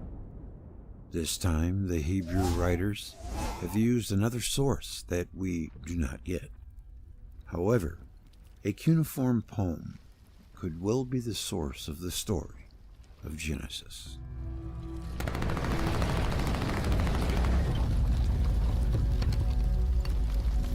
The tale of Adapa was found in two places in the ancient world, El Amarna in Egypt and the archives of the Egyptian kings, and in the encyclopedic library of the Assyrian king Ashur-banirpal. It is assumed that this distant time this tale was known everywhere, just as in the Epic of Gilgamesh. The subject of this story is the quest for divine immortality. As in Gilgamesh, the quest ended in failure. Second, there is great similarities between the two stories. And despite some differences, one may wonder if it is not the same hero. While Gilgamesh is presented as the first king of men, Adapa is a perfect prototype of Homo sapiens, designed and built by Prince Enki in his Abzu. Remember, Enki's Abzu was a secret estate he owned underneath in the hollow earth. With great wisdom, Enki gave him wisdom, but not eternal life. This is the beginning of the tale. Enki's wisdom was elementary caution to avoid possible rival. Yeah, he was saying, I'll give you the smarts, but I'm not going to give you eternal life, because then you could be my rival. Makes sense? Anyhow, Enki uses his smart prototype as a servant. He teaches him to make all kinds of services in the home and in the fields. On this reading, it is troubling that we have imitated this guilty, casually inventing slavery. Moreover, we have not invented. It is God's example.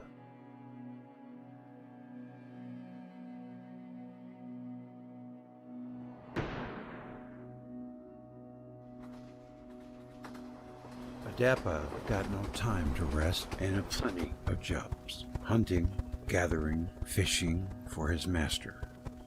Cooking and helping his prince like Friday with his white god Robinson. One day he was fishing. Adapa suddenly saw the south wind that rose and flooded the boat. In the great danger of capsizing, Adapa lost his temper and broke the wing of the south wind. How can the wing of a wind be broken? Everyone knows that the wind does not need wings to fly. Only birds have wings. Birds, insects, angels, and airplanes. The myth of Zu, another Sumerian poem, confirms this track. Zu is struggling with the gods, who send him several weapons to beat him.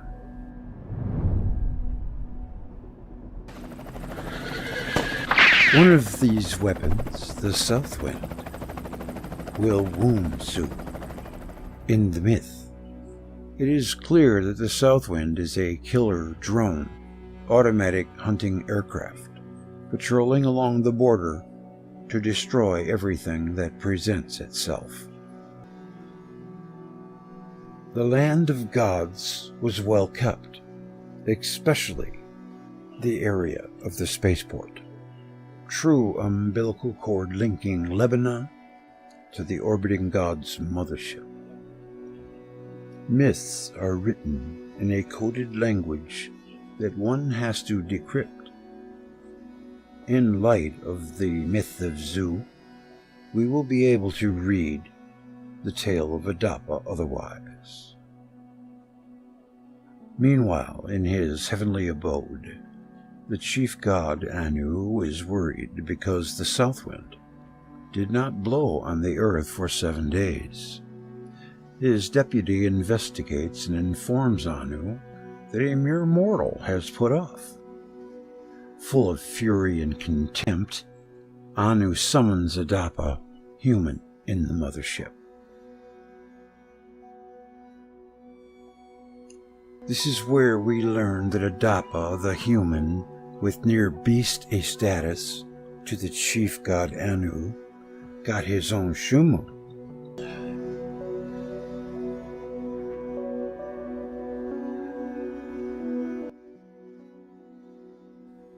A Shumu was a personal space shuttle he piloted perfectly. Gee, this Adapa is not a normal guy. Of course not, since he is a special prototype that Prince Inky has developed for, and the shuttle is included. Adapa also received weapons. Otherwise, how could he broke the wing of the south wind?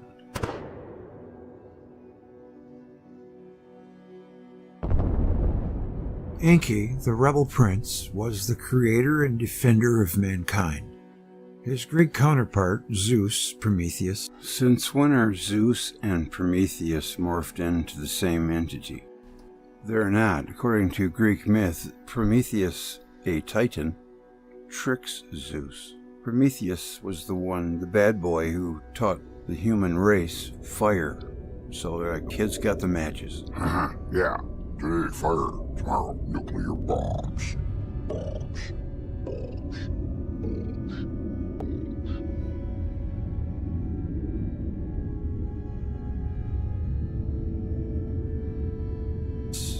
Brave in defense of his creatures, which will culminate in exile, but not in Russia, not beyond the Scythian plains. As stated by the Greek poet Aeschylus, Enki was exiled to America with his son and all his people. For now, the prince protects Adapa and briefs on how to behave in front of mighty Anu. Up there, he said to his protege, no funny tricks, you better remember it every single second. Then Prince Inky lavishes great advice. Thus he hopes Adapa should be able to overcome the trials that Anu, his dear uncle, is sure to hand him. First tip, you won't go to Sipper, spaceport in Dilmun. Here, the gods are strong. Together they buzz like bees. You know, speaking of spaceports, Velikovsky had quoted a Russian scientist as stating that those big pillars that are in Baalbek, yeah, the big things in Baalbek were once a spaceport. It's in my video, The Nephilim, where Velikovsky mentions that. Okay, back to the story. Here, the gods are strong. Together they buzz like bees. You will lose your means, if not your life, to go to the star city of Anu. You will take the Shimu I made for you. Your Shumu will easily take you to Olympus, Hyperborea, Avalon, Nibiru, the radiant city of the gods in space. You cannot miss. It shines above Berea as a nearby star. Okay. So that's what Adapa did. He arrived at the all-powerful gods in his personal Shumu, as if God himself, not a mere mortal created by his master Genesis Prince Inky. Then he landed his Shumu next to the superior gods. The Sumerian word Shumu, which derived the Hebrew word Shem, means name or fame, but it has another meaning according to R.A. Bolle, rocket or UFO or Vimana in Sanskrit. His erudite and sensible demonstration convinced me. Anu is impressed by the intelligence of Adapa. He wondered how this half-ape could acquire forbidden knowledge, which are reserved for gods and their semi-divine bastards. The God of gods has said that this is not in a Adapa like other livestock. No, we're livestock. He asked angrily why Prince Inky he disclosed to you in terms of earth and heaven to you, half ape, human slave, strain vile and worthless, period. Puh! Without any force. What right have you, insolent? He built a Shamu. Adapa kept silent and felt no fear, as his master told him. Suddenly claimed, the powerful king said blandly, drink this water of life and live eternally. Eat this bread, and your pineal gland will glow, giving you divine powers that you miss. Stay here with the snake gods, and you will know eternal bliss. But to get it, he must renounce his human appearance and agree to become reptilian like all the eternal gods. Inky warned Adapa to refuse any food, any drink, if he wanted to come back to Earth safe and sound. The pineal gland is also called the gland of awakening. It can be concluded that the water of life of the gods was a magic potion that gives enlightenment and his divine pouvoirs and eternity and youth. For that matter, Sumerian priests are represented with the situla, or brandy bucket, in one hand, while the other hand they rise a pine cone at the height of their eyes. It's not a fruit or anything that may be eaten, as some scholars have imagined. This is the pineal gland. This gesture means enlightenment. Adapa hastened eternal life, tempting gift. Inky has warned him to refuse, so he does refuse. Anu is furious at the affront. He feels a scheme hatched by his nephew, this cheeky Inky who represents nothing. Why do you refuse eternity and happiness, you stupid monkey? Adapa naively replied that his master told him not to accept anything.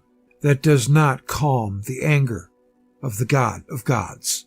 Anu sends an archangel to punish this dog Inky. Adapa is said that his last hour has come. Anu relented. It was too late to Adapa symbolically. The man had missed his chance to have eternal life. Adapa returned to Earth, a journey during which he saw the wonders of space. As Adapa could see the sky from horizon to zenith, he saw its glory. The end.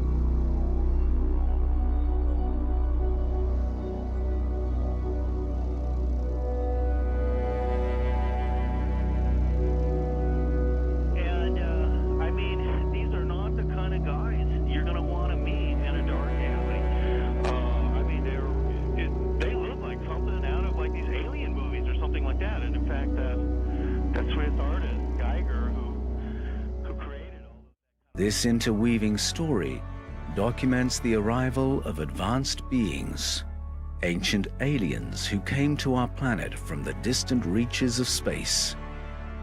How did they know about the white dwarf star Sirius B, a star invisible to the naked eye, and both only recently discovered by modern science?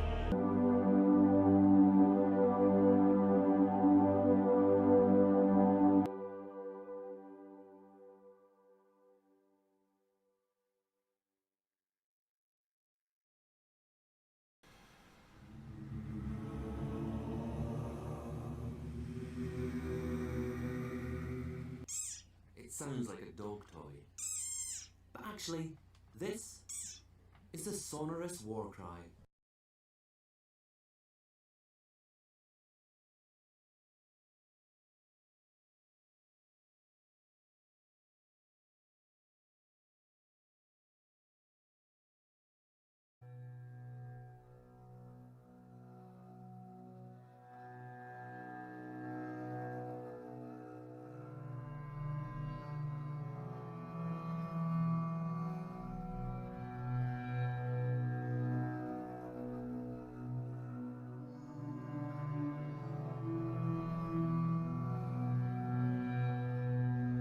The Serpent People. Feather serpent of America, vulture snake of Sumer, tempter serpent of the Bible. Who is this serpent people found in all mythologies? The first Chinese emperors, successors to the legendary Emperor Yao. They were descended from dragons. In India, high caste families still believe in their ancestors being snake gods, called Nagas.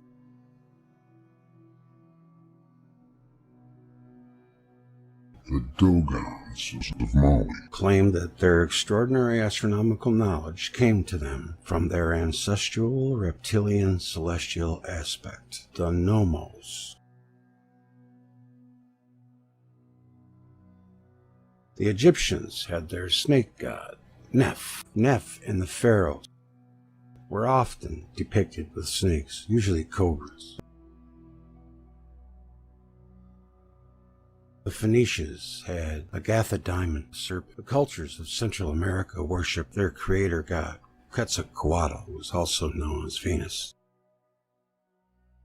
The winged serpent as Bahalinkanga, the feathered serpent of the Hopi Indians. Followers of voodoo have a serpent god they call Damballa Wedo. The Hebrews have Nak Houston, the brazen serpent. Houston, we had a problem. The ancient god of the British Isles, called Hu, the master of the dragon world. The first altar of the Cyclops in Athens was dedicated to Ops, the god snake, OPS. That's other people's stuff.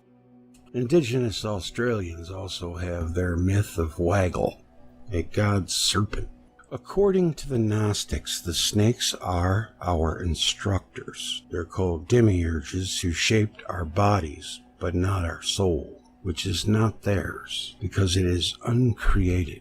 Now, what the heck do they mean by uncreated? We'll get back to it. We are born from light, just like them, but our terrestrial vehicle, this triple body of flesh and spirit, we owe it to them. The Gnostic philosophy was born in the early Christian era, within the Mediterranean basin, mainly in Egypt, heir of the ancient religion of Isis. Mysteries. To its followers, man is the emanation of the source of all things, and inherit a piece. See Notre Peri Promethi of this creative perfection. On the contrary, our triple body has been shaped by harmful beings, usurpers who have proclaimed themselves gods. The famous Archon,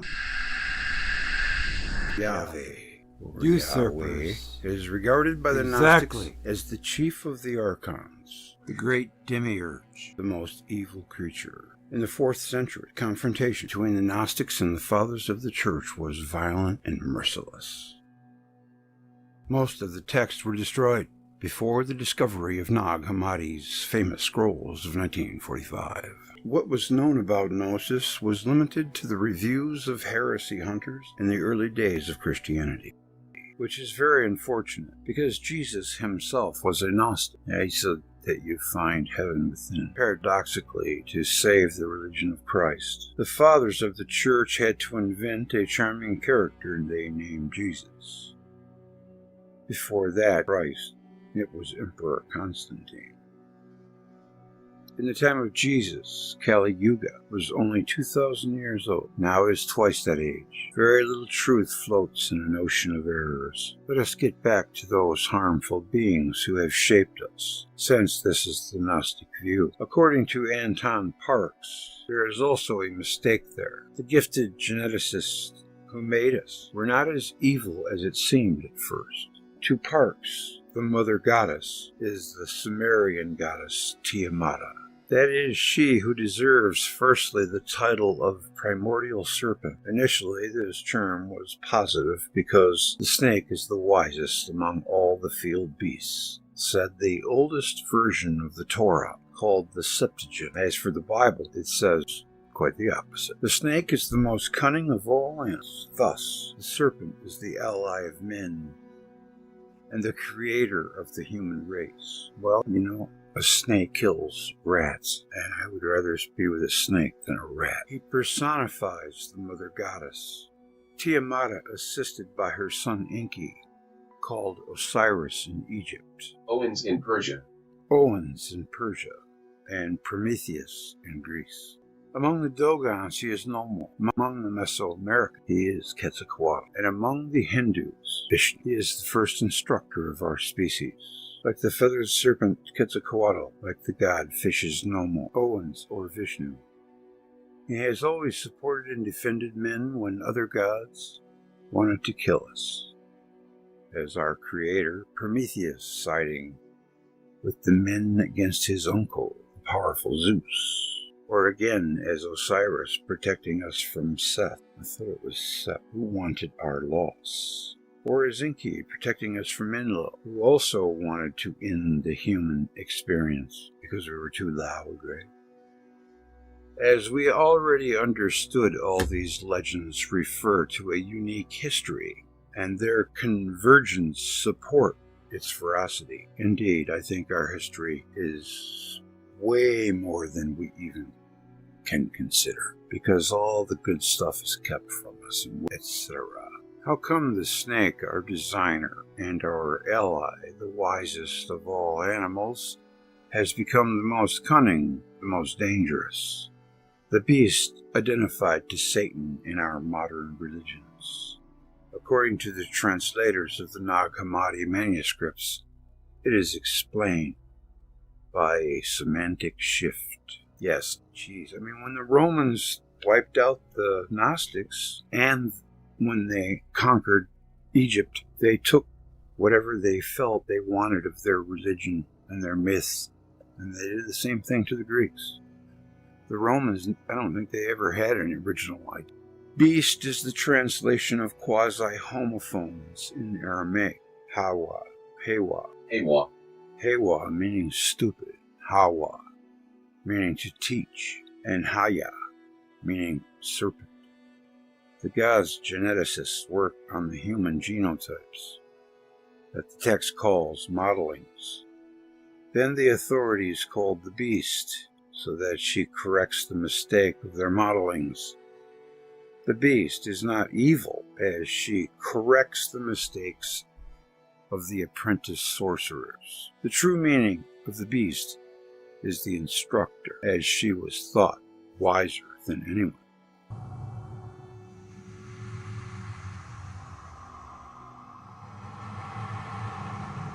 Whether we like it or not, we are the children of the beast, and it does not stop us from being born of light. Well, the Bible had two gods. The Old Testament, Elohim, Saturn, El, and the New Testament is Yahweh, Jupiter, gods, and the angels who accompany. In the Rig Veda, devs, that's funny, because they call developers on games that they have for multiplayers, you know, from developers to devs, and when they're talking about human creation, they have devas. It's kind of interesting. The angels, devas, and the titans, Osiris, are similar. There are no coincidences. If the angels are represented in the guise of men and birds, the titans are in the guise of dragons and snakes. Once again, one finds the idea of birdmen and snakemen, but this time at the other end of the world. We may wonder if those snakes were, some of them being giants, these titans, who were the old masters of the earth, would not simply be the ancient people of the dinosaurs. Man would have been living with them for millennia. Traces still remain in everyone's mind. At the same remote time, birdmen and snakemen would have appeared. India, Mesopotamia, and America. If all these people have named them the same way, there must be an obvious reason. What does the bird? It flies. These men knew how to fly. What does the snake? It crawls. But he also swarmed on the surface of the water. He also swam on the surface of the water, or just below the surface. These men knew how to sail on and underwater. Their planes were also submarines, as the swordfish of E.P. Jacobs. Another thing that is not irrelevant, the snake and the vulture were the hallmark of the first pharaohs of Egypt and their successors, and have kept through all the dynasties. according to Sri Mataji. Who? Sri Mataji. Sri Mataji. This symbol means the awakening of the Kundalini. The snake is the Kundalini, and the vulture is its rays. This implies all pharaohs were awake, as well as all those who adorn the title of snake vulture. Why not? I readily agree. The ritual of the foundation of the temple, the king wears the title of snake charmer. The bird is the animal that is closest celestial forces. I'm a hawk hovering over the country, which arises on earth, determine its borders. I'm a reptile seeking shade, hiding in the protective enclosure, wrote Hatshepsut. There it is, Queen Hatshepsut. Yeah, I used to have a hard time saying Hatshepsut until I figured it out. Practiced. Sovereign of Egypt, hitherto governed by men, she reigned 21 years, from 1479 to 1458 BC. After 7 years, she gave herself the rank of pharaoh. Kundalini gives us our second birth. As the snake, the bird is an animal that is born twice, first as egg, then as chick. This idea of rebirth through the power of subtle energy is expressed in the symbols of the cobra and vulture, both born out of an eggshell. The vulture is the fate of being reborn, free to fly to be closer to the sky. In India, it's called Divija, Divij, the twice born. And that was just reading from this website.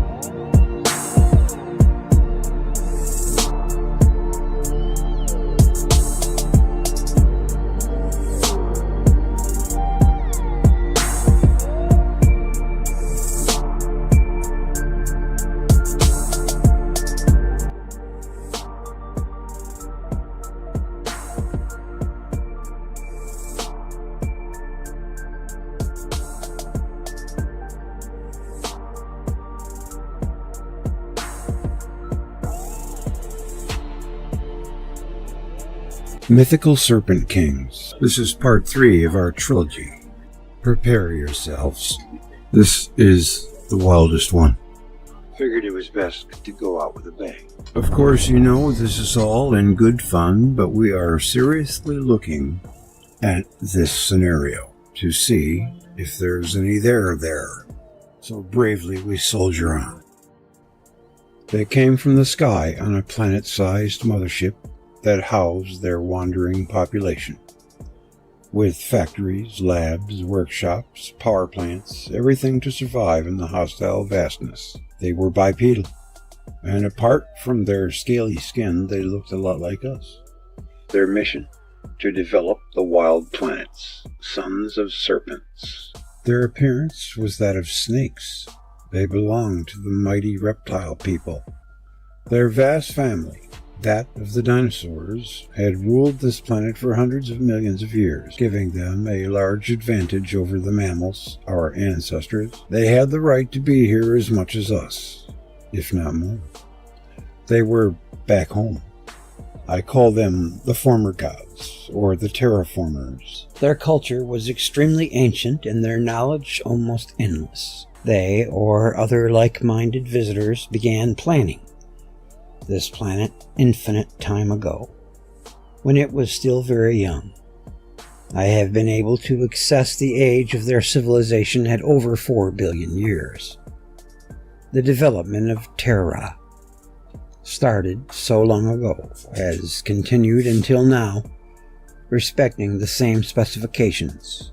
If the terraformers belong to different species, they have in any case acted in perfect concert for billions of years, except for the terrible divine wars in which have ravaged the earth on several occasions. The serpents, allied no doubt to another humanoid species, are wise designers of our human lineage. According to many mythologies, Hindu, Greek, Roman, Egyptian, Mayan, etc., other intelligent species have ruled this planet before us. Our humanity would be the fifth or the sixth. For a long time, our masters have watched over the development of the human species.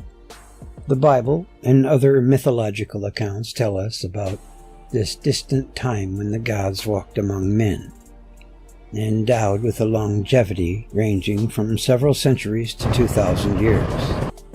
Their knowledge and intelligence was much more developed than ours. Suddenly, we understand better the educational role they were able to play vis-a-vis our first ancestor. They were less fond of social relationships or emotional life than we are, preferring the intellect to the emotional. Suddenly, some humans found them heartless, without guts, without emotion. But the serpents thought most humans totally stupid. I must say they weren't entirely wrong. The human race has a large number of nerds, assholes, clumsy, farters, barjots, guns, deladders, and also many more idiots than it should. This being the case, I bet that there is the same proportion of lucens in reptiles, however developed they may be. Terrifying, humiliating, degrading. After a more or less long lapse of time until historic times, we see the reappearance of small groups of humanoid snakes, which immediately become masters in the countries where they settle. They are called the Serpent King. For me, they are the same. They watch over us. They watch us. That's quite normal, since we are theirs. In any case, the behavior of our ancestors was the same towards snakes, whether they were gods or kings. The superior intelligence of the reptilians enabled them to transform humans into cattle, labor, and sometimes slaves. They ruled over our species for many millennia, for so long that our great ancestors gave them innate submission. In the presence of the Serpent Kings, terror paralyzed the men who, adopting humiliating attitudes, degrading behavior, shameful manners. The Serpent Gods made a reign of terror until the day they returned home in the system of Alcor, Big Dipper. This does not prevent some of them from coming back to see us from time to time. The Serpent Kings, in any case, it is a possible scenario from our distant past. As soon as I see a link, I have to click on it. Alcor, Ursa Major. It's a pretty cool picture. They came from the planet which is pronounced our or or. If you read Alan Elliott's The Golden Tongue, and his exciting considerations, you learned a few bits of this original language that we have transmitted. The former gods, who are also called ancient astronauts. Another link, you have to go there. The Golden Tongue. They came from the planet like Urals. They had a mission. They came to Earth. They lived in a wandering planet with all the equipment needed for terraforming wild planets. They came often. Their motherships were called Atlantis, Punt, Mu, or Hyperborea, according to the times. Interesting. The ancient astronauts came from the planet also pronounced in their language, which they formally taught us. The syllables or our designate the Orion or Aurea, the age of ore gold.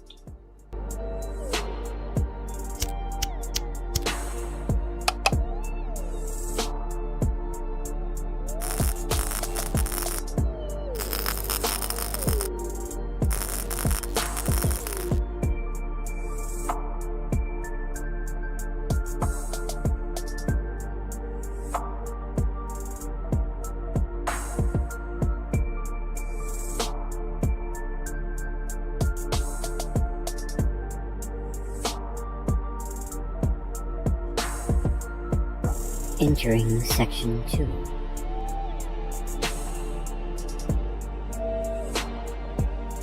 I think I found the name of their star, because it has one. I have already identified their original constellation, Ursa Major, the Great Bear. Come on, come on. It turns out that this constellation has more than 100 stars. Not all of them visible to the naked eye, but it makes many possible origins for the ancient gods. A friend researcher gave me this precious information. In the Native America indigenous teachings, the Turtle Mountain Chippewa teach that they came from a star in the center of Ursa Major, which is not visible to the eye. Discovered the same fact using another approach. Anyway, let's focus on the invisible stars. 2 stars of the Big Dipper caught my attention for purely intuitive reasons. They are very close. Each is double, even triple. The Arabs have named them Alcor and Mizar since ancient times. Mizar is located 78 light-years from us, and Alcor 3 light-years further. Zeta Ursa Majoris is a star in the constellation of the Great Bear, and is the 2nd star from the end of the chariot. Its traditional name, Mizar, or Mirza, comes from the Arabic Mizar, meaning belt. It has an apparent magnitude of plus 2.27 and is of type A1V.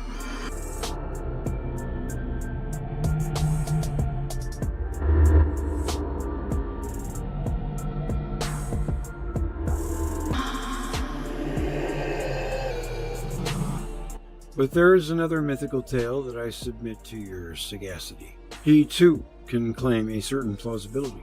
No doubt the 2 versions have coexisted according to the eras and countries, and according to the character of local deities. As far as I know, the Serpent Kings have appeared since proto-history. They ruled this part of the world for many millennia, but they were enlightened rulers, keen to pass on the most of their immense knowledge. They educated the Olmecs in the secrets of astronomy and space navigation. They educated the Toltecs, like warriors of light, to become astral slayers. They are at the origin of all cultures which succeeded one another in Mesoamerica, through whom they learned architecture, mathematics, cosmology, fine arts, and many crafts. Wherever they have gone, they have brought about peace, development, and prosperity. They brought the benefits of a hyper-developed civilization to wild lands that human tribes viewed as hunting grounds or battlefields. Mayan snakes. Why are these great civilizers called snakes? Because they were dangerous. However, I don't believe their bite was fatal, nor that they were crawling on their stomachs. A favorite thesis of neo-archaeology features the first evolved beings on this planet, nicknamed the reptilians. Well, the purple dawn was conducive to reptiles, that's for sure. It may be that evolved beings have come from another star to bring some of their blessings here. These are the serpent gods, of whom mythologies speak. 2 Mayan tombs have been found in Guatemala with hieroglyphics relating to the dynasty of the Serpent Kings. This family ruled for decades over the Mayan Empire 1,300 years ago and used snake heads as an emblem. The carved frieze makes particular mention of 5 leaders who, according to archaeologists, would be the founding fathers of this dynasty, which has now become legendary. Among the Mayans is not a question of gods, but kings, and relatively recent kings. In the Mayan language, serpent is said Kan, to be compared with the Hindi serpent Ka, and the cursed son of the Bible, Cain, who could well also be to the snake people, to the order of the reptilians. So Cain and Abel, the 2 sons of the first man, Adam, would represent the reptilian branch of the human branch, which suggests many other scenarios, as to the true origin of our species, which will remain an inextricable mystery for a long time to come. If the serpent gods are mentioned in many mythological sources, serpent kings are rarer and more recent. Outside of the Maya country, they are found in the Middle East, the Assyrian vulture snakes, in India, and perhaps elsewhere in the Far East, Korea or Japan, for example. Snakes of India. The Naga, or serpent in Sanskrit, is a mythical being in Hinduism, but the word also basically means serpent. The Nagas, which is Sagan backwards, in religion guard the treasures of nature. Just as dragons keep treasures deep in their caves, now extinct. Dragons are flying reptiles. Cousins of snakes and lizards. On the other hand, at the time of this writing, I cannot say whether the dragons included in their ranks beings as evolved as the reptilians who created us. Given the absence of a mythological source, I lean for the negative. Many temples in India worship a serpent statue. The serpent is also a symbol of Kundalini. Fertility and immortality are also their powers. The reptilians placed awakening at the top of their concerns. When the serpent of the Garden of Eden offers the first human couple to taste the knowledge of good and evil, it helps them to grow by offering them awakening. And that does not please God the Father any more than the priests of today, like the awakened ones and the mystics. It is true, the latter seriously comprise the schemes of the former. Think so, they are telling everyone the truth. A shame. As for the pastors, they are no better. Them whose title makes the keepers of a flock of bleeding sheep. Amen. Rama, Lama, and Buddha. The motif of the Serpent King, Mukulinda, housing the Buddha under his hood, is a favorite theme in Buddhist art, including outside India. Should we conclude that the teaching of the historical Buddha came from the very ancient wisdom of our reptilian fathers? Which is not to displease me, I who believe that the first Buddha, true initiator of Buddhism, was called Rama, child of Hyperborea, heir to the multimillennial wisdom of the reptilians. Rama and the Asians pronounce Lama, hence Lamanism, which is Tibetan Buddhism. In my opinion, the ancestor of Buddhism to the old religion of the Bons, Prince of Serpents. I come across another quote which reinforces this conviction. The great sage Nagarjuna, Prince of Serpent, was initiated by the Snake Kings in the certainty that all is empty, sunya. It is he who thus brought to men the completed Buddhist teachings, those of the Mahayana. It is true that his name, Prince of Serpents, does not refer to his reptilian origin, but to this talent for reasoning. Unbelievable was his skill at puffing the head of his audience who nodded under hypnosis. Well, that's what they say. Nothing prevents from imagining that this dialectical talent came to him from his serpentine inheritance, son of a king of the serpents. The Prince of Serpents was also a brilliant orator and a manipulator of the first order. Where's the bug? For me, it holds until proven otherwise. I remain convinced that Homo reptilis persisted among us until a quite close period. But there's also the fish people, too. Don't forget. Maybe there are still some. When we look at some old politicians, we can ask the questions. Vice and debauchery can be read on their faces, where under the grazing light, scales can be seen on their dry, scaly skins. With age, what we are inside can be clearly read on the face. What we are inside can be clearly read. Flying snakes. But there is something else to add about these critters. I quote, in Nepal, the Naga are linked to Amogasti, of which they adorn the canopy, and to Dekara, of which they are the vehicle of the gods. that must be taken literally. We're the reptilians, the pilots of flying devices of their manufacture, aviator snakes, at the orders of the new gods, who then had control of the airspace. What about space? In any case, one thing is certain. The gods owned vehicles, all kinds of vehicles. So we can imagine that the snakes themselves are a vehicle for the gods. Maybe because they were flying snakes, like dragons. Frankly, gods riding flying snakes, that must have had one of those faces. Besides, snakes with wings are dragons, right? No need to look any further. The gods arrived on Earth perched on their dragons, which caused panic among our ancestors. We understand them. With a single jet of flames, these dirty beasts could slay a village. This is like it's Saturn theory personified, almost.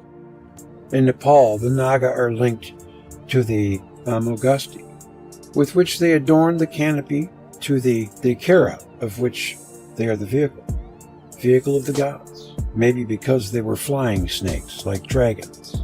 Frankly, gods riding flying snakes that must have had one of those faces. Besides, snakes with wings are dragons, right? No need to look any further. The end. And you know, he has another one too. It's called the flying serpent.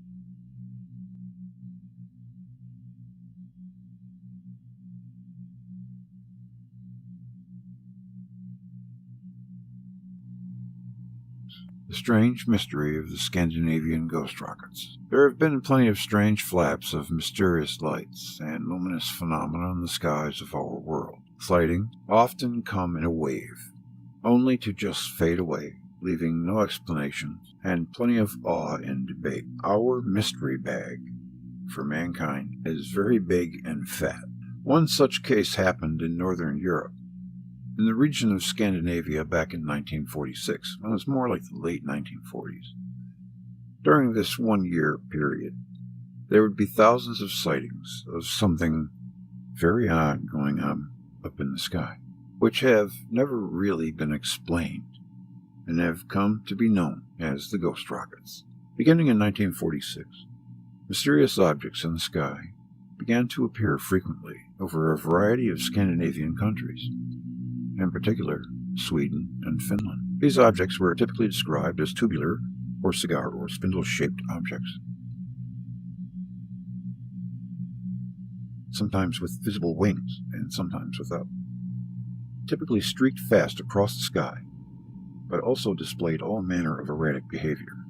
These objects were reported as speeding up or slowing down, doing aerial maneuvers, and even flying in formation, typically leaving no exhaust trail, and almost always described as being completely silent. Although a few reports described a hissing or rumbling sound, they were seen at all hours of the day and night, and were so bright they could even be seen in broad daylight. The first real recorded sighting of what would go on to be called ghost rockets was made in Finland on February 26, 1946, but soon the entire region would experience a surge of sightings of these things in the sky. With around 2,000 sightings, reports made between May and December of that year alone, often with radar signatures to back them up. At times, there were even reported crashes of ghost rockets, usually with the rockets coming down into large bodies of water, such as lakes or the sea. There were quite a few such crashes that allegedly happened, and on more than one occasion, Swedish authorities moved in to investigate. even sending divers in to look for evidence of any mysterious objects on the bottom. One of the most well-known of these investigations was carried out at Sweden's Lake Kolmjarv, where on July 19, 1946, a gray rocket-shaped object with wings reportedly came down after an ear-splitting boom to go skidding over the surface and sink. The Swedish Air Force quickly moved in and spent around 3 weeks scouring the bottom of the lake, but they would officially find nothing but a large patch of the lake bottom that had been disturbed and looked like something very big had impacted there. No fragments or reason why this crater was there could be found, and one Swedish Air Force officer would state, "There are many indications that the Kolmjarv object disintegrated itself. The object was probably manufactured in a lightweight material, possibly a kind of magnesium alloy, that would disintegrate easily and not give indications on our instruments." Several more military investigations were carried out at other similar crash sites, but on every occasion it was claimed that nothing was found. In the meantime, sightings of the ghost rockets were pouring in from all over Scandinavia, and although Sweden tried to keep a lid on it, there were simply too many reports to keep it all a secret, with headlines around the world covering the strange phenomena. When pressed for answers as to what was going on, Sweden projected a skeptical stance that anything truly unexplainable was happening, largely writing it off as a mixture of atmospheric phenomena, meteors, aircraft, and overactive imagination. However, they did concede that not all of the reports of ghost rockets were so easy to dismiss, just like UFOs. And in October of 1946, the Swedish Defense Staff would tell a press conference, "Most observations are vague and must be treated very skeptically. For some time we have been concerned by the recurring reports on flying saucers that cannot be disregarded and must be explained on some basis which is perhaps slightly beyond the scope of our present intelligence and thinking." In some cases, however, clear, unambiguous observations have been made that cannot be explained as natural phenomena, Swedish aircraft, or imagination on the part of the observer. Echo, radar, and other equipment registered readings, but gave no clue as to the nature of the objects. Now, Sweden also, they had that spiral tunnel appear in the sky, and some say that that was the effects of a rocket. How I understood those was trying to shoot down the Black Knight. Have you heard of the Black Knight? It orbits our planet pole to pole, and it's supposedly been orbiting the Earth for thousands of years, and it's called the Emissary. And there's a whole theory of that giant orange star Aldebaran, which, every race seems to have its own "we came from there" story, but one of them could be true. Hell, they all could be true.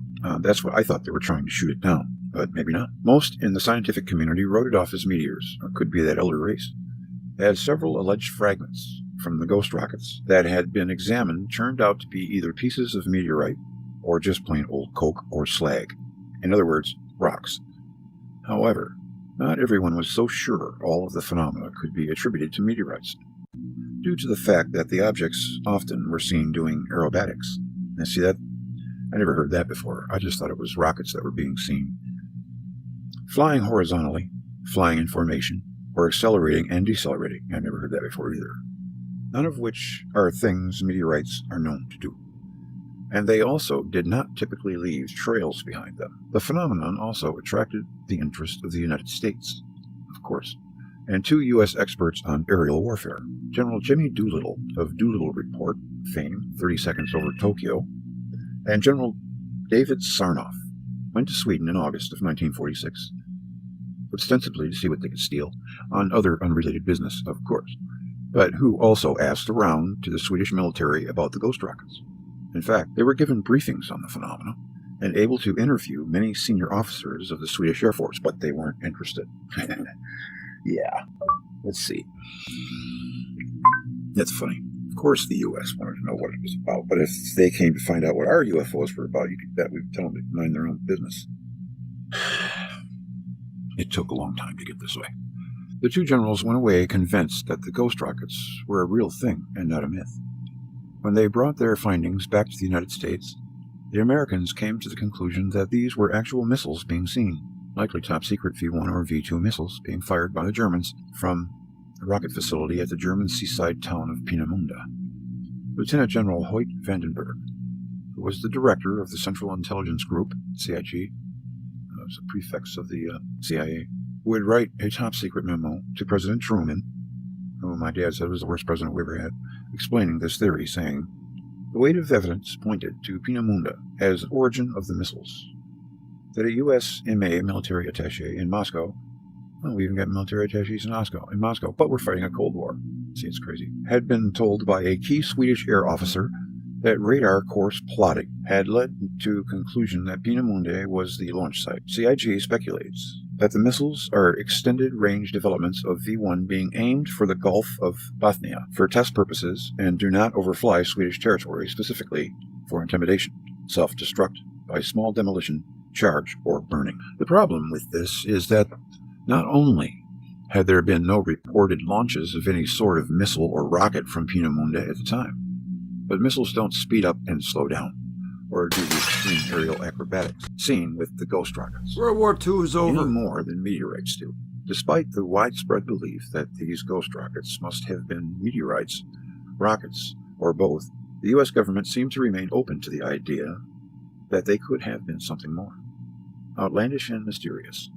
In a top-secret document by USAF, USAFE, United States Air Force Europe, from 1948, that was declassified in 1997, the Swedish ghost rockets are mentioned, as is a supported crash of one of them that left a crater in the bottom of the lake. And the document says, they, UFOs, have been reported by so many sources and from such a variety of places that we are convinced that they cannot be disregarded and must be explained on some basis, which is perhaps slightly beyond the scope of our present intelligence thinking. When officers of this directorate recently visited the Swedish Air Intelligence Service, this question was put to the Swedes. Their answer was that some reliable and fully technically qualified people have reached the conclusion that these phenomena are obviously the result of a high technical skill which cannot be credited to any present known culture on Earth. They are therefore assuming that these objects originate from some previously unknown or unidentified technology, possibly outside the Earth. We are inclined not to discredit entirely this somewhat spectacular theory. Extraterrestrial origins. Meantime, keeping an open mind on the subject. The lights would disappear just as suddenly as they started. Reports would dry up, and we would be left to wonder just what was going on here. To this day, there has been no clear explanation for what caused the ghost rocket's flap of 1946. Despite much discussion and debate, were these meteorites rockets, some weird atmospheric phenomena, or all of the above? Or was it perhaps something altogether stranger and more otherworldly? Why did it all congregate in this region in 1946? And what is it that the governments involved might not be telling us? No one really knows. And the Scandinavian ghost rockets remain a curious unsolved mystery. Legend has it that in orbit around the Earth is a mysterious dark object which dates back perhaps 13,000 years. Its origin and purpose are inscrutable. Dubbed the Black Knight, this elusive satellite has allegedly been beaming signals towards the Earth and inspected by NASA astronauts, yet only a few on Earth officially know of its existence. The origin of the ominous name is part of the enigma. It is impossible to discover who first called it this, or indeed why. Humans have only in the last 60 years had the technology to launch man, a man-made object, into space. So what is the logical explanation of tales of an alien intruder on our doorstep? And she has written here the Tesla transmissions. The first apparent part of this story begins with signals heard by Nikola Tesla, a brilliant Serbian inventor who created our electric system that we still use today, and described by many, thanks to his often eccentric behavior and opinions, as a genuine mad scientist. Well, putting him as the evil villain on a Superman cartoon didn't help. He spent most of his career in the USA. That's part of the ongoing suppression of electricity.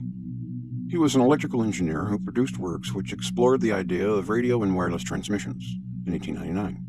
He reportedly intercepted a signal unlike any of the natural sources from Earth, such as electrical storms that he had already investigated in his experiments.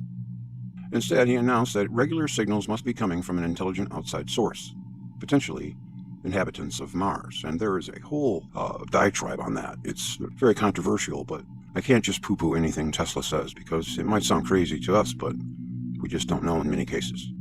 Tesla never claimed to have heard signals from a satellite orbiting Earth, but today there are those who say he was listening to a transmission from an orbiting satellite of unknown origin, later called the Black Knight. It is slightly more likely, though still very far from probable, that what Tesla detected was not an orbiting satellite, but instead signals emitted from natural objects. Today we know of some natural extraterrestrial repeating sources such as pulsars. They don't very often call them neutron stars anymore because they're impossible. These fast-spinning stars emit a rhythmic signal. They were first discovered in 1967 by Northern Irish astrophysicist Jocelyn Bell Burnell. Until certain of their origin, they were jokingly nicknamed Little Green Men signals. I think they're still called that. Tesla was not hearing the signals from pulsars, though, and was completely unaware of the nature of what he had detected, if indeed he picked up anything at all.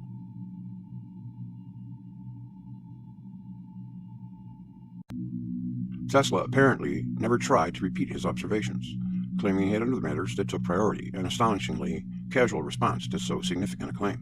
Well, she's just never happy. Either you just want to dismiss him for announcing it, or you want to say that he was not serious enough. He probably got embarrassed after they made fun of him. That's the part that stinks. And I don't know, the Black Knight, I've done a lot of research on it, and it just depends on the source.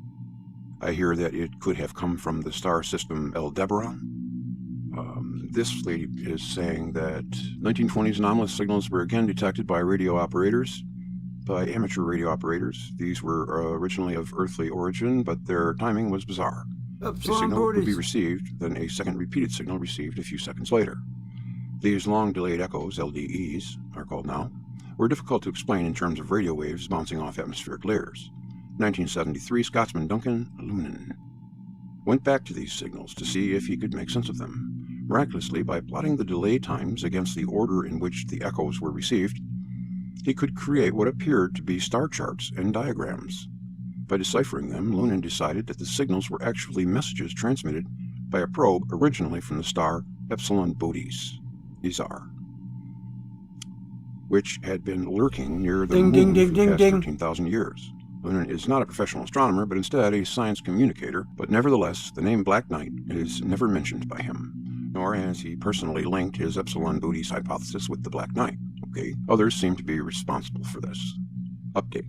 Another story dating back to the early 1950s claimed to refer to an apparition of the Black Knight, reports the detection of a signal by an object in orbit. This was a time of deep suspicions held by the two superpowers on either side of the Pacific. Neither the Americans nor the Soviets have the ability to place an object into any kind of an orbit at that time. Yet the discovery of an Earth-orbiting satellite was reported in a couple of newspapers from the time, and the respected astronomer Clyde Tombaugh, discoverer of Pluto, is said to have been involved. However, the article is actually a couple of synopses of a book by ufological author Donald Keyhoe. Now, he was a very serious man. I don't really take him as being a goofball. Alias Corona. A few years later, the Black Knight seemed to have made another appearance when American newspapers reported in 1960 that there was an unusual object in polar orbit. Then both superpowers had satellites in equatorial orbit, but not polar orbit, which meant that the satellite could see every part of the Earth. Yet neither country admitted owning it. This may seem strange, but remember that this was a time of deep-rooted suspicion and espionage, not just with each other, but now seemingly with extraterrestrials too. Declassified information now released from that time suggested that the object was connected to a Corona spy satellite under disguise. At the time, the U.S. Discoverer Research satellite program was actually a cover for the Corona project, intended to photograph sites in the USSR. The world was bracing itself for nuclear destruction, and we always are.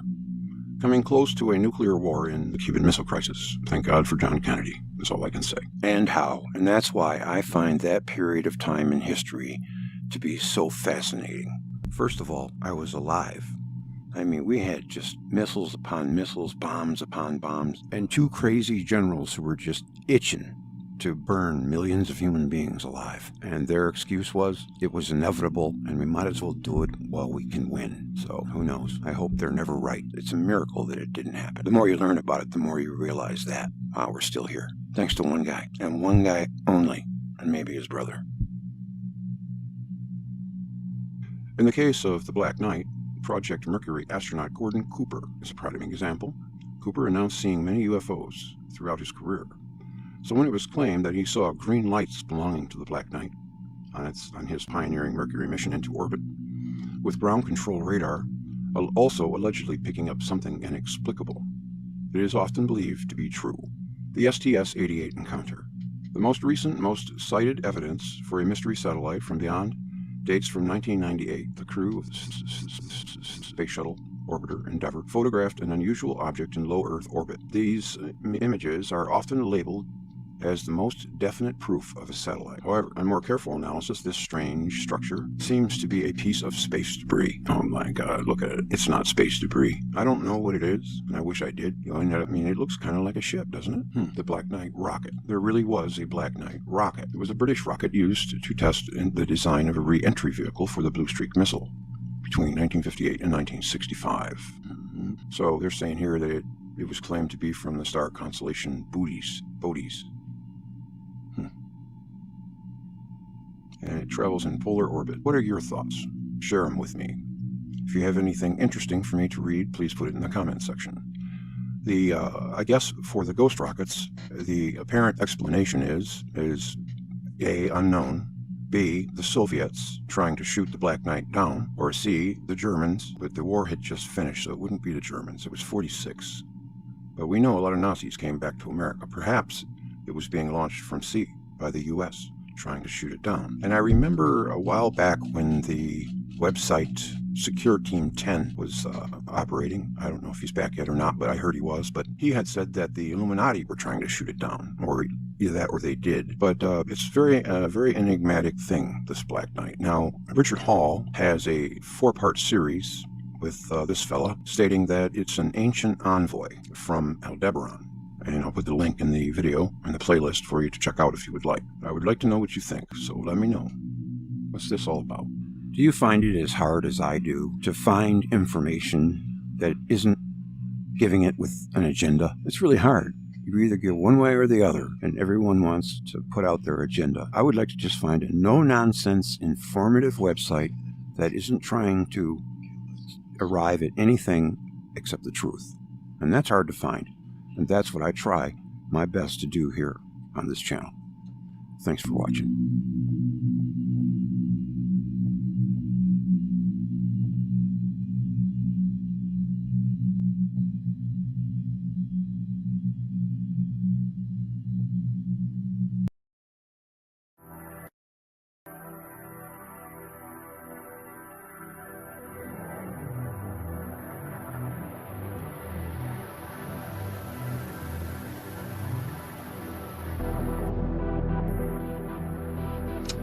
Tonight is the second part, is Alien Night. We're going to try to get to the bottom of all this hubbub, find out what's going on. One of the most famous inventors and thinkers in history, as well as one of the most misunderstood, must certainly be the Serbian-American inventor, electrical engineer, mechanical engineer, and futurist Nikola Tesla. His contributions to science and technology are immeasurable. Throughout his life, developing a range of electrical and mechanical devices. Just mind-boggling how he could think these things through. I heard he could see the invention in his mind's eye and do things like test bearings for wear over time in his mind. His contributions to science and technology are immeasurable. Throughout his life, developing a range of electrical and mechanical devices, his alternating current AC, induction motor, related polyphase AC patents, early X-ray imaging devices, and numerous other inventions considered to be nothing short of miracles in his time. He was well ahead of his time, and also predicted many of the technological innovations we take for granted today, such as smartphones and wireless communication. By the time he died in 1943, Tesla was the holder of over 1,000 patents of all kinds, including neon lights. And you know how he invented the neon light? I think I got it from Eric Dollard. Edison was being not a nice guy to Tesla, and he wouldn't let him use his patented light bulb to light the World's Fair. So he invented his own light bulb, neon lights, those kind of lights that come in the tube. Pretty amazing. Artificial lighting, particle beam energy, and many, many more, of course. Considering his mystery and mystique, many stories and conspiracies have gravitated towards Nikola Tesla, including alleged participation in the Philadelphia experiment, using teleportation. The invention of the perpetual motion machine. I think that's where he wanted the solar system to power the machine. something like that, the creation of a deadly beam weapon called the Death Ray, and others. And among these, some of the weirdest have to do with alleged alien intelligences.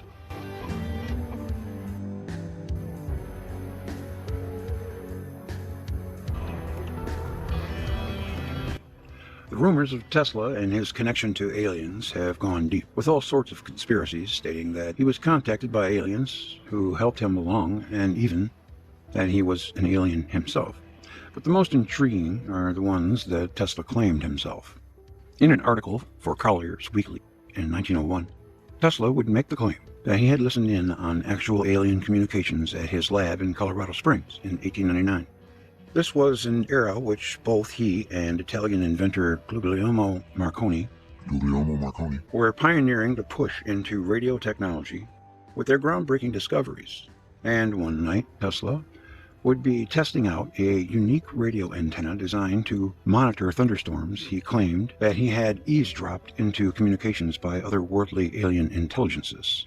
Even now, at times, I can vividly recall the incident and see my apparatus as though it were actually before me. My first observations positively terrified me, as there was present in them something mysterious, not to say supernatural, and I was alone in my laboratory at night. But at that time, the idea of these disturbances, being intelligently controlled signals, did not yet present itself to me. It was some time afterward when the thought flashed upon my mind that the disturbances I had observed might be due to an intelligent control. Although I could not decipher their meaning, it was impossible for me to think of them as having been entirely accidental. The feeling is constantly growing on me that I had been the first to hear the greeting of one planet to another. Tesla would speculate that the aliens were perhaps from Mars, which at the time was the main culprit for anything alien related. And he became obsessed with further refining his technology so that he might further communicate with these entities. Marconi himself agreed that this was perfectly legitimate pursuit, and pursued his own radio communications with aliens, which he would claim were met with success, stating, "I have encountered during my experiments with wireless telegraphy a most amazing phenomenon. Most striking of all is receipt by me personally of signals which I believe originated in the space beyond our planet. I believe it is entirely possible that these signals may have been sent by the inhabitants of other planets to the inhabitants of Earth. If there are any human beings on Mars, I would not be surprised if they should find a means of communication with this planet. A linking of the science of astronomy with that of electricity may bring about almost anything." Amazing, right you are. This all stirred up quite a bit of excitement at the time, appearing in the media in numerous articles and catching the attention of the great inventor and one-time partner of Tesla, turned rival Thomas Edison. Edison was fascinated by the idea of pursuing radio technology for the purposes of communicating with aliens on Mars, and would himself say, "Although I am not an expert in wireless telegraphy, I can plainly see that the mysterious wireless interruptions experienced by Mr. Marconi's operators may be good grounds for the theory that inhabitants of other planets are trying to signal us." Mr. Marconi is quite right in stating that this is entirely within the realm of possible. If we are to accept the theory of Mr. Marconi that these signals are being sent out by inhabitants of other planets, we must at once accept with it the theory of their advanced development. Either they are our intellectual equal or our superiors. It would be stupid for us to assume that we have the corner on all the intelligence in the universe. Through all of this, Tesla supposedly actually invented new antenna towers and equipment specifically for the purpose of continuing his eavesdropping sessions on the aliens. And he seemed to be pushing for this technology to be used for what he saw as a sort of new frontier for the human race. He would express enthusiasm and optimism in his endeavor, once writing, "One day my ear caught what seemed to be regular signals. I knew they could not have been produced upon Earth.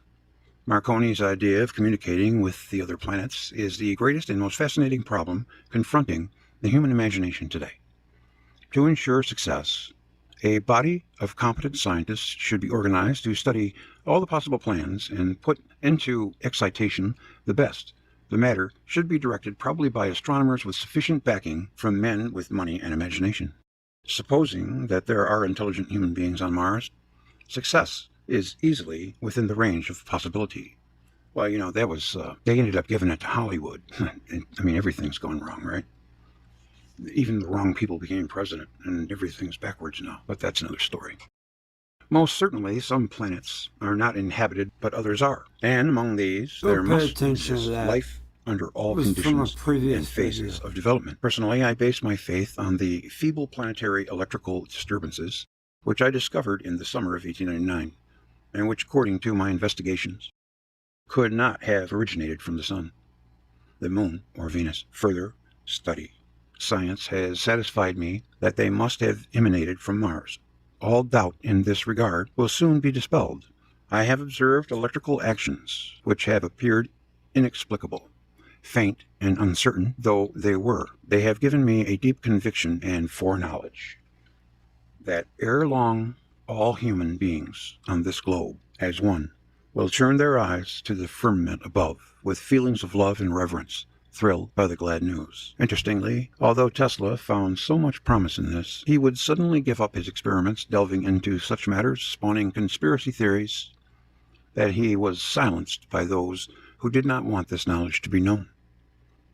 It dovetails nicely into the fact that much of his writings and diaries were confiscated by the FBI after his death, and it all adds further layer to the mysterious life of an already enigmatic figure. Tesla had become almost legendary, with countless tales of weirdness surrounding him, and now he can add to the time he supposedly contacted aliens in the mix. It is perfectly feasible he merely picked up anomalous signals from space that had more mundane explanations beyond their ability to explain at the time. But in the end, we are left to wonder what he really found, and what might have happened had he been allowed to continue his research. It is all very fascinating indeed, and adds to the many tales of this mysterious figure from history. Indeed, Brent Swenser. Excellent article, Brent. I'll leave a link in the description.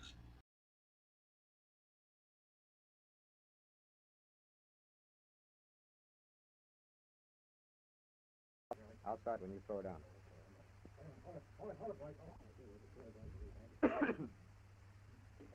Yeah. Major Keyhole, as author of the book Flying Saucers Are Real, what is your opinion of these new sightings of unidentified objects? With all due respect to the Air Force, I believe that some of them will prove to be of interplanetary origin. During a 3-year investigation, I found that many pilots have described objects of substance and high speed. One case, pilots reported their plane was buffeted by an object which passed them at 500 miles an hour. Obviously, this was a solid object, and I believe it was from outer space.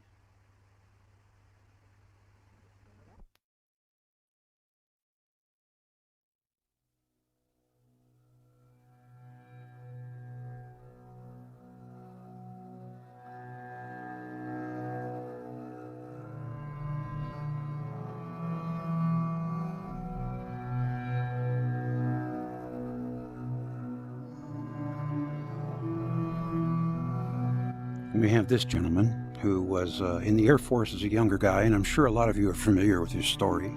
They were photographing weapons, a dummy weapon that was launched, and in comes this UFO out of nowhere, catches up to it, going 8,000 miles an hour, goes around it like it's sitting still, and then takes off. And it was, he didn't say anything about it for 30 years. I don't really think he's the kind of guy to make things up. He's a professor. That is to say, I know professors can make things up, but I don't think he's making this up. Something happened.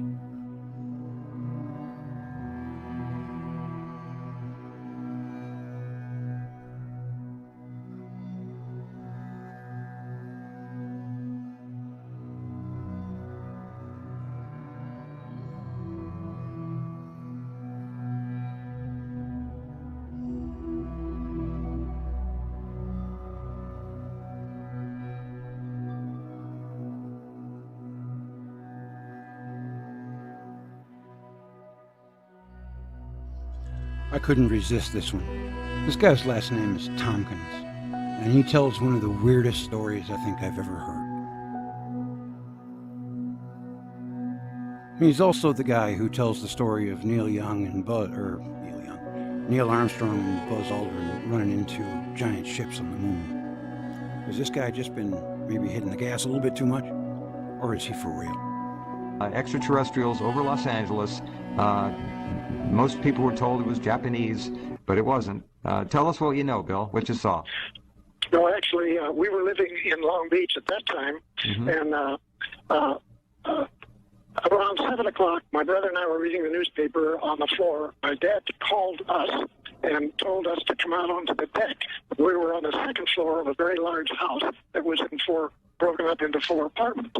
And so they had a big deck way up. And we were 4 blocks from the ocean. So we couldn't see the water, but we could see the area above it. And here was this bright light. And all 3 of us were looking at it. We called some of the neighbors, and they came out on their deck. We all looked at it. And while we were watching it for several minutes, a tiny beam came out of it and at about a 45-degree angle to the left and went down towards the ocean. That beam then flipped up directly towards our apartment. Hit the back of the apartment, hit the trees, lit up everything around us, and went out. Somebody knew you were watching. That's wild. That didn't just happen. It was weird. Yeah, And, yeah.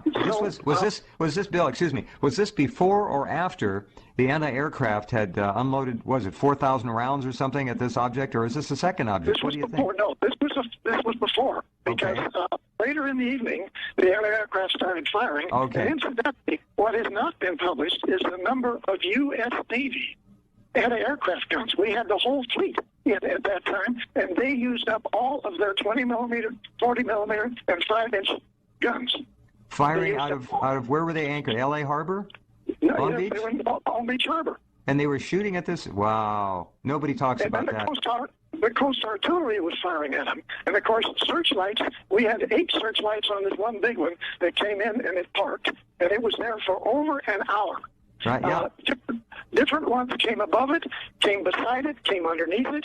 The searchlights would pull off of the big one and follow the smaller ones and try to shoot them down. And it continued. But finally it got boring, so we went back to bed around 3. I have never heard this before. That's fascinating. Go ahead.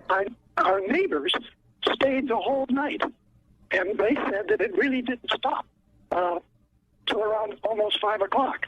But the next day, there was articles in the paper that they thought there had been some military aircraft coming in. It was just a cover-up. Sure, of course. But my dad was, like your friend, he was the guy that was responsible for that area. And, of course, he talked to everybody. And the interesting thing to me was that nobody got excited. Nobody got upset. There weren't any heart attacks. And while this was going on, over in London, Germany was bombing London. And those people were trying to get underneath the ground so they didn't get killed. And we have vehicles above us at less than 8,000 feet, most of them. Right. They were real high. And nobody was fast. All of them were slow. And many of them just parked. Many of them what? Say that again, Bill. Many of them were... Many of them just parked. They stopped, and they parked there. Wow. And this is right in Long Beach. This is astonishing, because we've only heard, Bob, you know this, the standard story on the Battle of L.A. was that there was one craft slowly meandering its way from the Culver City, Santa Monica Mountains area, all the way down to Long Beach before it, quote, disappeared. That's all we heard. There were 2 public releases. One of them was unclassified one, said we fired 1,432 rounds of ammunition. And then, of course, there was a top secret release that said that they recovered one craft that had been shot down and crashed in San Bernardino Mountains, and the other craft was salvaged by the Navy at sea. Okay, hold on. I've heard rumor that one went down by Long Beach offshore and went into the water, crashed. Correct. I've heard another rumor that something went down in, I think it was El Monte, and a truck, a big lowboy, a flatbed truck came in, and that may have been an American fighter that was up there and got hit by our own friendly fire. I don't know. Do you know anything about that? No, I don't know that case. Okay. I'm quoting from a top secret Majestic document. Oh, my. Okay. So 2 of these, you'd think that they'd know better than to park while they're getting shot at, but 2 were shot down, or one was damaged and it crashed in the ocean. The other went down in the San Bernardino Mountains. The big one, we'll call that the mothership just for fun, moved off and apparently was undamaged. You can see the pictures of the Battle of Los Angeles, and you can see the exploding AA all around this thing and on it, and it was not It wasn't damaging the big one. The Right. smaller craft perhaps were scout craft, and they weren't so heavily able to withstand the bombardment. Now, what Bill just said is that the ships in Long Beach emptied their magazines. They had no more ammo to fire. So that would jack up the 1,700 round number to thousands. Well, it would, and this was an Army report, so they probably didn't count the 80 rounds. That's what I'm saying. Yeah. Fascinating. Okay, Bill. It was interesting that there were several ships in the Navy dry docks in San Pedro. Yes. And they didn't even have most of their crews there, but the crews that were there grabbed their guns, they got their ammunition, and they're firing from ships that are in dry dock. They're not even in the water. That's amazing. They weren't even in the water. That's if you recall, Bill, where were we last time when we let off in the narrative, and where would you like to pick it up? Well, we sort of left off.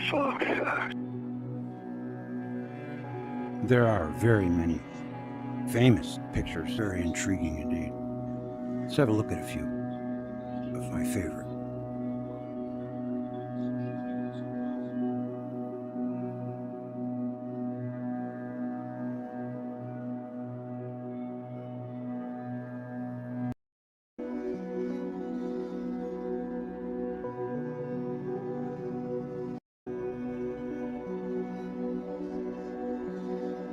Guy, and he had a degree in plasma physics, and he was also a consultant to NASA, and he was a consultant to people out at the Palos Verdes nuclear power generating station just 50 miles west of Phoenix.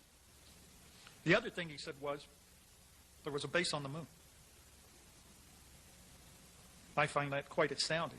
I mean, I have heard astounding things, not only from this colonel, okay, but also probably the highest rank was a retired 3-star general, lieutenant general in the Air Force. And he knew another guy that I was in contact with, and this other guy claims that he worked 7 years on the U.S. anti-gravity program. And if a fraction of what he told me, and I've got a tape recorded, is true. Whoa, what a sham the space program is. Because there's another space program going on, a secret space program.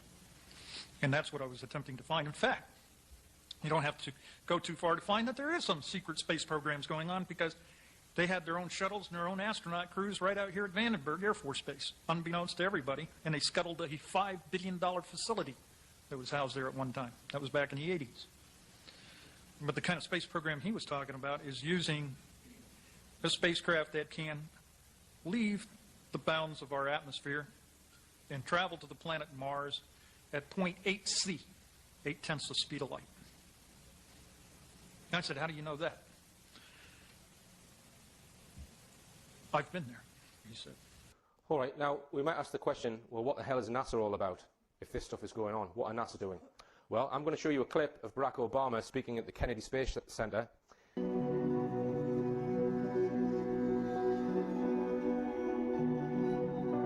Of course, we all know that it would be impossible to be able to render an answer 100% for sure whether there is an alien presence on Earth or not.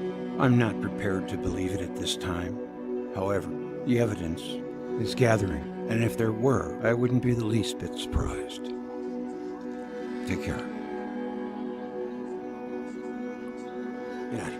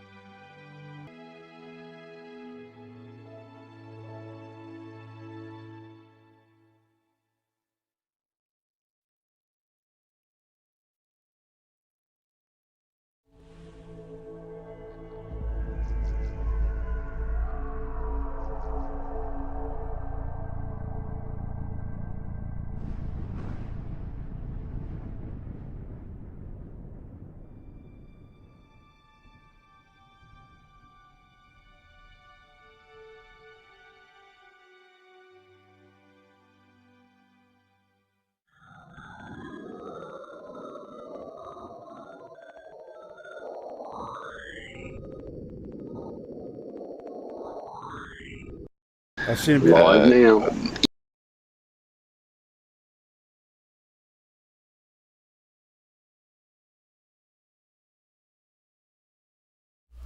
Okay, I don't have a lot of time left.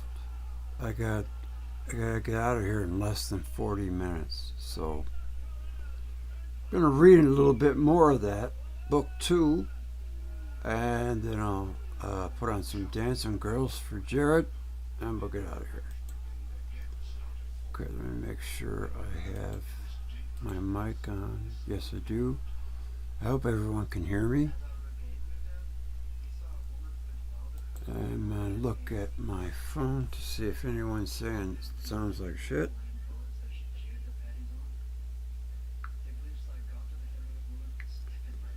Hello, hello, hello. I can't even pronounce your name. I don't even know how you spell that. That's pretty cool, though. Okay, here we go. Second tablet. Tiamat made weighty her handiwork. 2. Evil she wrought against the gods, her children. To avenge Apsu, Tiamat planned evil. But how she had collected her forces, the god unto Ea divulged. Ea hearkened to this thing, and he was grievously afflicted, and he sat in sorrow. The days went by, and his anger was appeased. Now, who are they speaking about here? Ea? Or so Tiamat planned evil. Okay, so Tiamat planned evil. Okay. At the end, and to the place of Ashtar, his father, he took his way.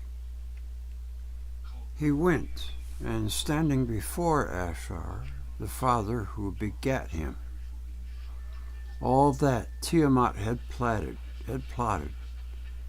he repeated unto him. So he's telling him what he was going to do, saying, Tiamat, our mother hath conceived a hatred for us.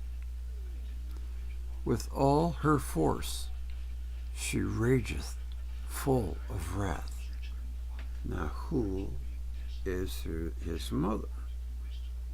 So this is, sometimes it gets confusing because you don't know who they're talking about. Who is Tiamat's mother? All the gods have turned to her. Is it Earth? With those whom ye created, they go at her side. Okay, so she's got moons.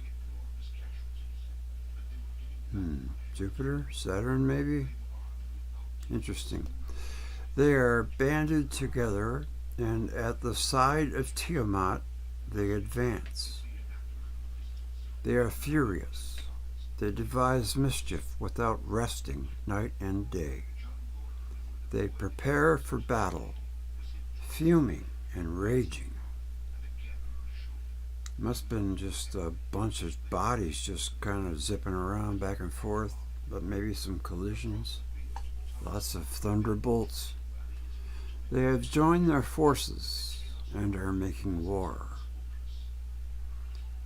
Hubar, who formed all things, hath made in addition weapons invincible. She hath spawned monster serpents, sharp of tooth and merciless of fang. With poison instead of blood she hath filled their bodies. Fierce monster vipers she hath clothed with terror. With splendor she hath decked them. She hath made them of lofty stature. Whoever beholdeth them is overcome by terror. Their bodies rear up, and none can withstand their attack. Are you looking at what I'm looking at? Yeah. She hath set up vipers and dragons, and the cut off, and hurricanes and raging hounds and scorpion men. What the hell is a scorpion man? Let's see.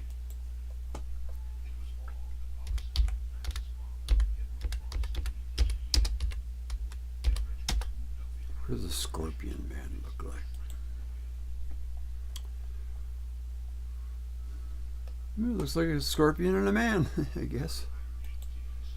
It's that'd be kind of scary seeing something like that coming at you, man. I don't know.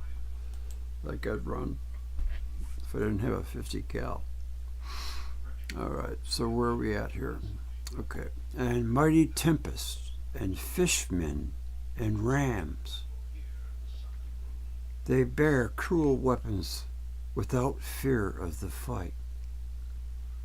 Her commands are mighty, none can resist them. After this fashion, huge of stature, hath she made 11 monsters among the gods, who are her sons, insomuch as he hath given her support. She hath exalted Kingu, in their midst she hath raised him to power, to march before the forces, to lead the host, to give battle, to give the battle angel to advance to the attack, to direct the battle, to control the fight. Unto him hath she entrusted, in costly raiment she hath made it sit, saying, I have uttered thy spell. In the assembly of the gods I have raised thee to power. This was written 9,000 years ago. Crazy. It reads like a sci-fi flick. The dominion over all the gods have I entrusted unto thee. Be thou exalted, thou my chosen spouse. May they magnify thy name over all of them. She hath given them the tablets of destiny. On his breast she laid them, saying, Thy command shall not be without avail, and the word of thy mouth shall be established. Now Kingu, thus exalted, hath received the power of Anu. I wonder what that was, some kind of technology there, just place it on his chest and sing zang boom, bada boom bada bing. All of a sudden he's like, do you remember Underdog? Put that ring on. Something like that. He's ready to go kick ass and take names. Decreed the fate for the gods, her sons, saying, Let the opening of your mouth quench the fire god. Whoso is exalted in the battle, let him display his might. Yeah, let him, beat it on his chest. Let him have his fun. When Ashnar heard how Tiamat was mightily in revolt, he bit his lips, and his mind was not at peace. His something, he made a bitter lamentation. Battle, thou, Momo, and Absu, thou hast smitten. But Tiamat hath exalted Kingu, and there is one who can oppose her. And where is one who can oppose her? The liberation of the gods. I don't quite know how to pronounce that. N-U-D-M-M-U-D. Yeah. A gap of about 10 lines occurs here. Ashnar unto his son addressed the word, My mighty hero, strength is great, and whose onslaught cannot be withstood. Go and stand before Tiamat. Her spirit may be appeased, that her heart may be merciful. But she will not be hearkened unto thy word. Our words shalt you speak unto her. that she may be pacified. He hath the word of his father Ashar, and he directed his path to her. Towards her he took the way. Anu drew nigh. He beheld the muttering of Tiamat. So Anu must not dig Tiamat too much. But he could not withstand her, and he turned back. Ashar, he spake unto him, upon me. A gap of about 20 lines occurs here. The avenger valiant in the place of his decision, he spake unto him, Thy father, thou art out my son, who maketh merciful his heart. To the battle shalt thou draw nigh, that he shall behold thee, shall have peace. And the Lord rejoiced at the word of his father, and he drew nigh, and stood before Ashar. Ashar beheld him, and his heart was filled with joy. Just hold on 1 second. 116. Oh, the hell? Okay, we're almost there. He kissed him on the lips, and his fear departed from him. O my father, let not the word of thy lips be overcome. Let me go, that I may accomplish all this that is in my heart.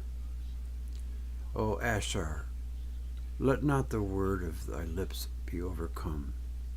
Let me go, that I may accomplish all that is in my heart, thy heart. What man is it who hath brought thee forth to battle? Tiamat, who is a woman, is armed and attacketh thee. Rejoice and be glad. The neck of Tiamat shalt thou swiftly trample under foot. Rejoice and be glad. O my son, who knoweth all wisdom, pacify Tiamat with thy pure incantation. Speedily sit upon thy way, for thy blood, the question mark, shall not be poured out. Thou shalt return again. The Lord rejoiced at the word of his father. His heart exulted, and unto his father he spake, O Lord of the gods, destiny of the great gods, if I, your avenger, conquer Tiamat and give you life, appoint an assembly, make my fate preeminent, and proclaim it. This name here, let's see. Upshakanaku. In Upshakanaku, seat yourself joyfully together. With my word in place of you will I decree fate. May whatsoever I do remain unaltered. May the word of my lips never be changed nor made of no avail. And that's the end of the second tablet of creation. We'll have to get the next one next time. That was kind of cool. Yeah, it's like a little, they're getting ready to go to war, kind of sounds like to me. Okay, Jared made a request for some dancing girls, so I'm going to get that to you right now, and then before we get to 6 hours, we got to go. Okay? So let me see, what video is that? I know what video it is. The Planet Gods.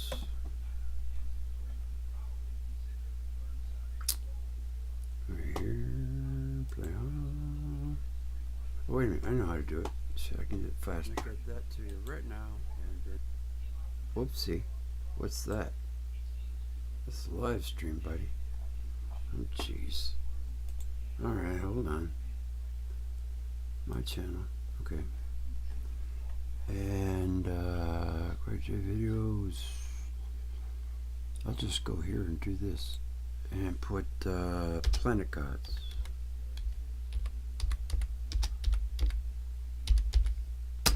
Bing. Right here. I think this is the newest one. Yes. I'll know right away.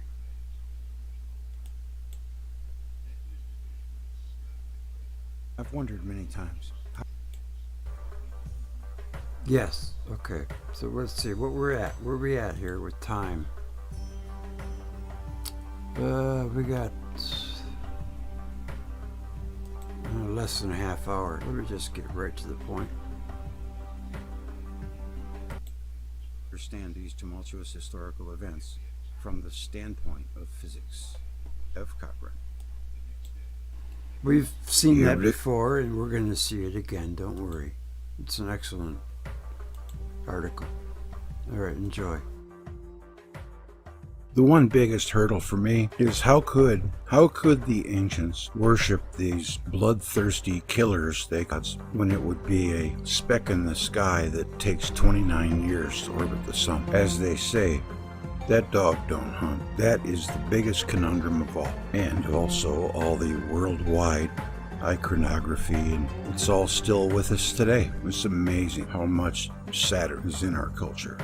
All right, that'll do it for me. Thank you for all of you that have donated, and please like, share, and comment on this video so more people can see it. Take care. I'll see you on down the road.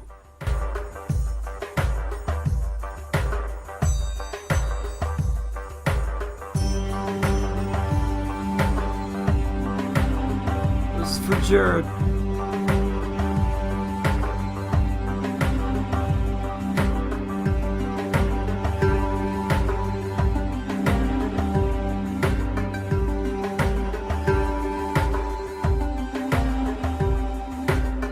That's my wife, by the way, so don't look at her.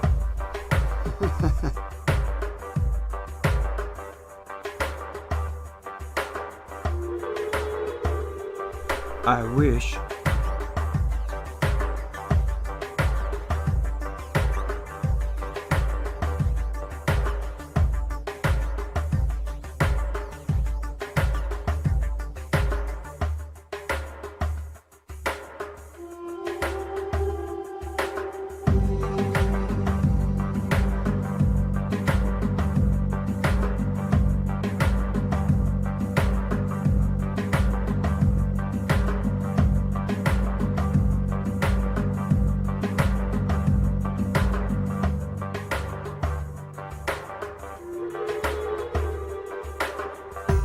Anybody wants to say hello, I'm in the Grail Hall right now.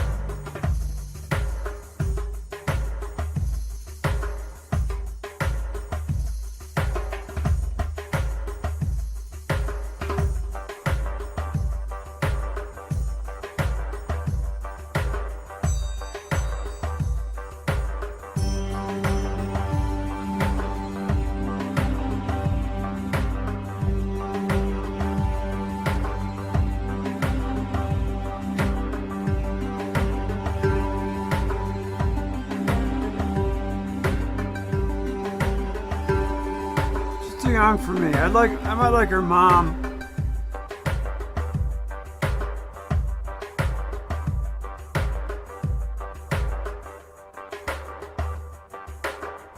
Her grandma.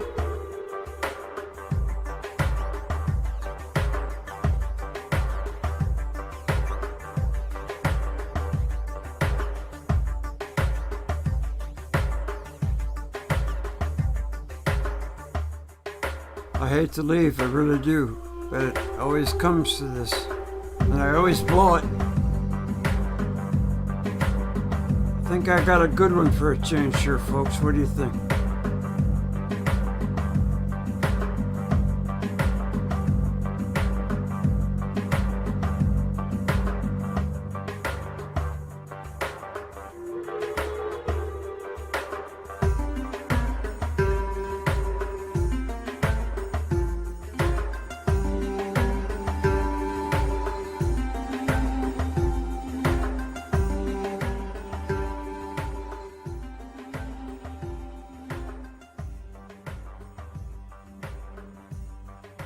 Well, I'll tell you, they're not going to come to any answer, but I'm going to definitely keep researching and see what I can find. Just one of many subjects. I thought it was fun. I had a good time. Thank you to Shockwave for coming on and having a good conversation with me. I'll see you guys next time. I'm going to come out and say goodbye before I leave.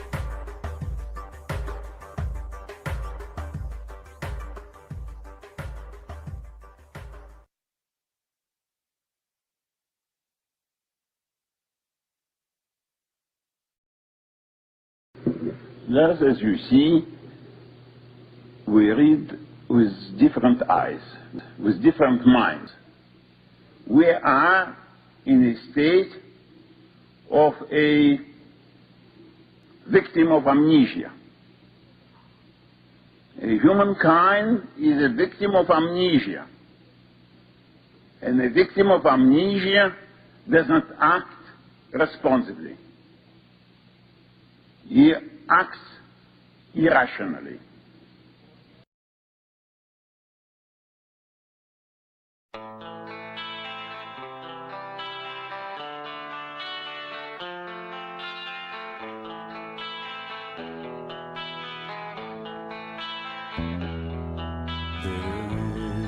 There's a house in New Orleans they call the rising sun, and it's been a run of many poor boys.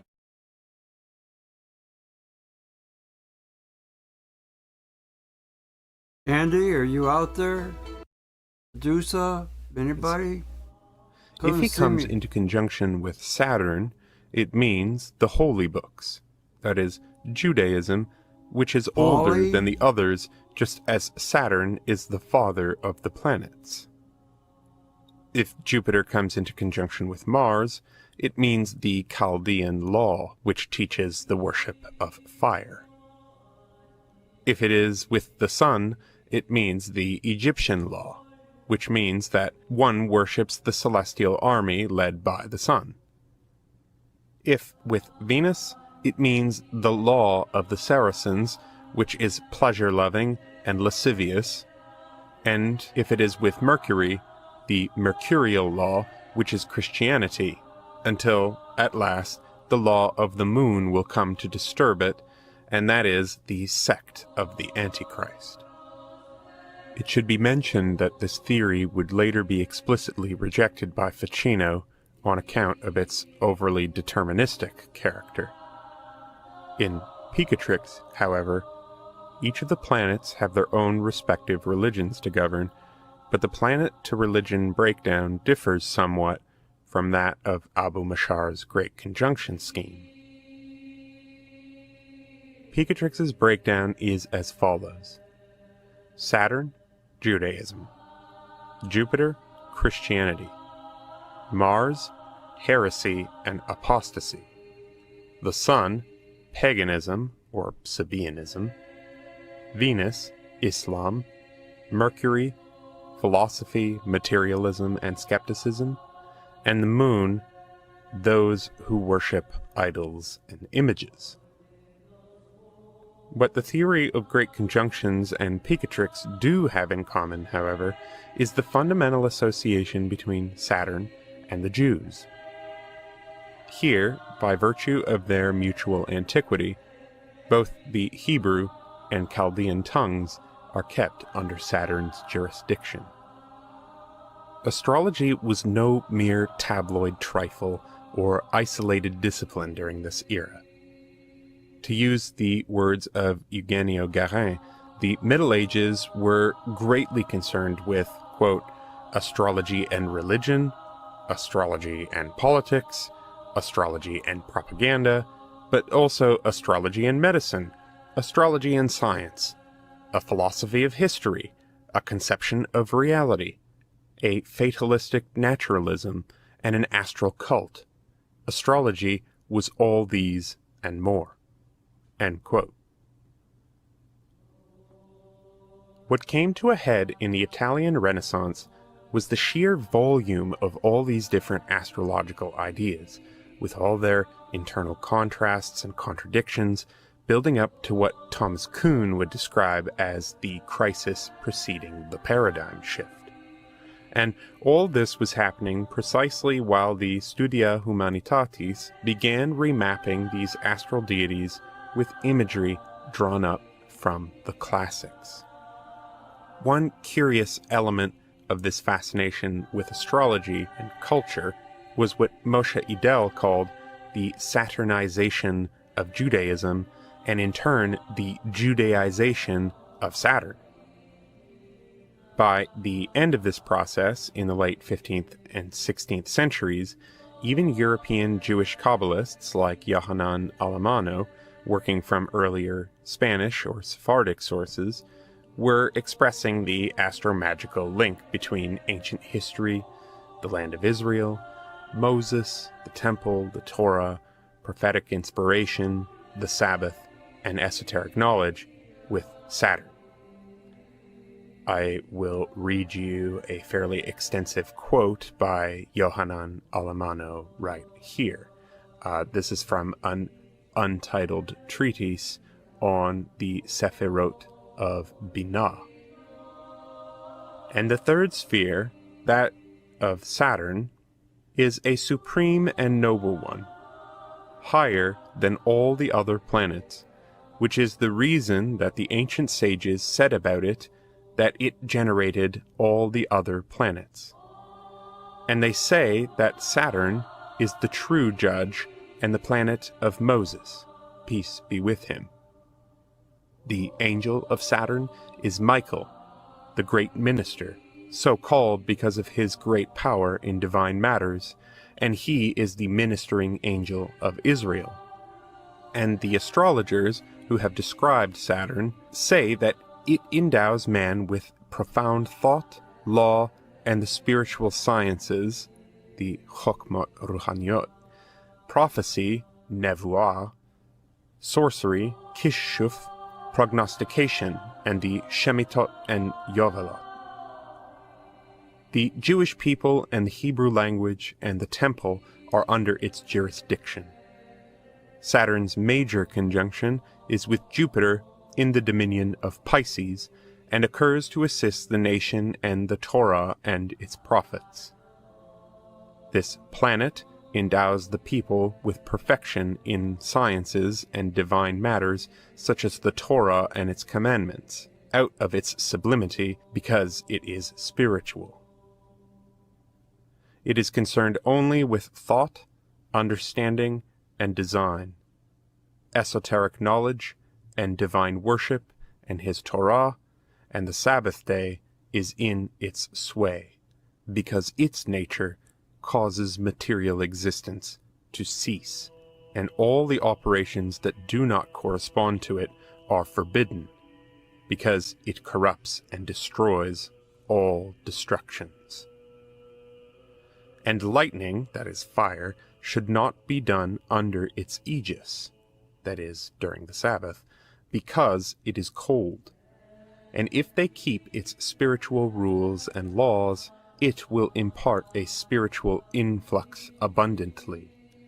But if they do not keep the way of God, it will spit forth everything that is bad. Prophecy will occur to fools and to babes in an insufficient manner, and to women and to melancholics, and to those possessed by an evil spirit, and maleficent demons that obliterate the limbs, and bad counsels and sorceries, and anxieties and erroneous beliefs. So Idel takes this passage to represent the Saturnization of Judaism as inspired by the writings of the Toledan rabbi Abraham ibn Ezra, whose dates are 1089 to 1164, but also to his circle of commentators. This he does on account of its numerous parallels with the passages that follow here, and it's quite possible that his description of the links between Saturn and Judaism were also shaped by an acquaintance with the Picatrix in one of its forms, whether directly or indirectly. So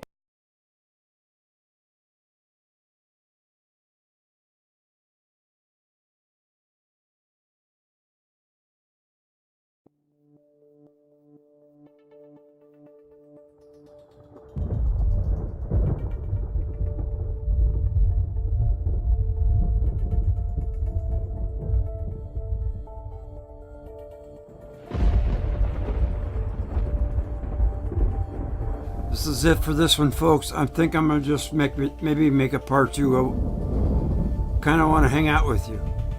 I'll try to do that. I got to go. Thanks for coming. We got, well, I can still come out and say goodbye. Hold on.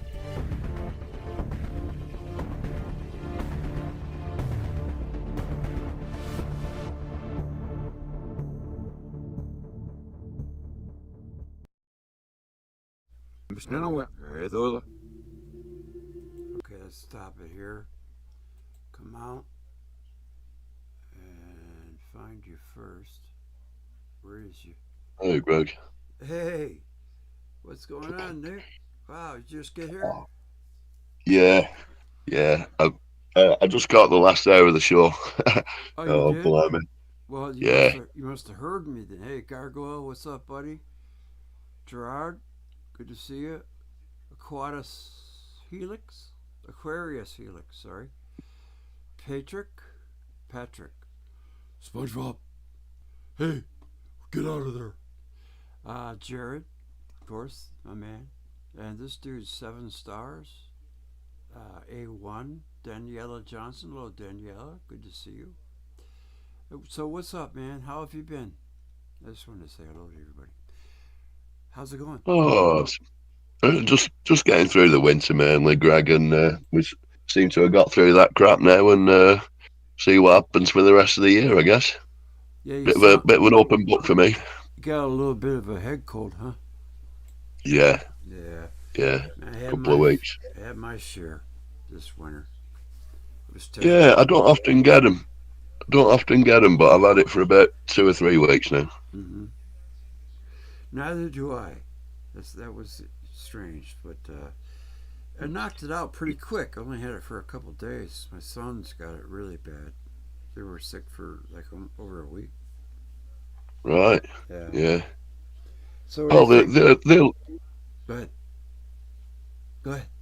Yeah, I'm enjoying the shows. I've been working up and just getting the last hour or so really, and then so it's I listened to him again sort of the next day or something, but it's not quite the same. It's not live really for me, but I'm glad you're back out and producing again, Greg. Yeah. Well, it's been a little bit of a rough ride, No, like I read in the Greek tale, people never turn inward in times of crisis or affliction. They always seek an authority figure, and I did that at first too, but I didn't dig what they had to say at all. So after that, with the help of 2 very just beautiful friends, patrons, Carter and Jan, I started educating myself to this, and I've had a good plan of attack. I feel great. I don't want to ruin my immune system. I don't think that works. No. I think when you're healing, I think you almost know when it's working. The results come. It's like if you're hungry and you eat some good food, you can almost feel the nourishment coming in through your stomach. You can feel yourself opening up like a flower again, and I think it's the same thing with mm-hmm. It's funny recovering. That you say that, because it's exactly how it's been for me. Actually, I think I'm acting like it's already gone. I've been getting into a little bit of manifestation through, just being a good person, just believing in myself, and I'm completely and totally believe that this is already gone. I just have this knot on my neck still, but that I'm gonna have to trust them to go get a test to see if it's spread or. I don't think it. As a matter of fact, I know it hasn't. Yeah. It's gone. Yeah. That's I feel that with every fiber of my being, it's gone. And the book that Jan sent me, A World Without Cancer, which I recommend to everybody, especially if you know someone who has it. I mean, the life expectancy after you get chemo and radiation, first of all, it shortens your life, even if you do beat it. And then you got to rely on them for everything. Yeah. Because your immune system is gone. Yeah. It just doesn't make any sense to me, man. No, it doesn't to me either. Never has done, you know. It just never always, has made any sense. I know.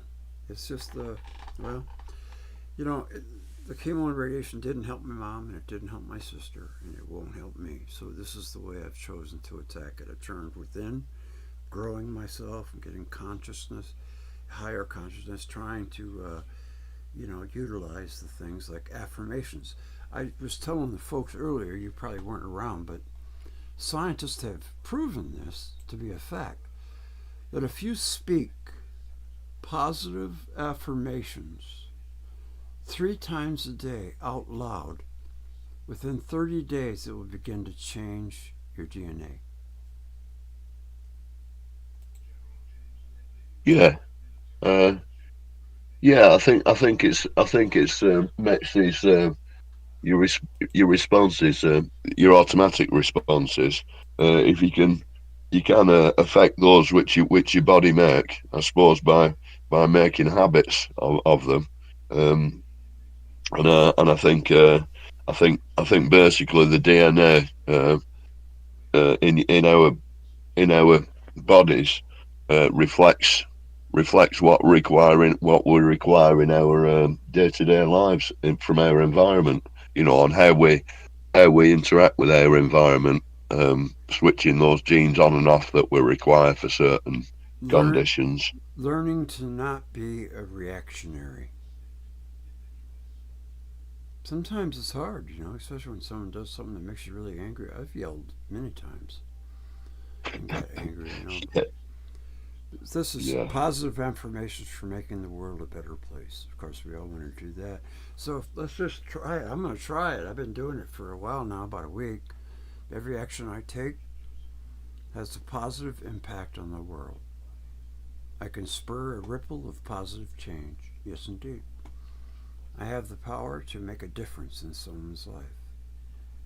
I joyfully learn more about what I don't know. You better believe that. I love that. That's what keeps me going, right? Yeah. I am responsible and conscious member of a collective. And it's 3 times a day at least. I've been doing it 5 or 6. But yeah, I want to, the way we can make the world a better place is start with ourselves, right?